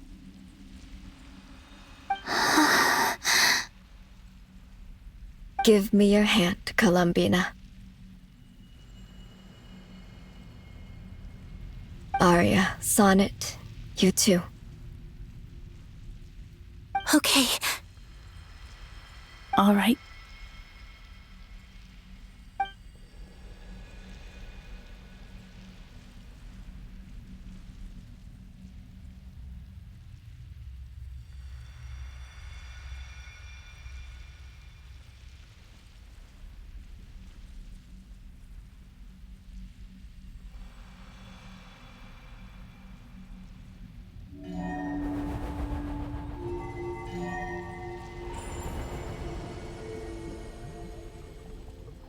We once were the song sung for eternity, but now it is you who must continue to sing. We once were the tides in the great river of time, but now we subside, and you arise. We were the messengers of madness and inspiration. But now, the lies have faded, and your truth must endure. We are souls awaiting the sun. You must return to be with those who smile when they see your face.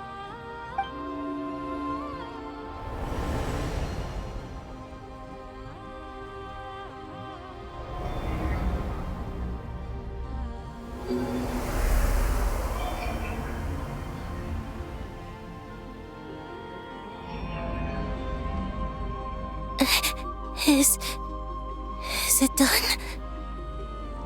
Yes.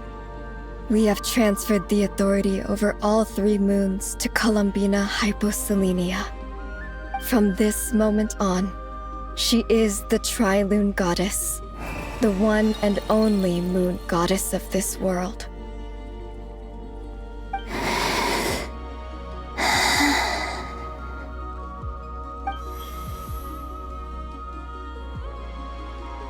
Thank you. Thank you, my sisters. Now go, and do what you believe is right, Columbina Hyposelenia. Be aware that we cannot grant you the power of the 3 moons beyond these prison walls. The conflict that arose over their remains following our disappearance will still take place. I understand. Sisters, oh, my body. It feels... Now that we have given up our power and authority, our bodies are merely mortal shells. This prison is dissolving them as we speak. It's okay, Sonnet. The end must come for every god, just as it does for every human. That's all this is. The final destination of our lives. Canon and I will be by your side the whole way. We have one final request, Columbina. Could you use the 3 moons' power to send us back into the real world. Now that we have lost our powers, I doubt this space will seek to hold us further. It's just... we would like to spend our final moments together in the only place we ever called home. Of course. Gladly.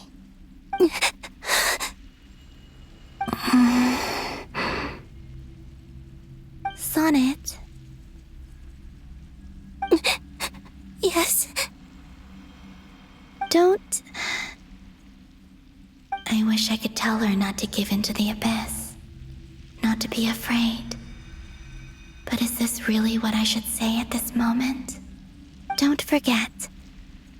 I'm so glad to have a big sister like you. No, Hypo. Thank you. I'm okay. I'm not afraid. As long as my sisters are with me, I won't be afraid.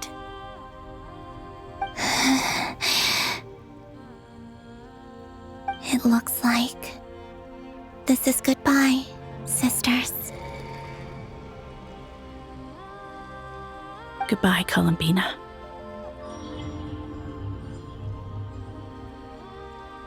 Take care of this world in our stead.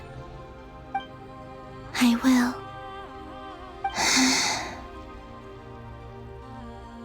And now, it's time for me to bid farewell to my body too. May it become the moonlight that keeps Nodcry company through the long years ahead. So this is why Nodcry was not always home to Kuvaki. It only appeared after I poured my body out upon this land, and only this land. Kuvaki responds to me because it is me, my body, answering the call of my soul. And the golden energy I've encountered on my way here was, in fact, that very soul, which I am about to leave here to guide me. O power Trilune, eternal moonlight. I, Columbina Hyposelenia, lay aside my body. Let it be cast into the dark night to illuminate the future. May it be a companion to all who dwell beneath the moon.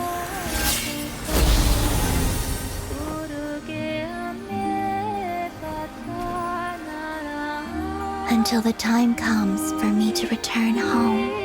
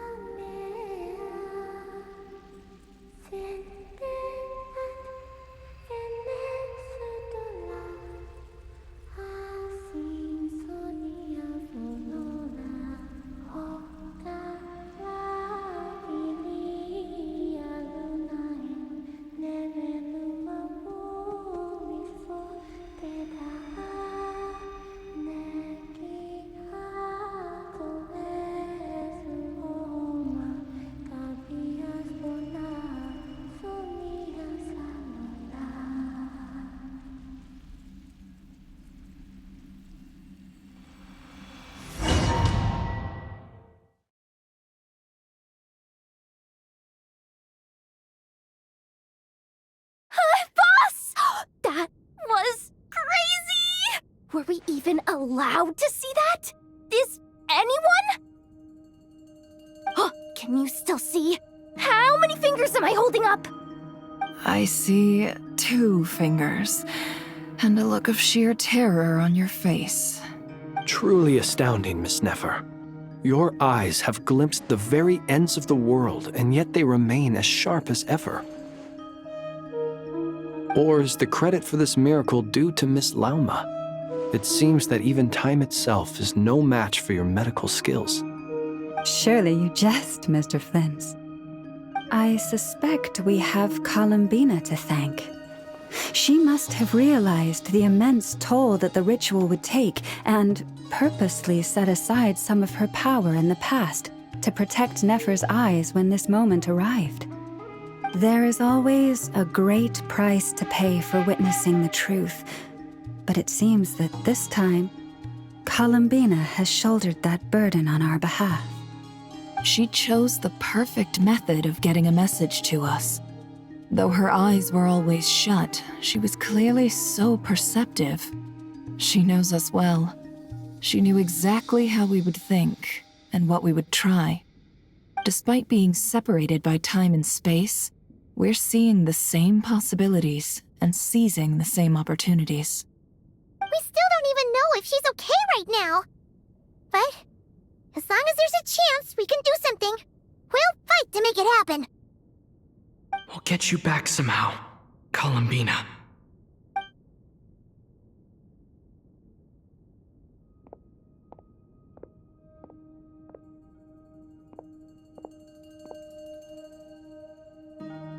Well, based on the information we now have, let's figure out our next moves. Thanks to these gentlemen, we have a much clearer picture of the situation with Dottore. The civilian population has been moved to safety, so we no longer need to hold back. Miss Androne, how are the calculations going? So far, so good.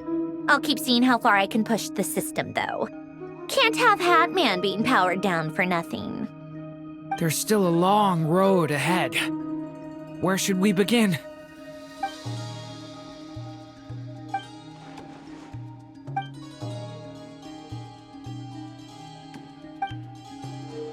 Our plan is clear. Time is short, so let's get moving.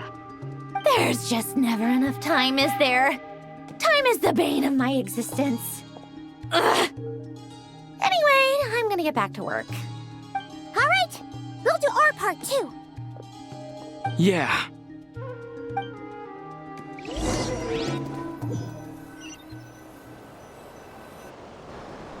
Albedo's theory says that elemental energy can dilute the light realm's power.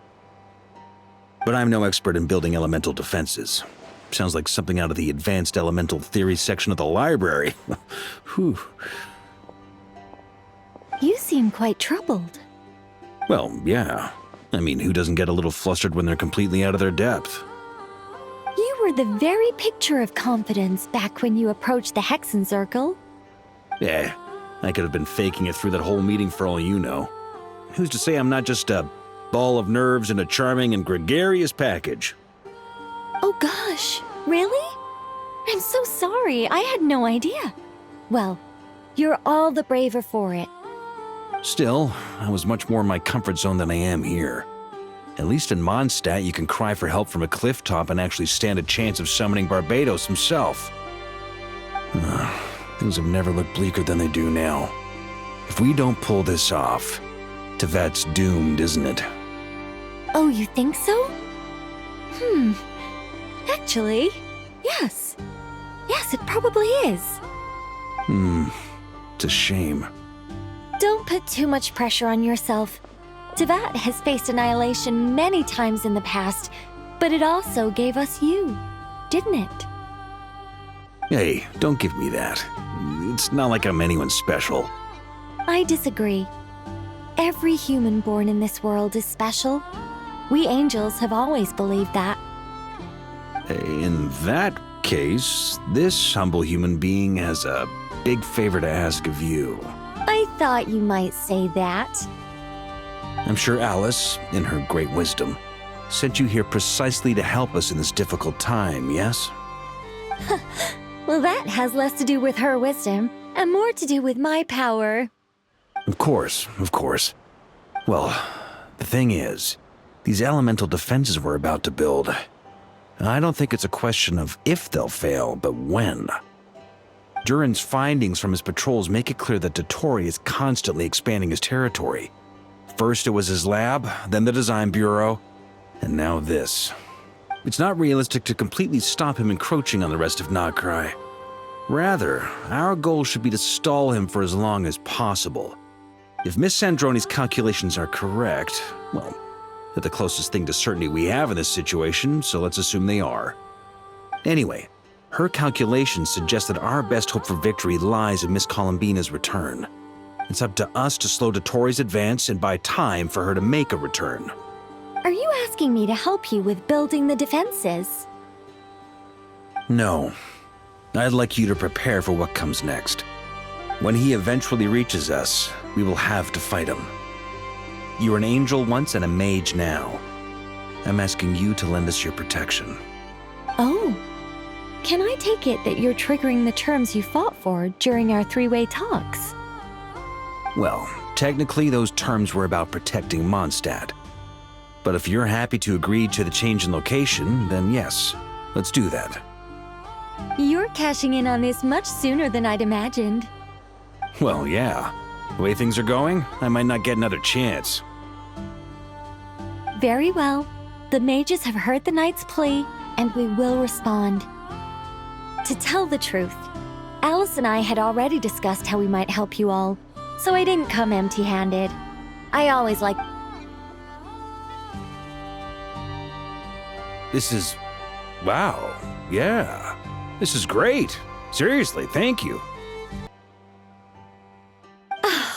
It's been many long years since I had a chance to dazzle humanity with a little divine intervention.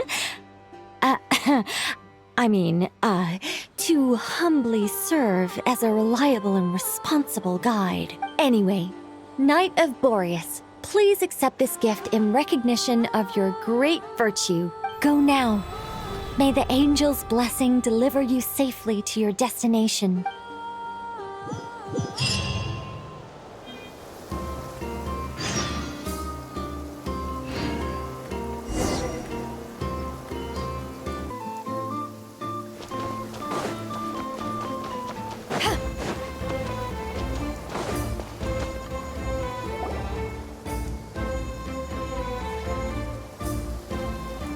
You're here. Sandrone! How are things going? Glad you asked. You two are about to become the first people to lay eyes upon my masterpiece. Or should that be the first person and the first, specter? Hey! Whatever. Come, feast your eyes on this. Wow! We've never seen something like this before! This meter displays the progress of my formula. Currently, it's still making the most important connections. Once it's finished running, I'll deliver it right to your side. And then, we can finally bring Columbina back. What do you mean, deliver it? Can't you just tell us over the Dodo communication device? Ugh, you're such a greenhorn. This isn't the kind of formula you solve in math class. It's a highly complex algorithm capable of constructing a framework of rules. Ugh. Whatever. We'll be here all day if I start trying to explain it. All you need to know is the formula must be completed before we can bring Columbina back. I'll share the data with you. Nicole's agreed to let me use her information channel, so we just need to use the Dodo communication device like so. And there. Now you can check in on my progress. Wow! Look at that! You're amazing, Sandrone. About time you recognized my genius. Took you long enough. Anyway, that's all for me. You should check on the others if you have time. Make sure we don't have any weak links in the chain. That might sound harsh to you, but close supervision is a common practice in the VIII. Not looking to catch anyone out. I just care about everything going smoothly. I'm kinda stuck here while the formula's running, so I need you to be my second pair of eyes in the meantime.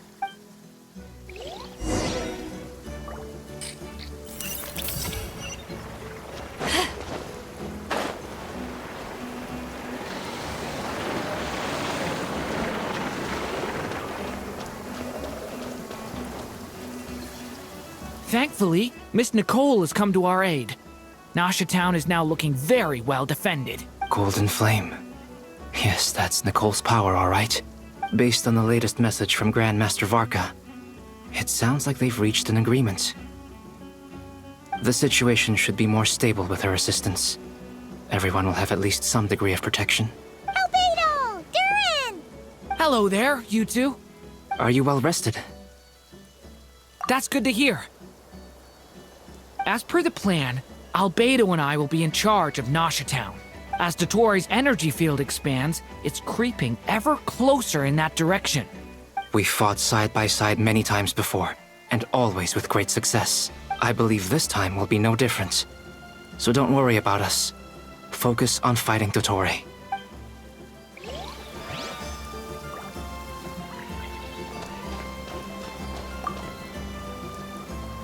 Traveler, Paimon, a pleasure to see you both. Flans! How's everything coming along? Fairly well, if I do say so myself.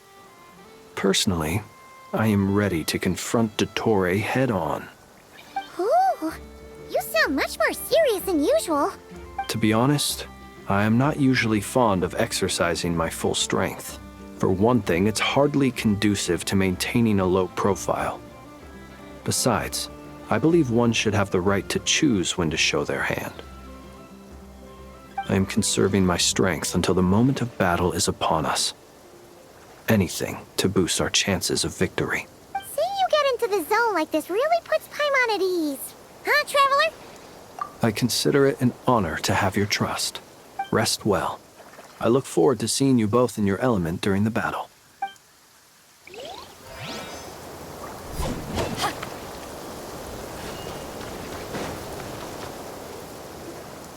Yes, Miss Moonchanter? What are you staring at? You always address me in the strangest ways.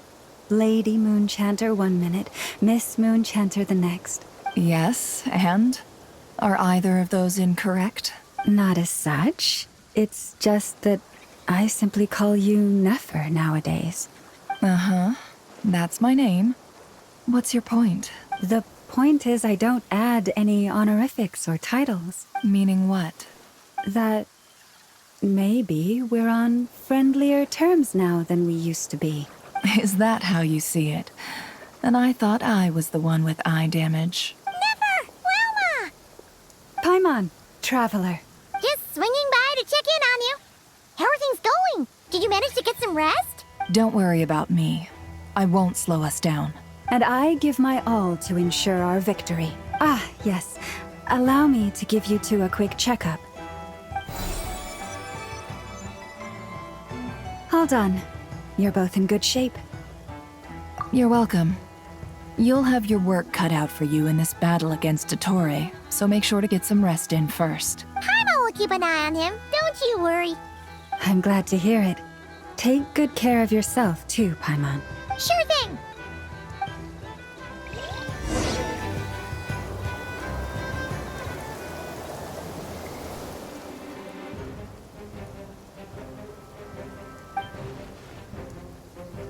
Here they come. That's quite a horde. As we expected. Get ready, everyone. Take your positions and prepare to engage. Let's begin. I'm at the ready.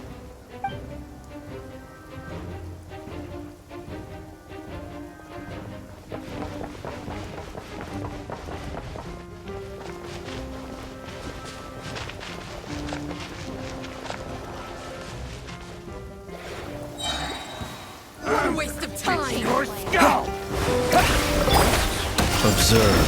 Close your eyes. Night falls. Bombs away!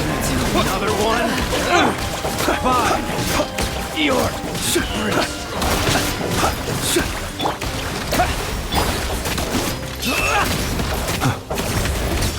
Do you fear the dark?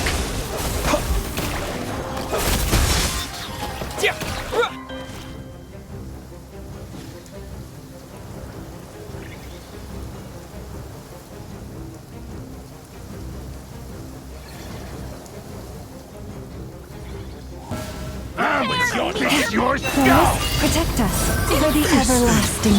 These creatures cannot stand against us. Oh, fighting talk. Just don't let your guard down. That goes without saying. I'm hardly the risk taker in this group.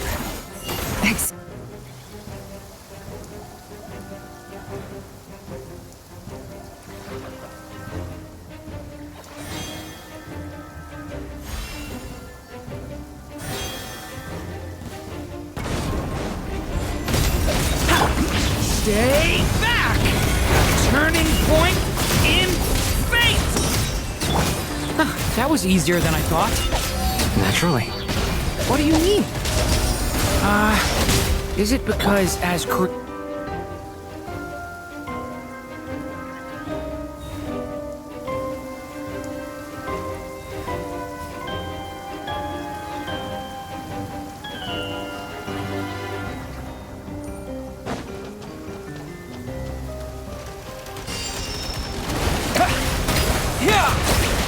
The long sleep beckons. Be silent. People have always used fire to drive away wild beasts. Wouldn't a lantern work just as well? You read my mind, my dear friend. I was just about to say that. All right then, dear friend. Bring the light!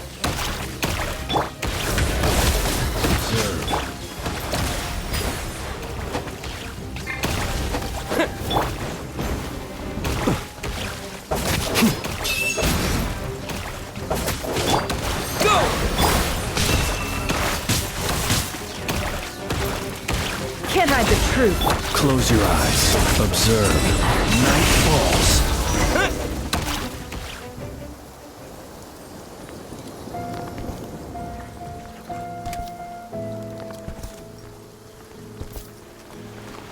You're looking well. I trust you've had a good couple of days. Dottore.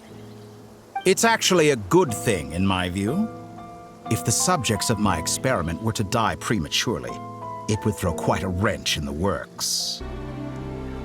And so, I must thank you all for your resilience. We are no longer on the same level, but you are nonetheless worthy of my respect. A creator god should be merciful and gracious after all. And in any case, it is only right that before I end your lives, the world is informed of the arrival of their new god.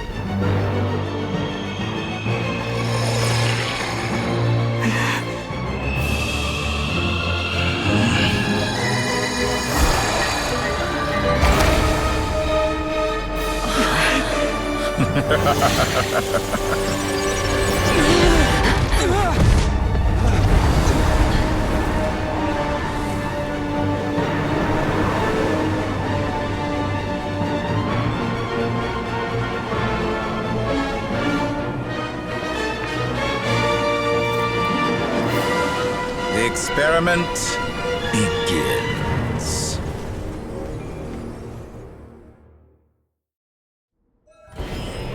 With the marrow of the 3 moons in my hand, behold the false moons fall!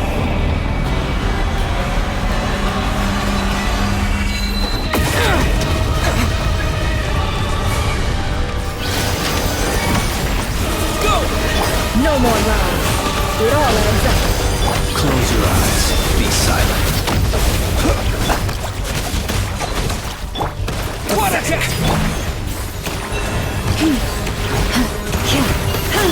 Reverse.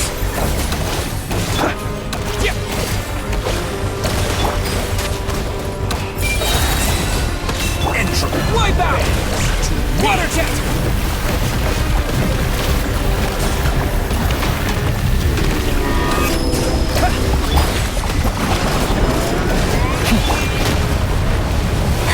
For the everlasting forest. The mystery unravels. First, like an ant in my palm. Oh, I've been moved inside another space, and it's sealed off. Looking at the structure of it, seems like Dottore intends to trap us here. There's no exit. Our endurance is about to be put to the test.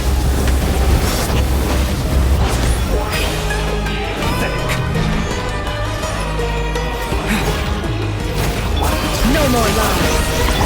Leave this place. Water jet! Go! dull! It all adds up. No more lies. With one heart, we pray. Paris, the deception ends here.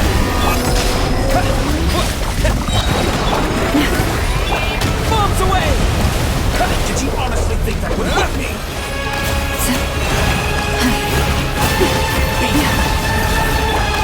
It all adds up. Can't hide the truth.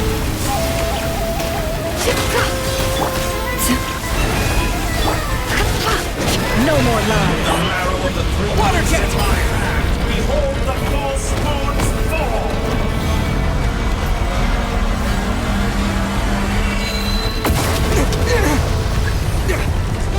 How dull. Stalling for time. Go! How inefficient. Can't hide the truth. How? The mystery unravels. Shameless.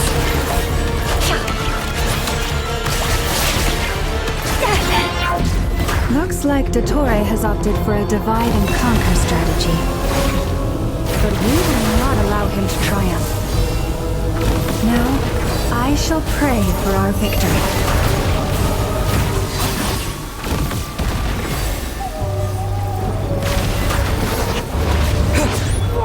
Entropy bends to me. Water jet!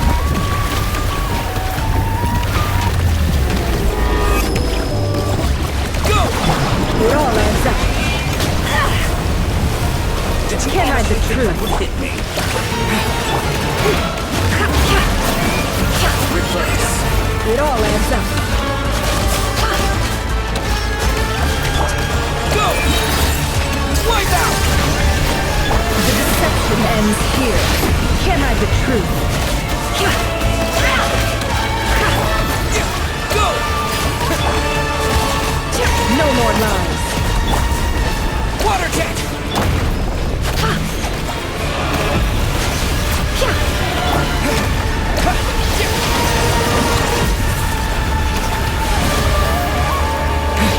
Go!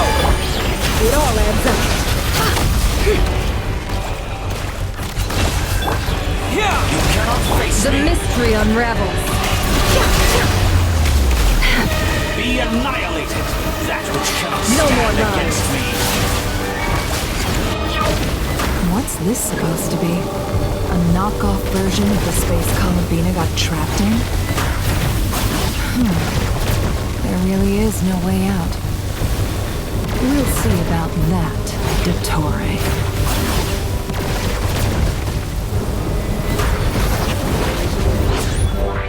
My apologies. I had not intended to take your teammates from you. You have a choice. Obey, and I can release them. An excellent deal, if you ask me. Won't you consider it?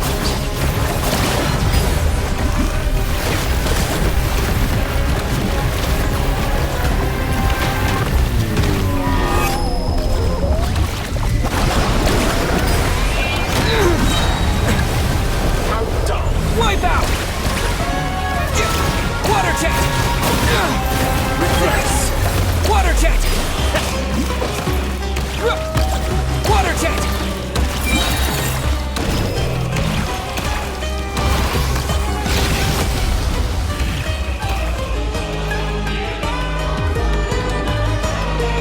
I'm aware you've been working on some little tricks to surprise me with, but it appears that none of them have come to fruition. My guess would be that you're trying to bring Columbina back. But then, where is Sandrone? Or are you trying to buy time for her? I always found their friendship to be a curious phenomenon. Two highly incongruent personalities, and yet they share. Speaking of Columbina, I once saw her as like a younger sister. We got along quite amicably while she was with the VIII. But then one day she suddenly decided she would refuse to take part in any further experiments. To this day, I truly don't understand what I could have done to upset her so much. It's such a pity. I could have had a sister, a family. But alas, she grew to dislike me. You're not fit to be family to her. That I can't deny. So many people, all obsessed with playing out the same tired old dramas. This world is rotten to the core. And then there's you. You had every opportunity to reach the right conclusion. The thought of killing you off like this? But I maintain that I approached you in good faith, so I will offer you another chance. Will you work with me? You have until I count to 10 to make your choice. 1, 2, 3. Not in a million years.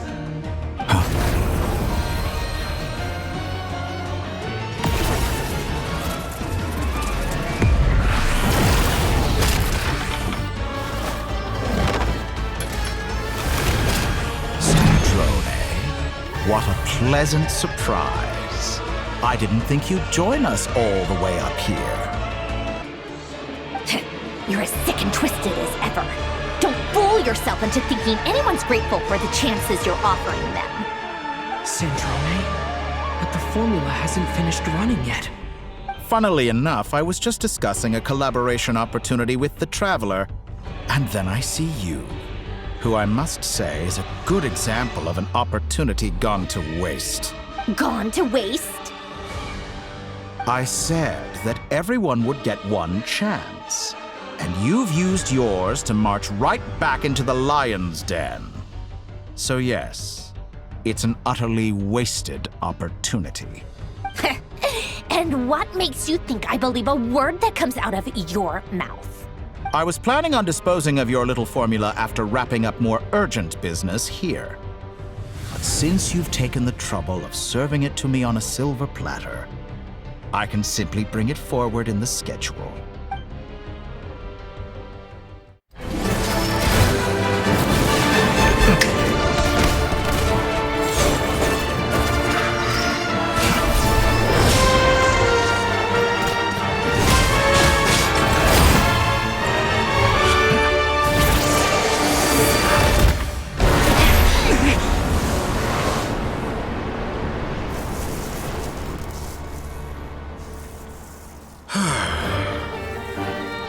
Is this your life's work? This piece of trash?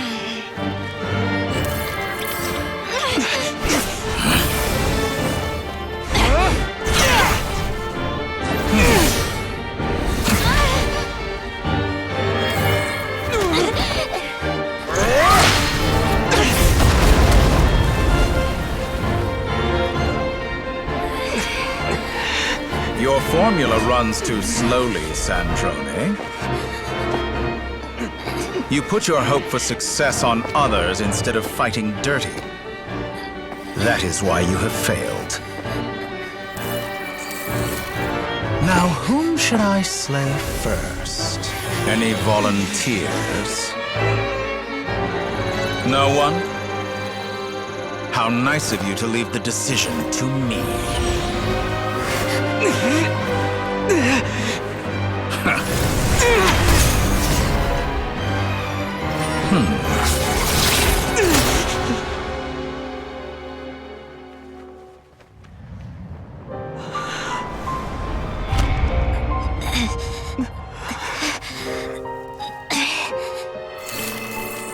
Oh, how unexpected. Sandrone, any last words for me, comrade?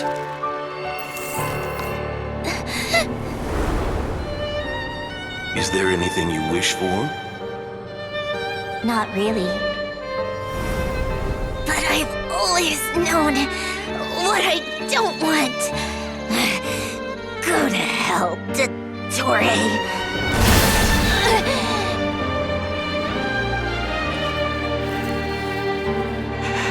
No!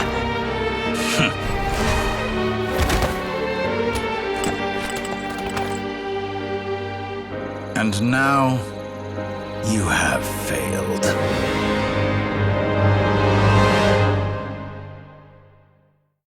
Sandrone! Now you you see how fragile mechanical contraptions are. Just a gentle tap, and they fall to pieces. However keen of an inventor Sandrone may have been, her death spells the end of the formula that was running inside her body. Of course, I have to commend her for making it this far. As her colleague, I have to admire her stubborn tenacity. Now, it is time for you to take your place by my side. My count was interrupted, but the second chance I extended to you still stands. Once again, you are welcome to join me. By now, I'm sure you have gained a greater appreciation for the power and authority I wield.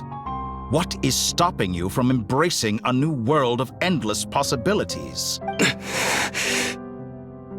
Not in the mood to talk? As you wish. You seem less talkative than usual today. I'll change the topic to something more apropos. Sandrone was always like this, never trusting anyone, always so reluctant to share her research with them. Objectively speaking, she had her strengths. It is remarkable how she extracted and even optimized the world formula from so much data. But her inability to trust was her undoing. Had she allowed someone else to monitor or run the formula for her, you might still have a chance at victory even now. But regrettably, she was a stubborn fool. As much as it pains me, she had to go. Dottore, maybe this is news to you, but people can change. Columbina surprised you when she escaped. And I think Sandrone would surprise you too. Change? You can twist the truth however you want, but I see it clear as day. You're the one who can't trust other people. Is that how you see me? By this point, what can you hope to do about it?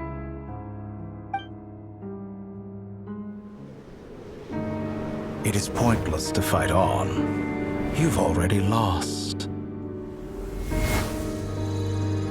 Wrong. You can't win this, Dottore.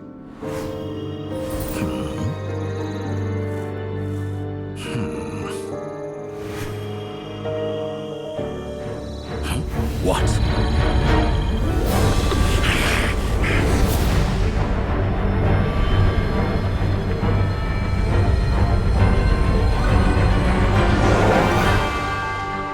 My formula can get us 90% of the way.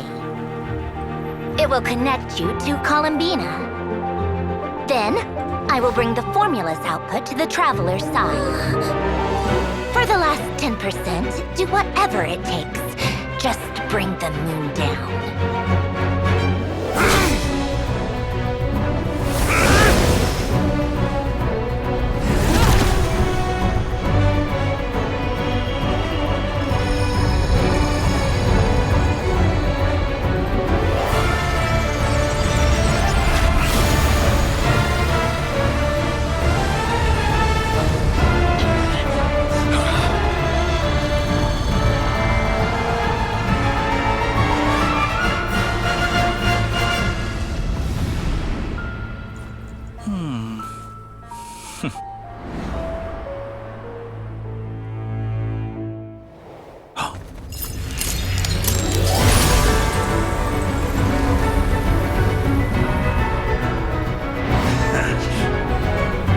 The moon will never be yours!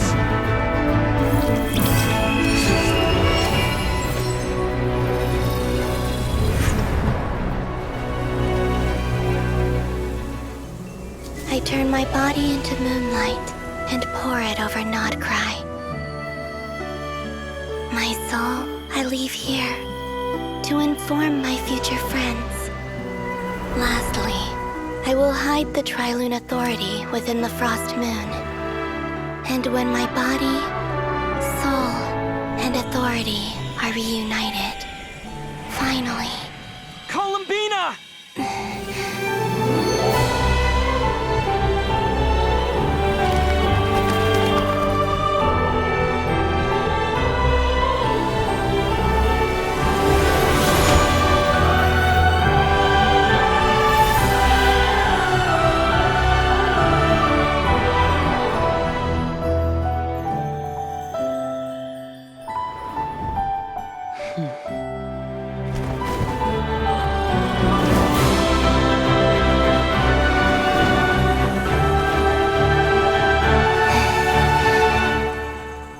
too long.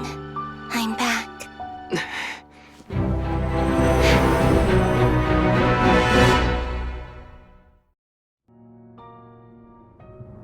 Stay focused on the battle, Traveler.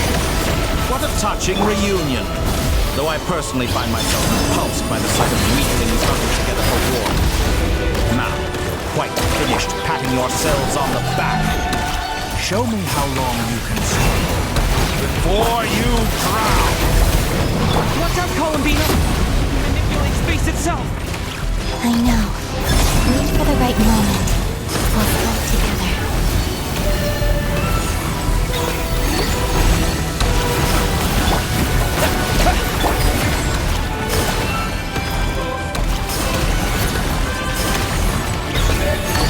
Did you honestly think that you hit me? Go! Surge. Yeah! Yeah! Water jet! Water jet! Enough! First, like an ant in my palm.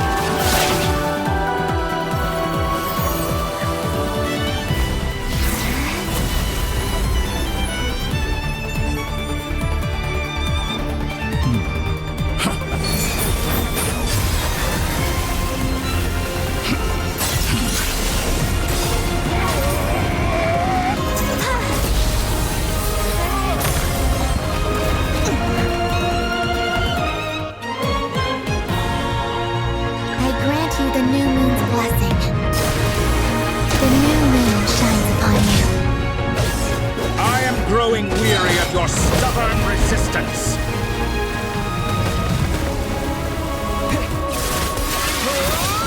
It's over, Dottore!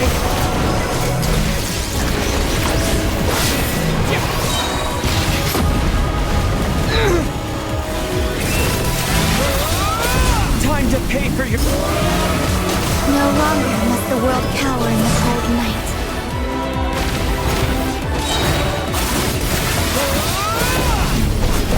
Let the moonlight dispel the darkness.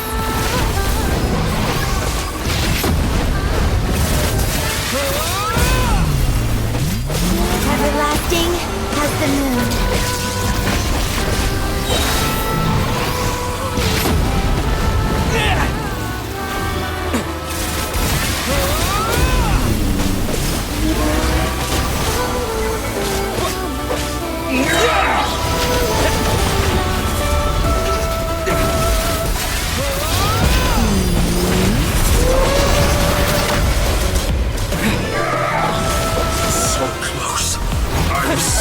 Close to the new world.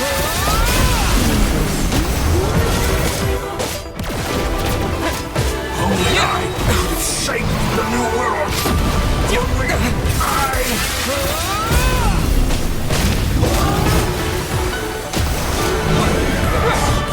So close.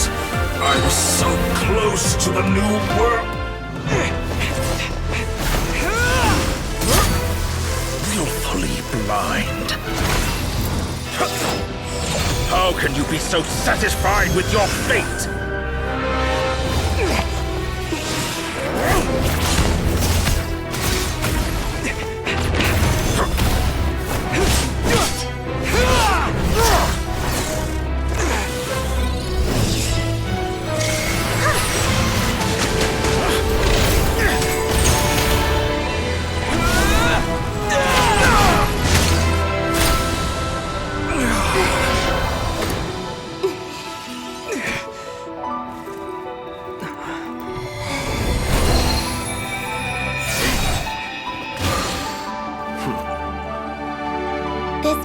Was never about fate.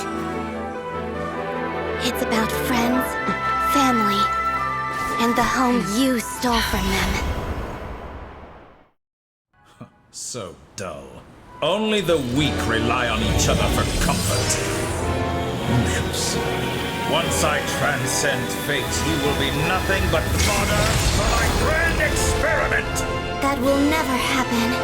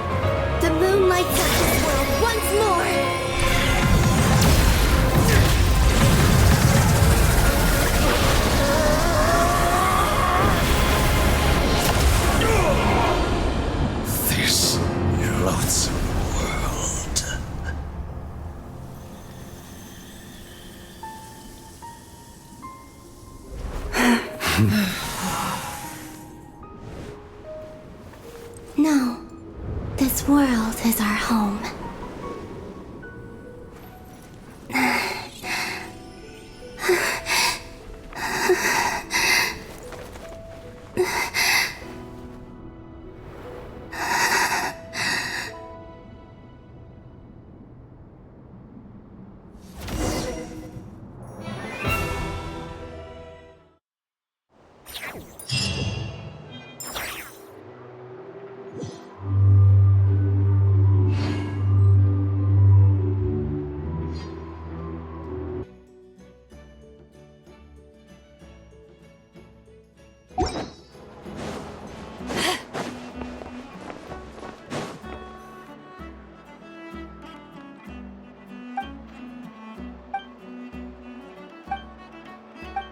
No, you're doing it wrong. The moon looks like this now. What are you drawing, children? The new moon, Mom! It looks different than before, doesn't it? Also... Can I go buy a sugar sculpture today? Please? Just one? All right. I suppose today is a special day after all. Almost like a festival. Extra, extra! Get the latest Nasha Express here! Post-disaster report! Nasha Town reborn beneath a new moon! The voyage begins today! The future looks bright thanks to the League. Want a copy? I knew things would be different, but I didn't think that would include the moon. They say a new moon goddess has been born. A new moon goddess? Who's saying that? The Frost Moon Scions? I guess so. I'm not too clued up on the details. As far as I'm concerned, the moon's still in the sky and it's business as usual. Hey, since we've come all this way, shall we grab ourselves a free meal while we're here? Are you a convert now? Or are you just here for the free lunch? Oh, come on, what does it matter? After everything we've all just been through? That smells good. All right, that's it. I'm hungry. Time to eat. Come on! We gotta get there early, or there won't be any good spots left! Shh, keep it down. This is a residential area. What if people are still sleeping?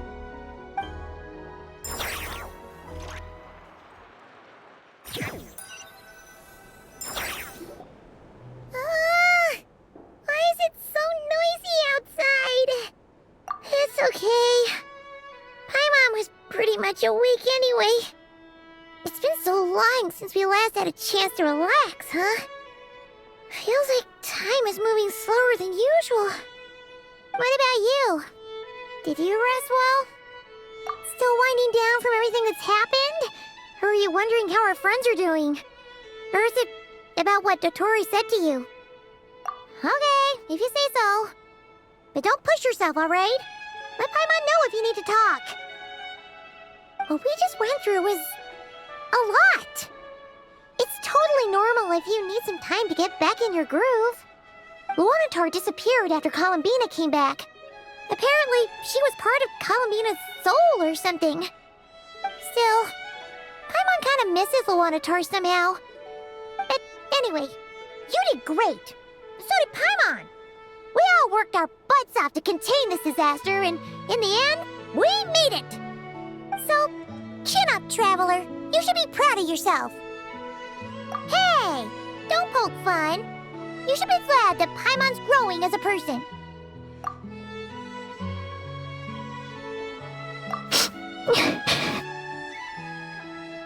Paimon didn't think you'd mention it. You have no idea how anxious Paimon was. She was worried sick about you. Well, if you really want to show Paimon you're sorry, you're gonna need to make it up to her. You better be ready to splash out on a lavish meal.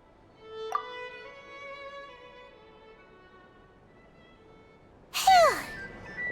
Okay. Paimon's full now. Huh?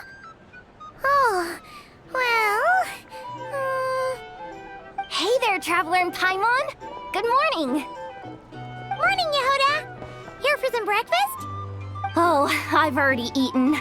Just need some water. I was mostly worried you might forget what day it was today. So, I came over to remind you. Careful there, Paimon. Too much food will make you drowsy. Don't let anyone catch you hiding at the back and nodding off during the league meeting. You should probably be saying that to Aino. She's the baby of the group, if anyone. True. You know, I'm surprised that all these competing groups are actually coming together to try to solve things together. Definitely a first for Nodcry. Well, nothing like a region-wide calamity to bring people together. After that, surely even the most self-interested people have to realize that going it alone isn't worth the risk, right? Try telling Boss Neff that. She's not exactly convinced that people are gonna get with the program. Really? But if she's so pessimistic about it, why'd she agree to be the Curatorium's representative in the league? Probably 'cause even though unity sounds like a pretty far-fetched idea, the benefits it would bring make it worth a shot. I think things will work out, though. I swear, Nodcry feels like one big family now with everything that's happened. More than it used to, anyway. Paimon's with you on that one. And it seems like plenty of other people agree, too. Just listen to the bustling streets. All right. Everyone's been rebuilding these last 2 weeks, and the evacuees have been coming back in droves. Life's slowly returning back to normal. Which means my workload's probably gonna shoot back up. Were you about to head out? There's still some time before the ceremony begins, you know. Yeah, we were gonna take a stroll around the square and say hi to some friends first. Sounds good. See you later then.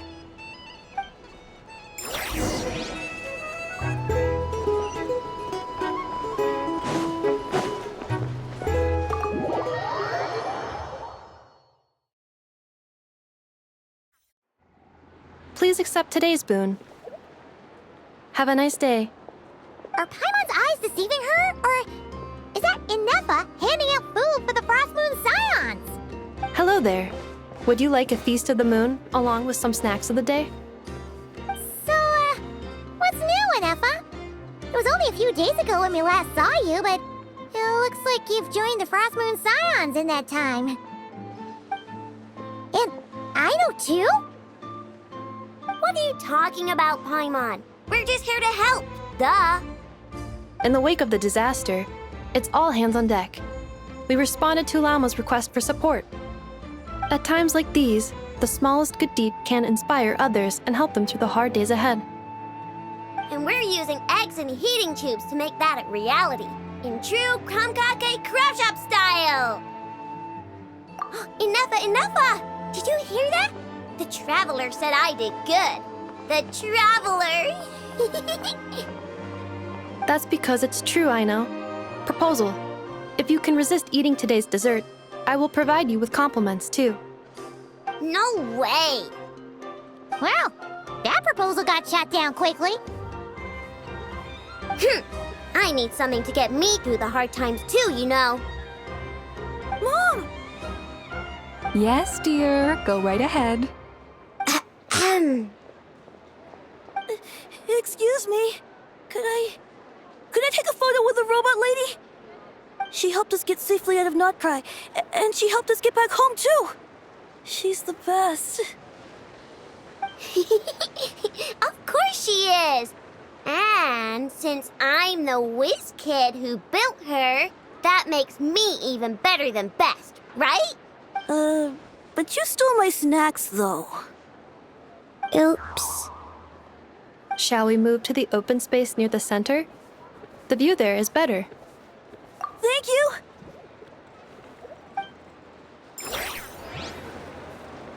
Aren't you the better pick for this job, Flint's? You underestimate yourself yet again, Master Ilua. Not at all. I rarely come by Nasha Town. I don't know any of the big shots here. All in good time.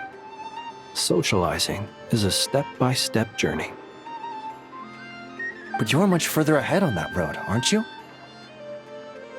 You're not seeing the full picture. You know the truth now.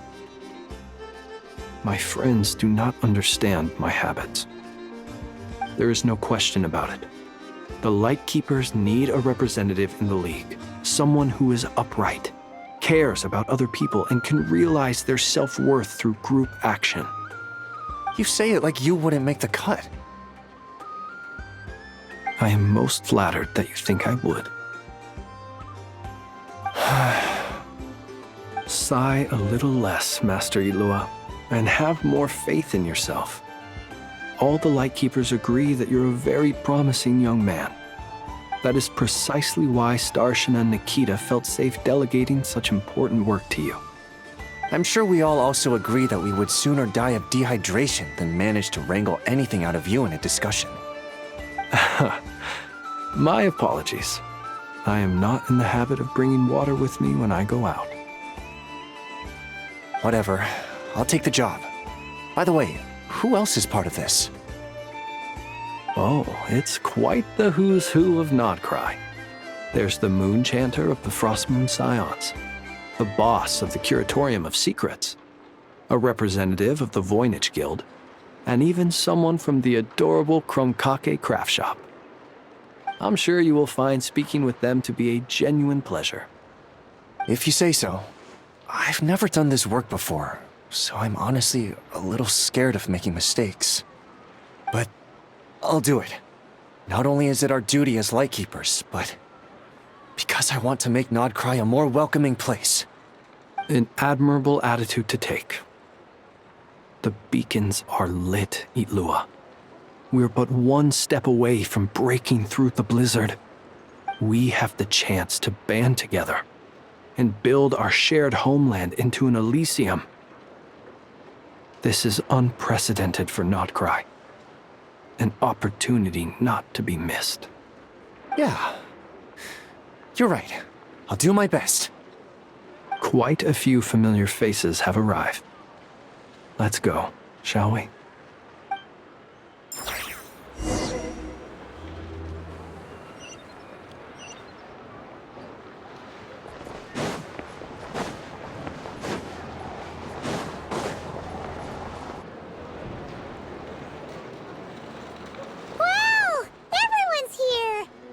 You seem well rested. I know no one's asked, but I'm sure you all want to know, so let me just say, we're doing great. Thanks. Well, great, but not perfect. I'm starting to lose my mind from boredom.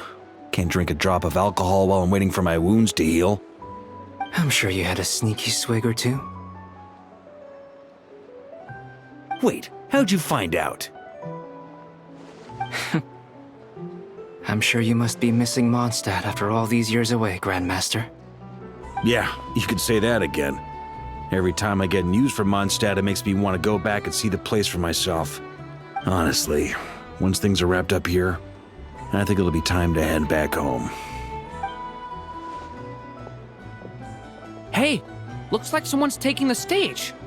Can everyone see okay? Anyone need a boost? I'll just listen from the back. It's fine. You're taking this pretty seriously, huh, Durin? Well, it's not every day that I get the chance to see how people speak in official settings. Soak it up like a sponge. I'll make sure you get a chance to practice for yourself later down the line. Actually, I know just the thing. You can debrief the Knights of Favonius for me. Mr. Varka, are you forgetting that I'm not a Knight of Favonius? I can knight you. Any particular title you'd like? Is he joking? I really can't tell. You'll have to figure this one out for yourself. It'll be a good learning experience.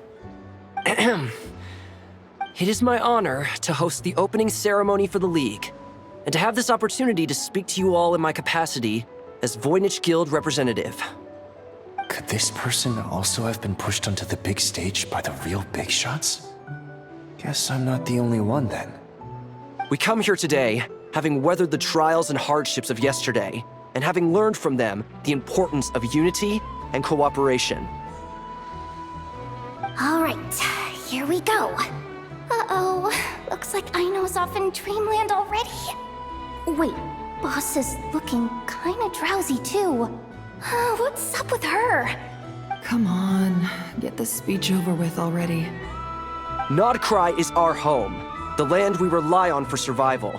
And as we chart a course for the future, may we persevere through the storms ahead as we sail towards a new era of prosperity, freedom, and hope.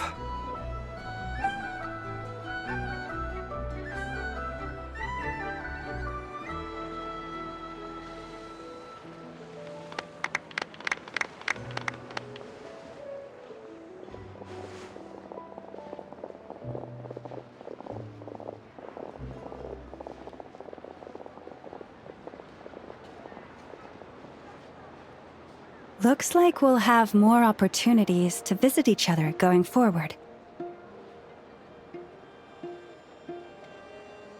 I'm sure you'll cope, Lady Moonchanter, given how fleet of foot you are. Unfortunately, I suspect I'll be too busy at the curatorium to act as your host. We have a busy schedule, not to mention an international network of contacts to manage. It'll be all right. I'll just check your schedule with Yehoda well in advance. And if she's not available, I can simply ask Ashru. You... So giving my employees extra workload isn't enough for you? You're really going to drag my cat into this too? I thought you'd approve. Aren't you forever increasing your employees' workloads? That's a bold statement. Are all the Frost Moon Scions feeling more audacious now that your moon goddess has returned? Columbina's return has brought joy to all who care about her. That includes both you and me.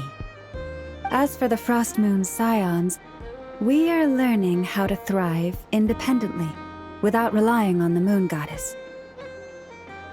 It is up to us to make our home a more livable place. Joining the League is one of the steps we are trying towards that end. I like the word try.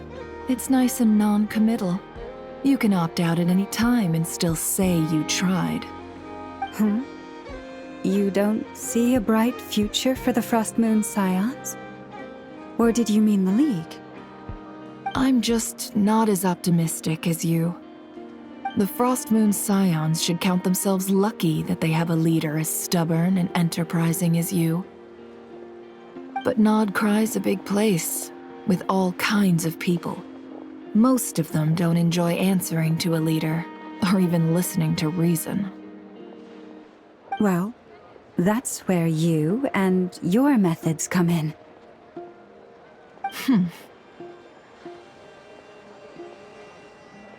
Unless the Curatorium of Secrets is only here for appearances. For now, yes. And that won't change until this venture becomes worth my while. What would make it worth your while? Getting out more than I put in. Right now, I'd barely break even, but I'll grant that it's a good start for Nodcry. Then maybe it's worth a try. All right, you can stop now. Or do I have to join the Frost Moon Scions before you'll get off my back? You'd be very welcome to join us. Hey, you two! Congrats on all your hard work! What are you chatting about? Nefer was trying to dissuade me from adding to her employees' workload. Also, she's considering joining the Frost Moon Scions. Sorry, what? Your conversations are always the most interesting. Would you two care to join me for some tea before heading to your next destination?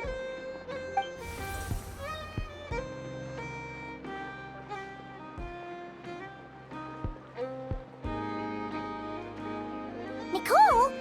Wait, where are you? Aren't you gonna show up today? Sadly not. I'm otherwise occupied right now. I'm sorry, Paimon. I can hear how disappointed you are.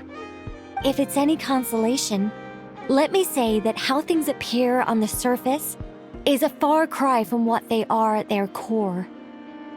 Perhaps you'll feel better if you focus on the fact you have a special line of communication with the great mage herself.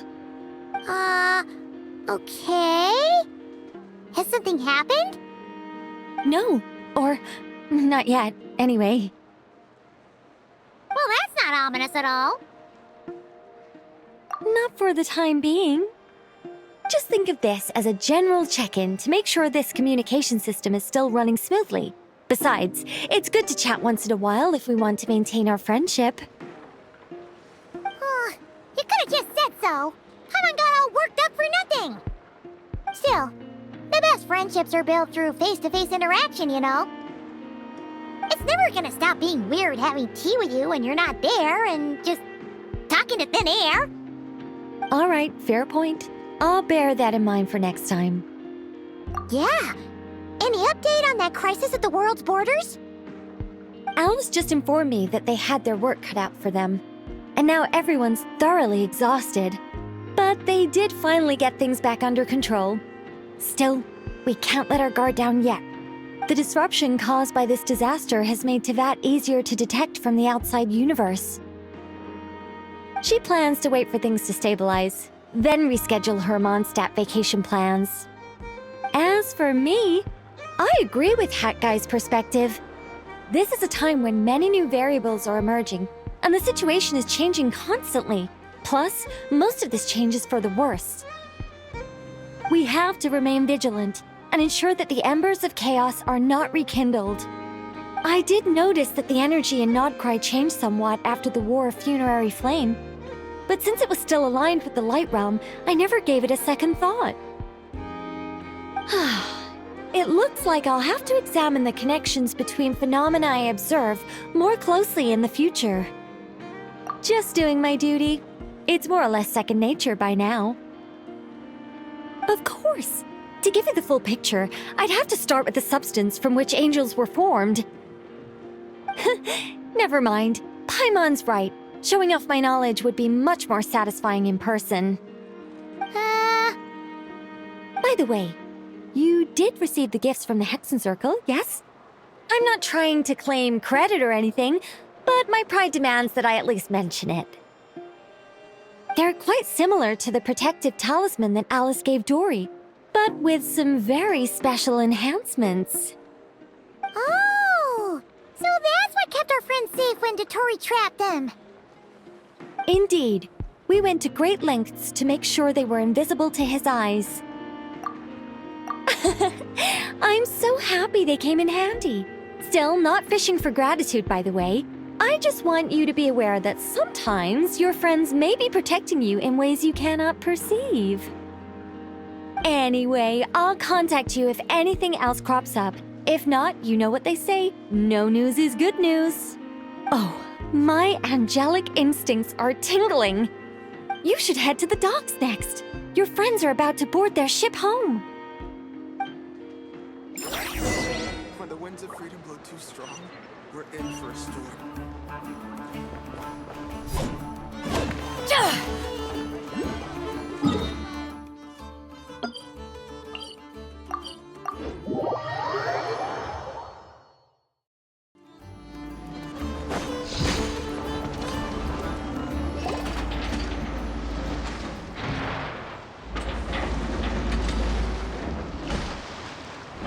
You're here. You're here too, Hat Guy. Are you heading back together? No. I'm bound for Sumeru, and she for Fontaine. We just happened to cross paths at the harbor. Everything seems fine. Sandrone may have an abominable temper, but she's always been very responsible with important calculations, and things entrusted to her by valued friends. You always speak as if you know us inside out, Mr. Hat Guy. Maybe I'm just a good judge of character. I certainly hope that's all there is to it. Regardless, you have been a significant help in this matter. For that, you have my gratitude. I didn't do anything special. Sandrone's the one who completed a seemingly impossible formula and turned the tide of the entire battle, even giving her life in the process. She's the one we should be thanking. Even we were unaware that Sandrone had hidden the real formula inside Polonia's body. She managed to fool Dottore into thinking the formula was running in her system by installing an identical-looking decoy within her. She probably realized that she didn't have the strength to stop Dottore. But this way, she could at least get him to lower his guard. She always worked like that. Always had a backup plan. Well, that's why I'm traveling to Fontaine. She made a request of me long ago, and the time has come to fulfill it. Think of it as her will. She said that should she ever fail in a mission, she'd like me to deliver her core and Polonia's to the Fontaine Research Institute. She also mentioned that she had made arrangements for people there to set her affairs in order. Some of her personal effects, such as her notes, were left to me. I've decided to take them back to the House of the Hearth, for safekeeping primarily, but also as mementos, I suppose. However, there is one book among them that I'd like to leave in your care. I'll have someone deliver it to your residence at the flagship at a later date.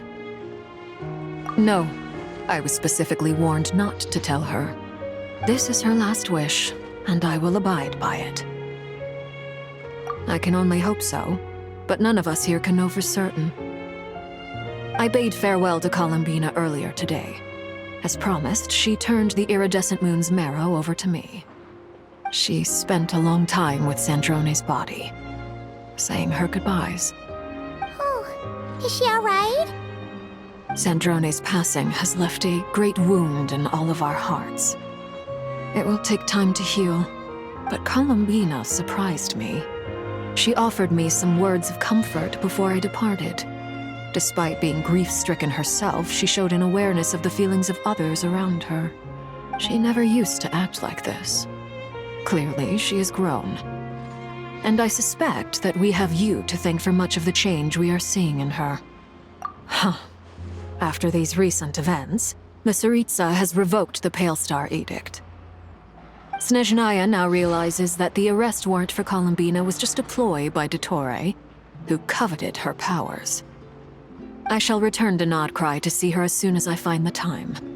I hope that from now on, she too will explore more of the world. Columbina Hyposelenia's journey is only beginning.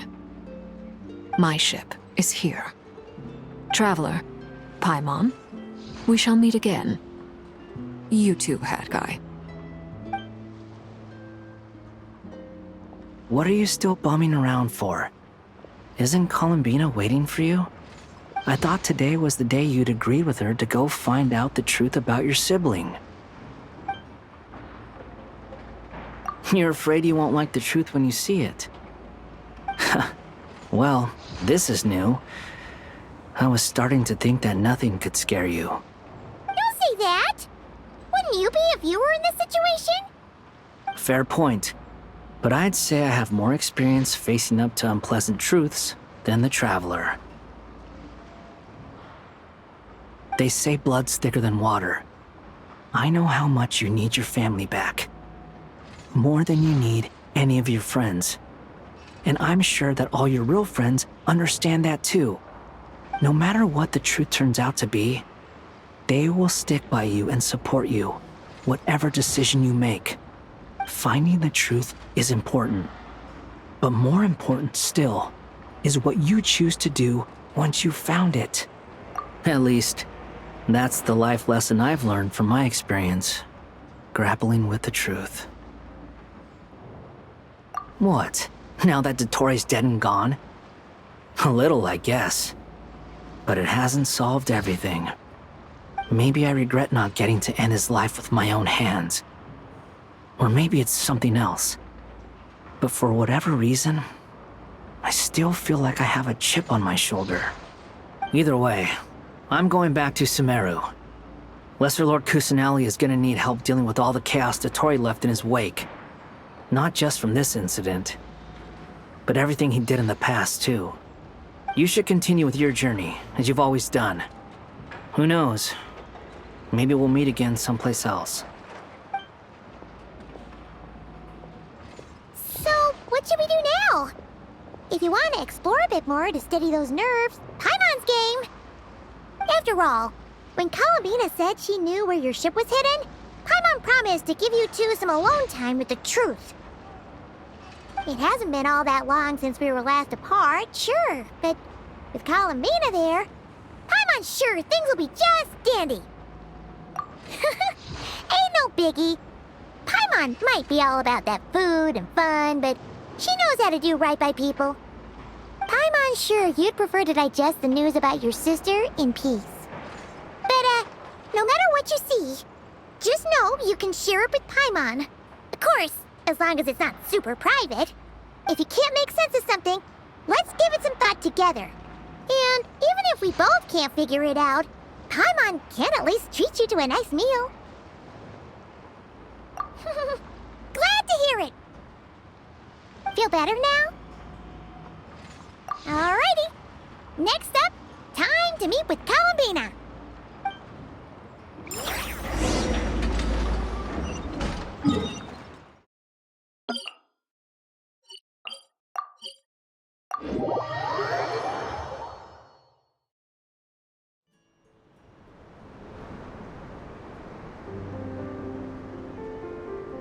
Columbina, we're here!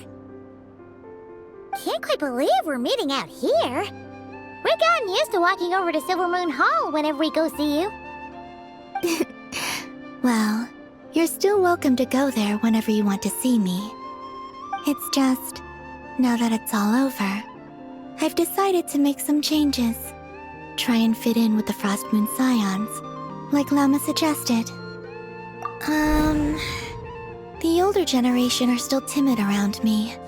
They don't dare get too close, and they bow their heads when I walk by. But things are much better with the children. I see more curiosity in their eyes. Hopefully, by the time the next Moon Prayer night comes around, I can enjoy the festival with them as myself, without having to pretend that I'm only dressed up as the Moon Goddess. You'll do fine, Columbina. Paimon's sure they'll realize you're super nice once they get to know you better. You really think so? When we first met, you thought I was a little up in the clouds. We were just starting out then, come on! So Llama told you, huh? I'm only teasing. I know that I have you to thank for pulling me back down to solid ground. It feels good to finally stand firm on the earth where I was born.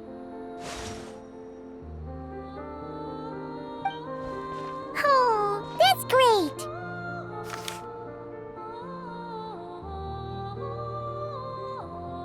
Thank you. I'll make sure not to lose it this time. Well then, are you ready? Lumine, what happened to our spaceship back then? Why did you leave? It's time to learn the truth at last. Ready as I'll ever be. Good. Then let me open the way for you.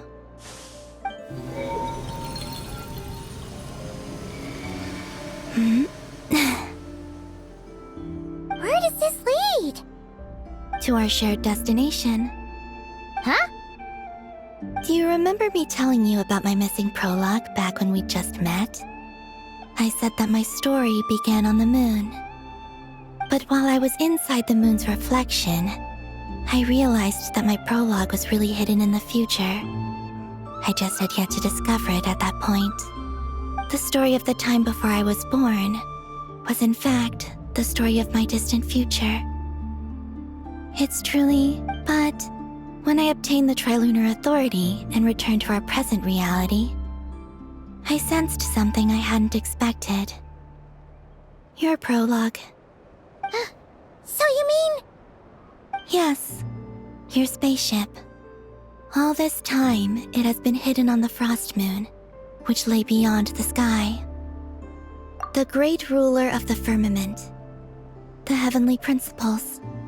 Wait, them? Why would they do that? I don't know. Perhaps your ship contains something that is incompatible with Teyvat. Or something that cannot be known.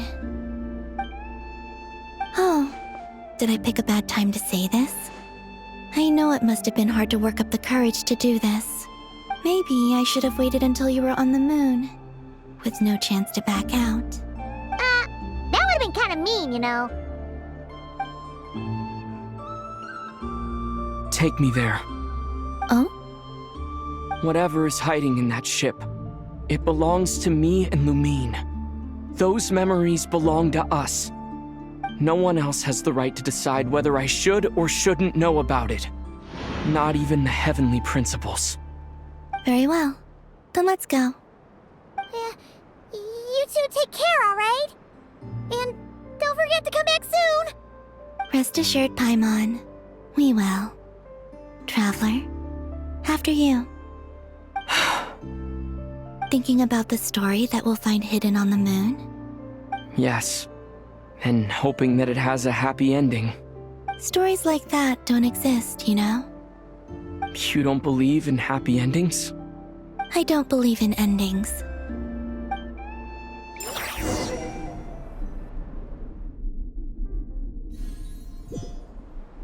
Where am I? This is the pathway I built between Teyvat and the Frost Moon.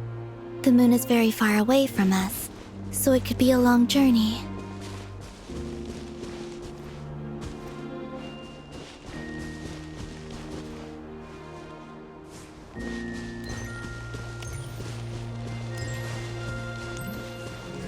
After I obtained the Trilunar Authority, I unwittingly saw past events from many of my friends' lives. One was Lauma. She was so young when they chose her to be the Moon Chanter. From then on, the Frost Moon Scions looked to her to bring messages from their goddess. But, for better or worse, I had left Hisi Island before she was ever born. It was not until much, much later that she met me. I think it's for the best. Because of the way things turned out, you had the opportunity to become friends. You're right. In that sense, I think we were both very lucky.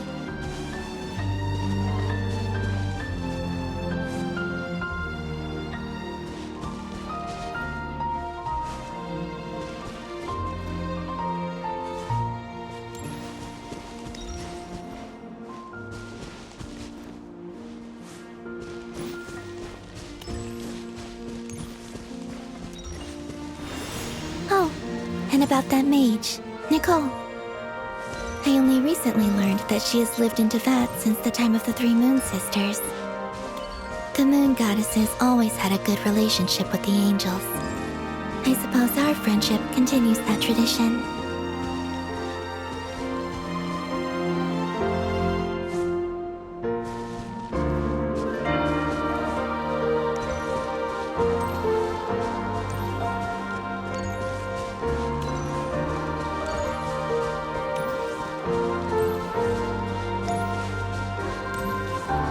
And then, there's Zandrone.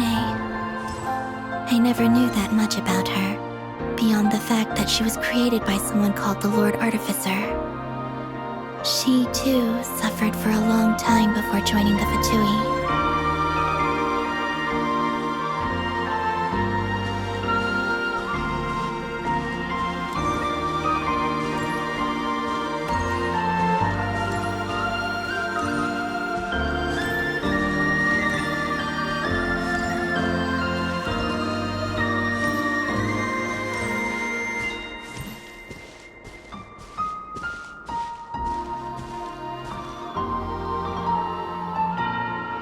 How I wish I could talk to her again, even if only to hear her say nasty things to me.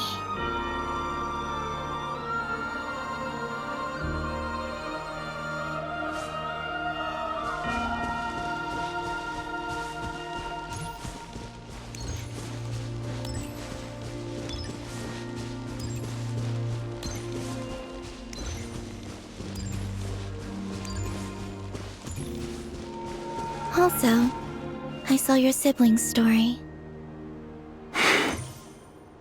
I'm afraid I didn't see much. It seems that she rarely came to the surface, where the moonlight shines. But I did notice that back when you first set out on your journey, she would often appear nearby, gazing at you from afar with a guilty look in her eyes. Lumine. Let us speak no more of the past. I probably shouldn't reveal so much about my friends. It's not my place. Let the moonlight carry us forth. We are very close now.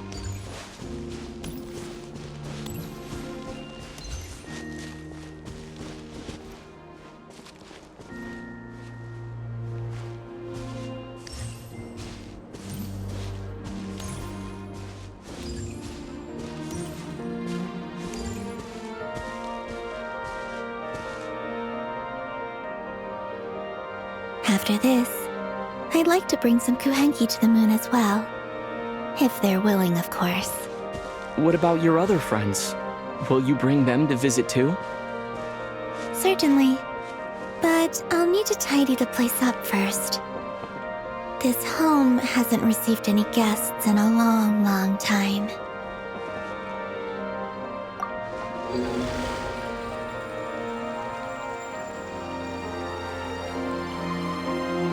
I remember writing something similar with you on Moon Prayer Night.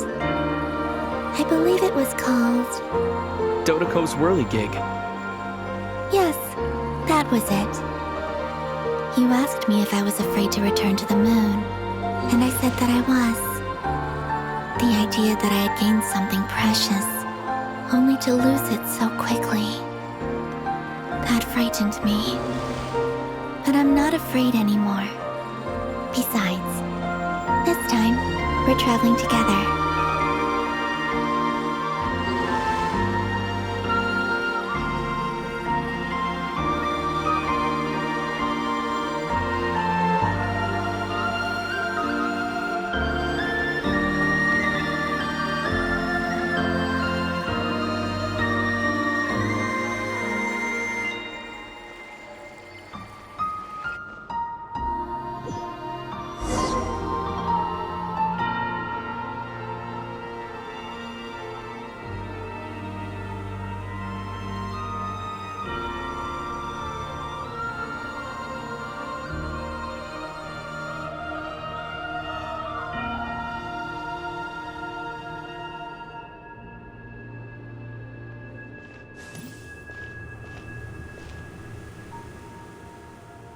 We're here. Over there.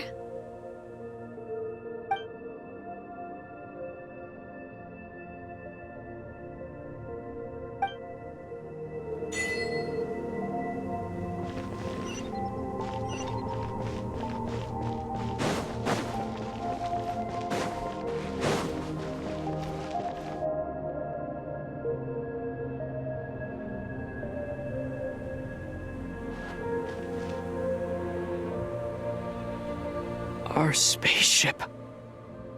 It's huge. I suppose that the moon is the only place one could hide it. It'll be all right.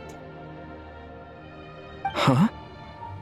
The way you feel in this moment, I went through it too, on Moon Prayer Night. The door was right in front of me, but I struggled to find the courage to step through. Solitude for me once meant living a life in which even I was absent. Before I met you, that was the only life I knew. But that night, solitude meant throwing away the life I had gained after meeting all of you. Columbina. Go. Retrieve the part of your life that was once lost. Trust me, you will lose nothing by doing so. Look, Teyvat is right there.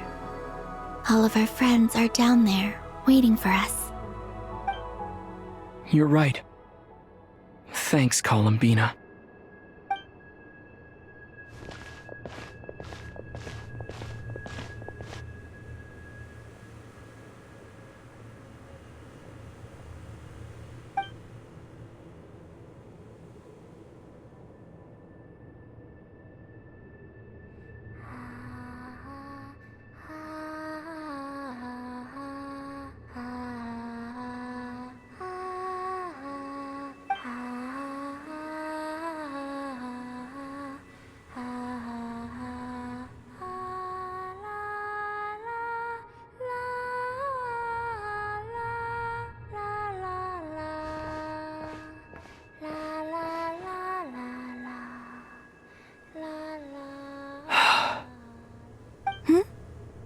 Finished? Yeah. Why did you take your eye mask off? Well, since my return, I've decided to take more opportunities to see the world with my own eyes. Besides, I've always wondered how Teyvat looks from the moon. And what do you think? It's beautiful. I could spend a whole day here just gazing at it. What about you? What do you think of the truth you found?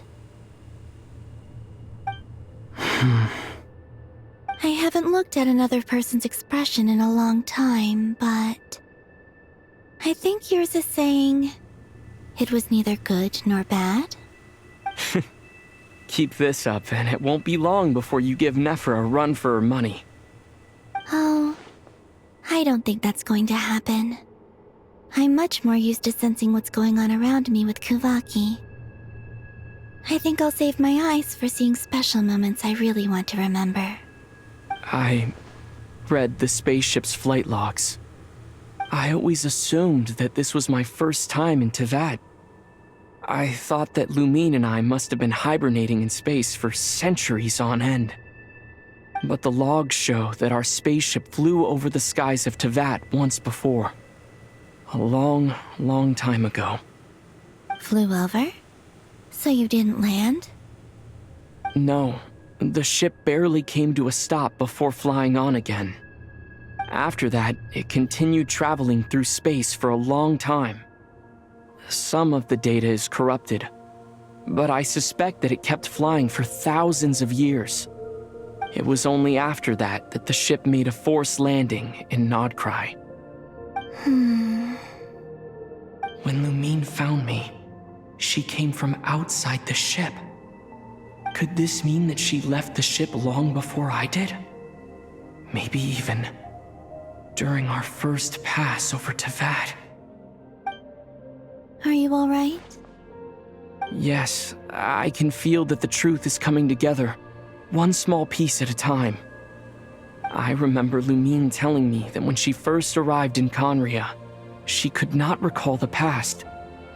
So this might be something that even she doesn't know. Here, I made some space for you. Your mind must be racing, and this seems like the perfect place to relax and clear your head. Oh, wait, there's one more thing. What is it? Wait here a moment.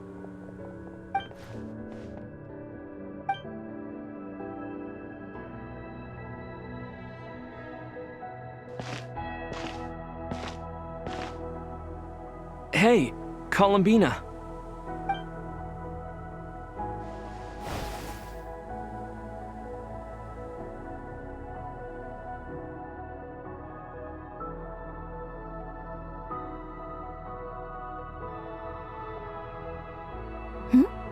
Is that a new outfit?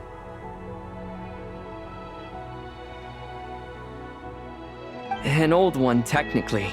It's been in a cabinet inside the ship this whole time. It's a matching pair with Lumine's.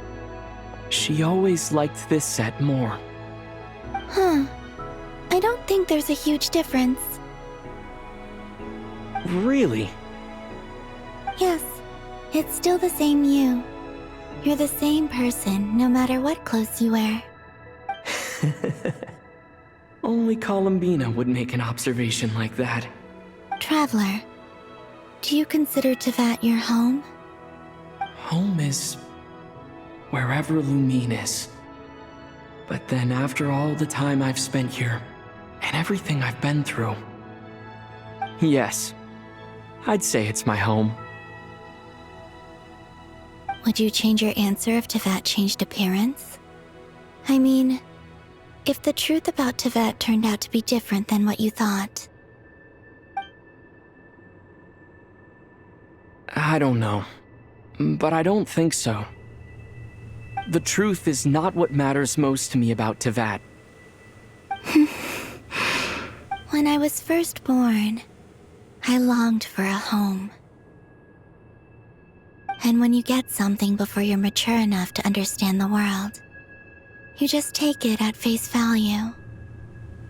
I thought that a home was a transaction. You give me what I want, and I'll do the same for you. But you and your friends taught me what a true home should look like. You never asked for anything, yet you gave so generously to me. That's because your friendship matters to us. It was worth it. In the past, I thought that my birth in Nodcry must have been a mistake. But after journeying to the distant past where the story began, I realized that it was I who chose Nodcry to be my future home. Now, I am glad that I made that choice. I'm sure your friends are just as glad. In fact, I intend to make the same choice today as I did back then. What do you mean?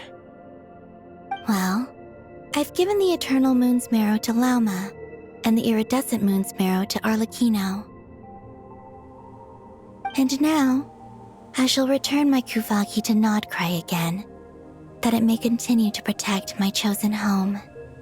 Wait, but what about your body? Oh, are you worried that I'll disappear again? I won't. Not this time.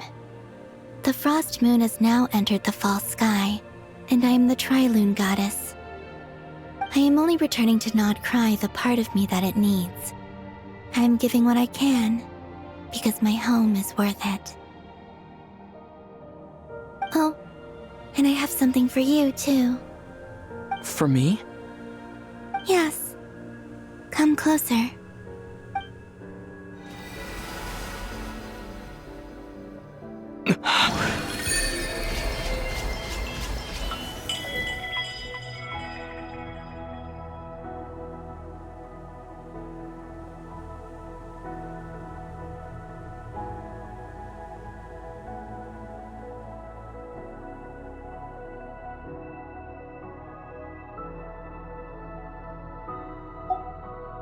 What was that? I lifted some of the restrictions this world placed on you. I trust this will help in your future adventures. My power. It feels like it's grown. I can use the elements more freely now. Thank you. This will be a great help. You're welcome. I see you as family, and after everything you've done for me,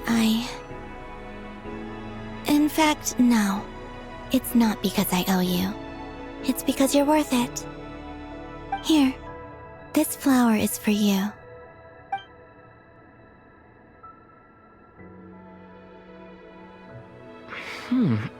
Isn't this a moon prayer blossom? Yes. Don't worry. You will never see these flowers lose their color again. I'm finally discovering the joy of giving.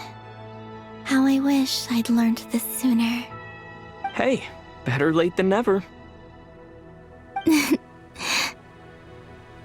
What are you thinking about now? Why don't you take a guess? You get 1 shot. I don't think I'll get it in one guess. But I'm sure it's a happy thought. That's kind of a sneaky answer. I can't say you got it wrong. Down in Teyvat, the moon seems so far away. I felt it might always lie beyond my reach. But on the moon, everything feels so close by. The haze that once enshrouded the skies has finally been dispersed. I feel like a traveler on a winter's night, starting a new chapter in my tale by the warmth of a bonfire. I don't have a lot of luggage, but I do have a lot of hope for the future. Well, what's next? Next? To start with, I want to stay here just a little longer. After that, let's return home and continue our journey.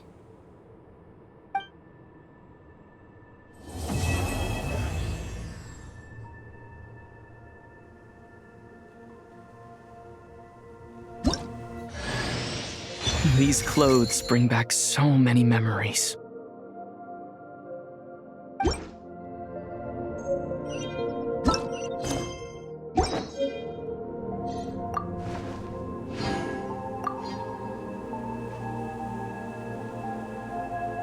The journey goes on.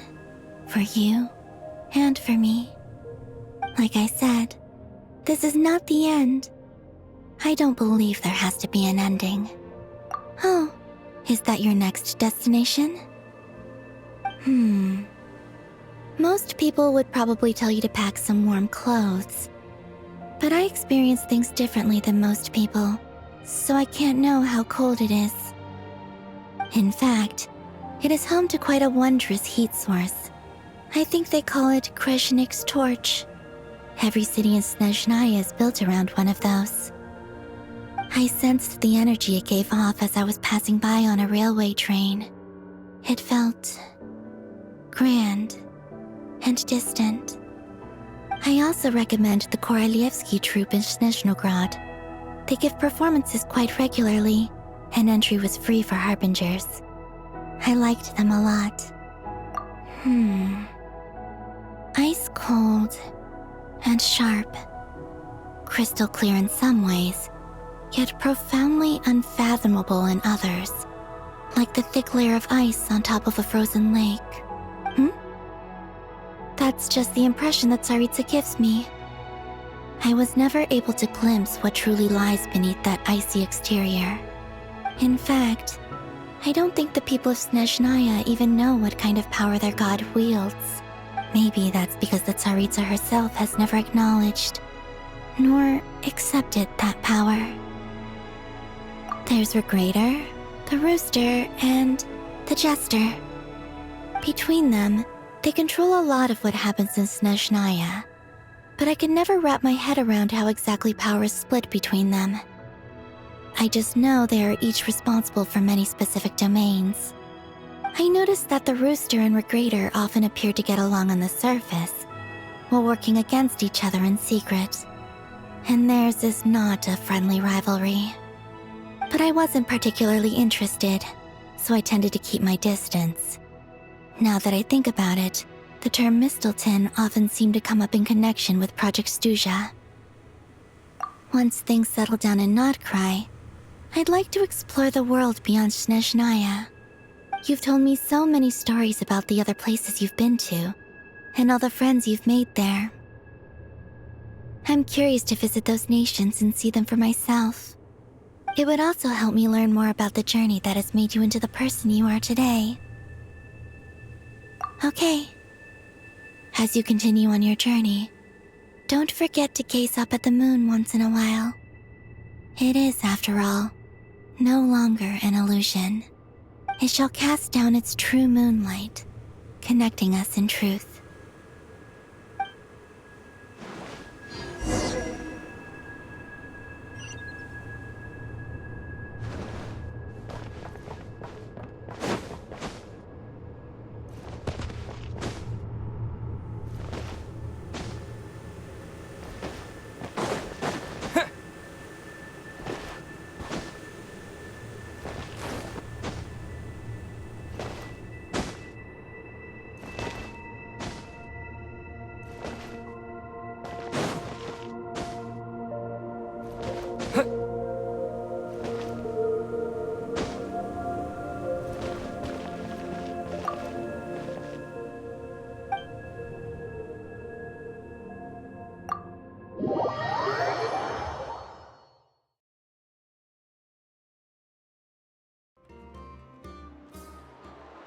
To Jean, acting Grand Master of the Knights of Favonius.